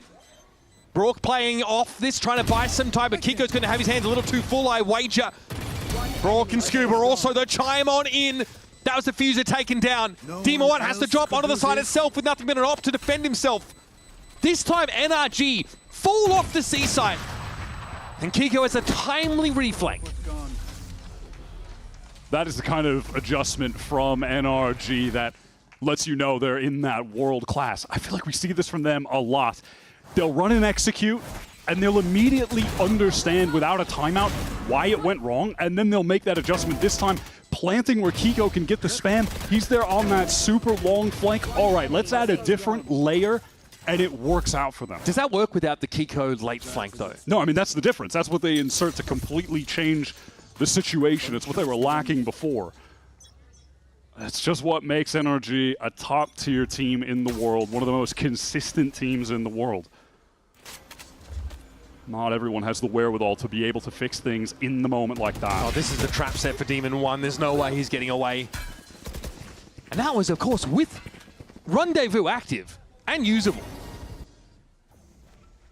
Now, NRG are not inclined to fully commit to this A side. Rossi's got some space, but is he asking for too much here? This is so aggressive. Gets a kill, sure. But Envy are getting spread more and more thinly across the map. Again. It gets that catch, but the trade is instant. And they don't favor the defenders here. This would have to be an incredible moment from Knights. Gotta believe he can pull it off. What a timing from Glyph. Just catches Kiko on the jump. Doesn't have help from the other NRG players. They are stalled out. The util from Knights made it impossible for NRG to actually do anything about that pick on Kiko. He was too far ahead in that context.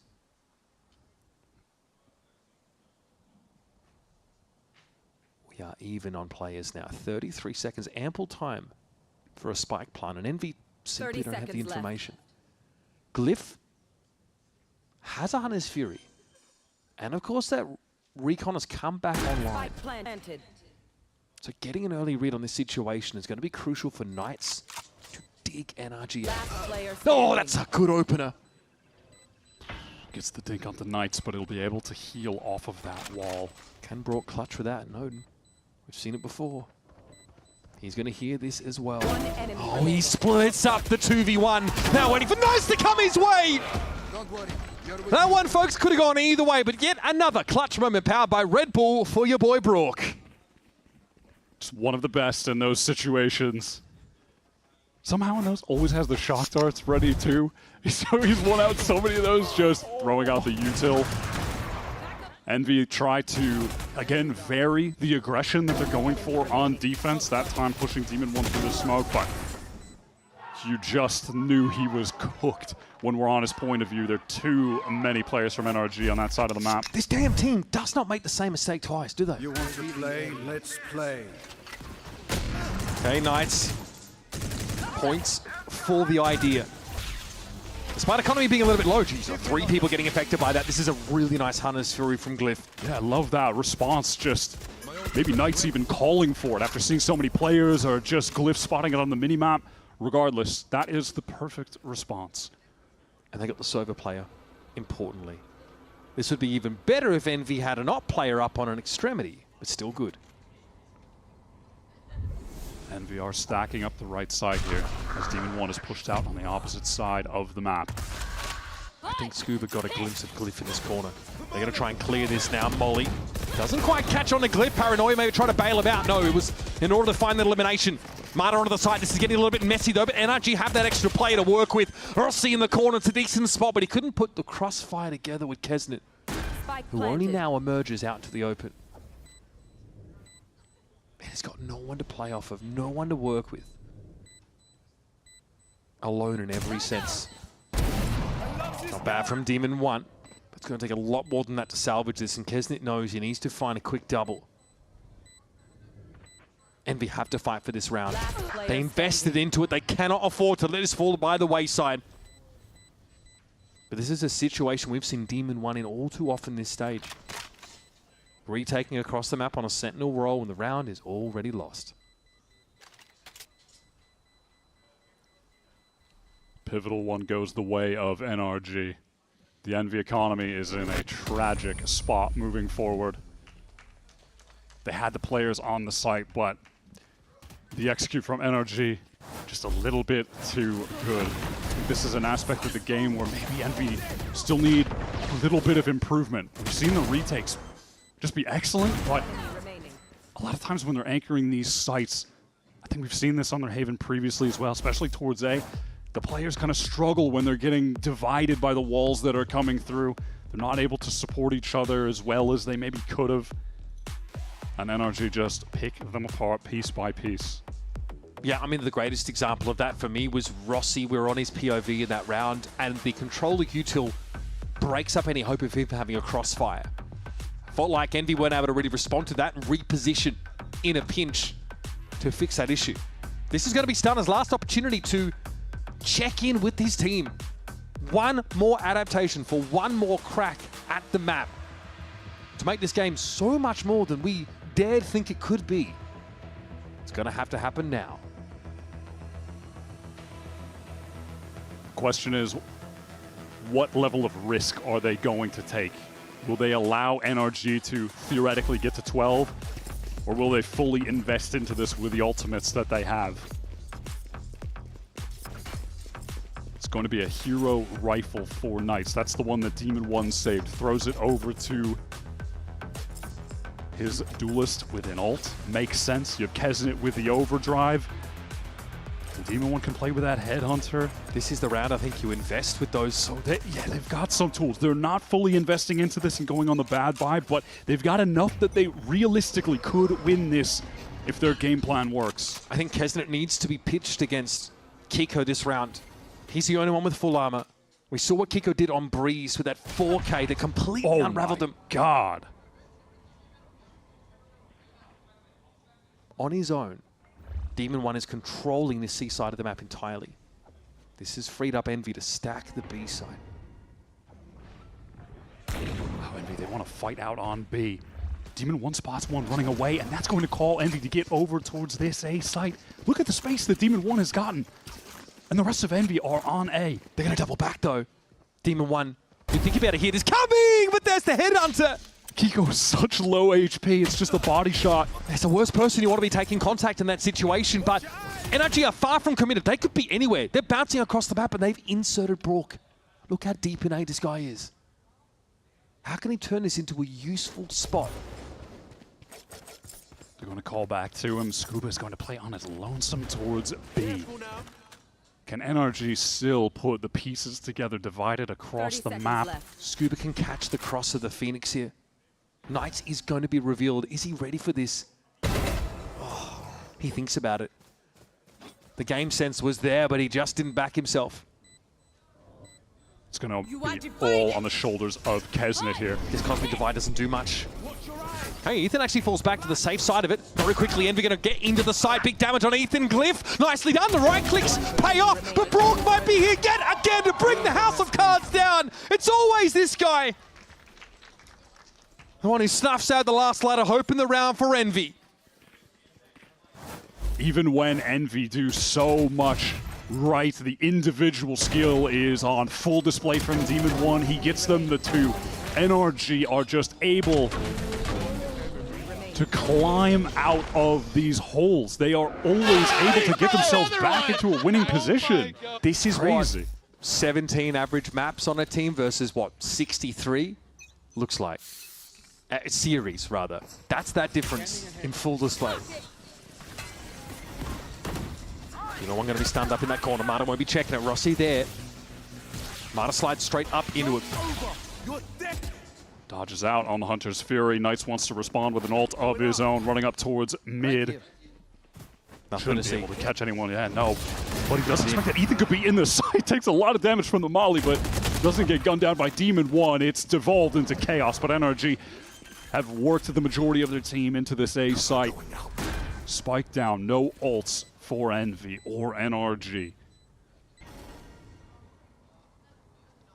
It's going to come down to the gunplay. Yeah, this gap certainly giving Brook some pause, but he always seems to be there. This game sense is just impossible to outfox this guy. Okay, Ethan on the position, try and catch that cross. Good opener there for Demon 1. Kiko is low, but now handled. Scuba in the smoke. That is pretty bloody good, isn't it? Not intending to get 2 players, but he'll take it. It's all on Knights. The revelation here for this Envy squad to try and put another real dent in this NRG team. Brook fully commits to it and is punished for it now, but Scuba can stop this defuse entirely. 5 players, 1 idea, and another decisive step towards playoffs for NRG. In those latter rounds, we saw Envy really pushing NRG. They were finding advantages. But on display is exactly why NRG are just this consistent world-class team. They are able to navigate the rough waters every single time. Down players, facing down ults, but they're still able to work their way into getting the advantages back and closing it out. Gotta say though, today I am walking away feeling pretty good about Envy. I think they have displayed a lot of good things today. Obviously, room for improvement. There was some good stuff on Breeze, some misfires on Breeze. Can go back to the drawing board a little bit, clean some things up. But on Haven, I thought we saw some quality play, but they're going up against the world champions, right? I mean, ultimately, this was always going to be a game where you heavily favor NRG, but I think that Envy are making enough progress where you can kind of believe in them going into these play-ins. Flashing us the one more signal is NRG. A 1 match into their Super Week now at 4-0 for the stage. They're qualifying for the playoffs, skipping the play-ins, and now in this doubleheader weekend, just 1 more victory away from a flawless stage. Sitting at 4-0 right now. Look, they accomplished exactly what they needed to today. Play some quality Valorant, clock in, clock out. I think they maybe got pushed more than they expected, honestly. Had to kind of dig deep to be able to close out that Haven game, but they are able to do it. And for Envy, they were treated to the spectacle of what a team with a unified idea and an ironclad system can do. The fact that they're able to make adaptations from round to round without timeouts, right, without any input from Bonkar, be able to run basically the same look with these little tweaks. For me, what stands out is that insane Kiko wide flank in that seaside post-plant scenario. This NRG team are terrifying, but the devil is in the details with these guys. It's going to be 1 match left for them in this stage. That's going to be against Evil Geniuses on the cusp of going undefeated. Envy, we're going to see them back in the play-ins. They're going to have to go on a serious run, but they're finally putting the pieces together. They're finally making you believe that that might just be possible. Let's send it down to Emily at the stage for our Verizon post-match interview with Scuba. First and foremost, congrats on the win. You guys looked phenomenal out there, but what is it like playing against a team that is willing to take such risks and play unpredictable? Honestly, all week, we've just been practicing this style exactly. We know they're come out, they're going to do their own thing, and we came out and we won, so yeah, nice. Yeah, I mean, you guys looked really good. I guess that work paid off for you guys. And this is the first stage back in 2026 where we've actually seen you go back and play the Omen. Have you missed being on that agent, an agent that you can be a little bit more aggressive, a little bit more kind of confident on? Oh yeah, I'm definitely liking it a lot. I think before I was very passive on the Omen and the smokes role in general, but after playing Sentinel, it gave me like a little bit of both, and so now it's the best of both worlds. Yeah, I mean, you looked phenomenal on it. And one more thing to congratulate you on is you are the first team to secure a playoff spot after this win. But looking ahead, there's still 1 more spot available in your group, right? And that's going to be between Lev and MIBR. You've played against both of them. Which one do you think will come out on top and secure that 2nd spot? I think it's been a good game, but I'm gonna have to give it to my boys at Lev. They're, you know, they're past world champions at London, so yeah, give it to Lev. Love to hear that. And last but not least, EG, they're your next matchup. They have been on the come up. They looked so good today. And are you excited to kind of play against that new revamped roster? Yeah, I got a couple friends. I know Pancakes is super good friends with Brock, so it's going to be a fun game for Brock at least. So yeah, I'm excited. It should be a fun watch for us as well. Thank you so much again. Congrats today. And don't go anywhere because we have Match Point standing by with Ethan and Kiko.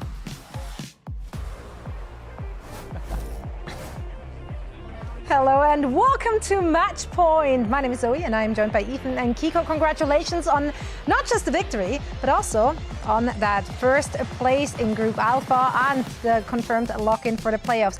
Does that take some pressure off of your backs now?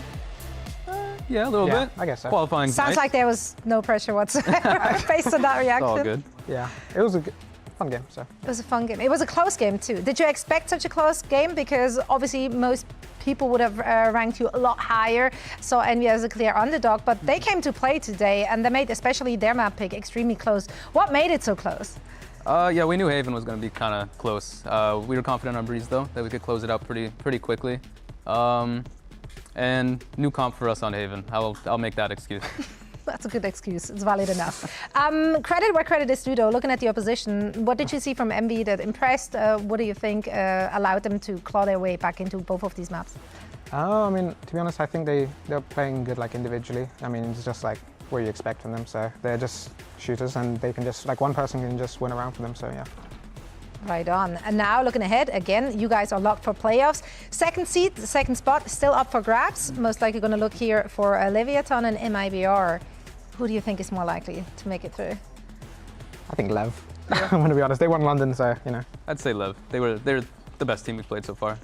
Was it the most fun game as well for you? If the games are so close, like is that more enjoyable than an absolute beatdown? Yeah. I think the close games, I mean, for any pro player, you can probably say are the most fun. Especially when there's a lot of clutch rounds and stuff, which there were in that Lev game. Winning the close games, yeah. But it was very stressful, so yeah. It was stressful to watch too, by the way. Now, looking here at the group standings, is any of these teams a big surprise to you, or do you feel like it kind of just, the pieces kind of fell like you expected them to? I think our group kind of went how it was expected, but the other group, I really thought Crew would do a lot better. The top half is predicted, I think. You just nodding in agreement, Kiko. Any thoughts on any of the teams? I mean, I was thinking the same thing. I thought Crew would do a little bit better. I mean, G2 and 100 Thieves are obviously good, so. They're obviously good. They are, indeed. And now, of course, the week is still not over. We still have some matches to go. Do you feel like there is upset potential in any of our upcoming matches, or? No. No, okay. No, everything's really so straightforward. So, you know, that's going to make our predictions a lot more easy. 100 Thieves versus Cloud9. Obviously, we're going with 100 Thieves here, I would assume. Yeah. Yeah, honestly, it's been a really interesting stage for a lot of these teams, and obviously a lot of changes in a lot of these teams and the rosters. What's your takeaway from your journey and your experience? This stage? This stage. I'll leave it up to you here. Yeah, I don't know. Have we learned nothing? What did you learn about yourself, Ethan? Share with us. Learn to have fun. Learn to have fun during the season, and it's working out. We haven't lost yet, so I'm gonna keep having fun. Yeah, I mean, what he said. With Ethan. Perfect. You know what? We're keeping it short and simple. Thank you guys so much. Once again, congratulations. Thank you all for watching. And before we're out, here's the Samsung OLED Fast Replay.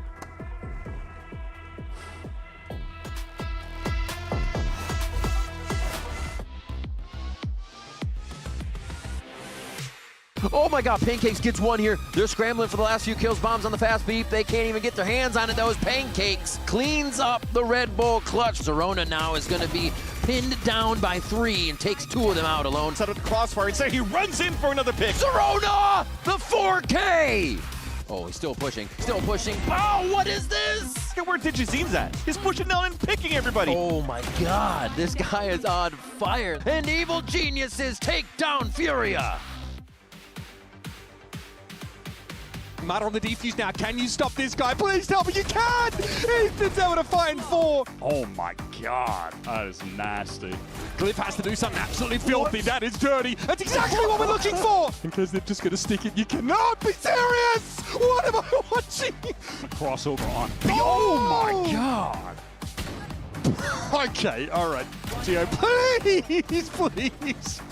Mata aware of it, slides it out with the Odin and finds Demon 1. Mata in the side already though, this is dangerous! Back corner, Mata with the overdrive. Separating Ethan and Knights. Knights with a better reaction now. Flash always looking to refight into that space. What a retake! Oh! Nicely done, the right clicks pay off, but Brock might be here again. It's always this guy. And another decisive step towards playoffs for NRG.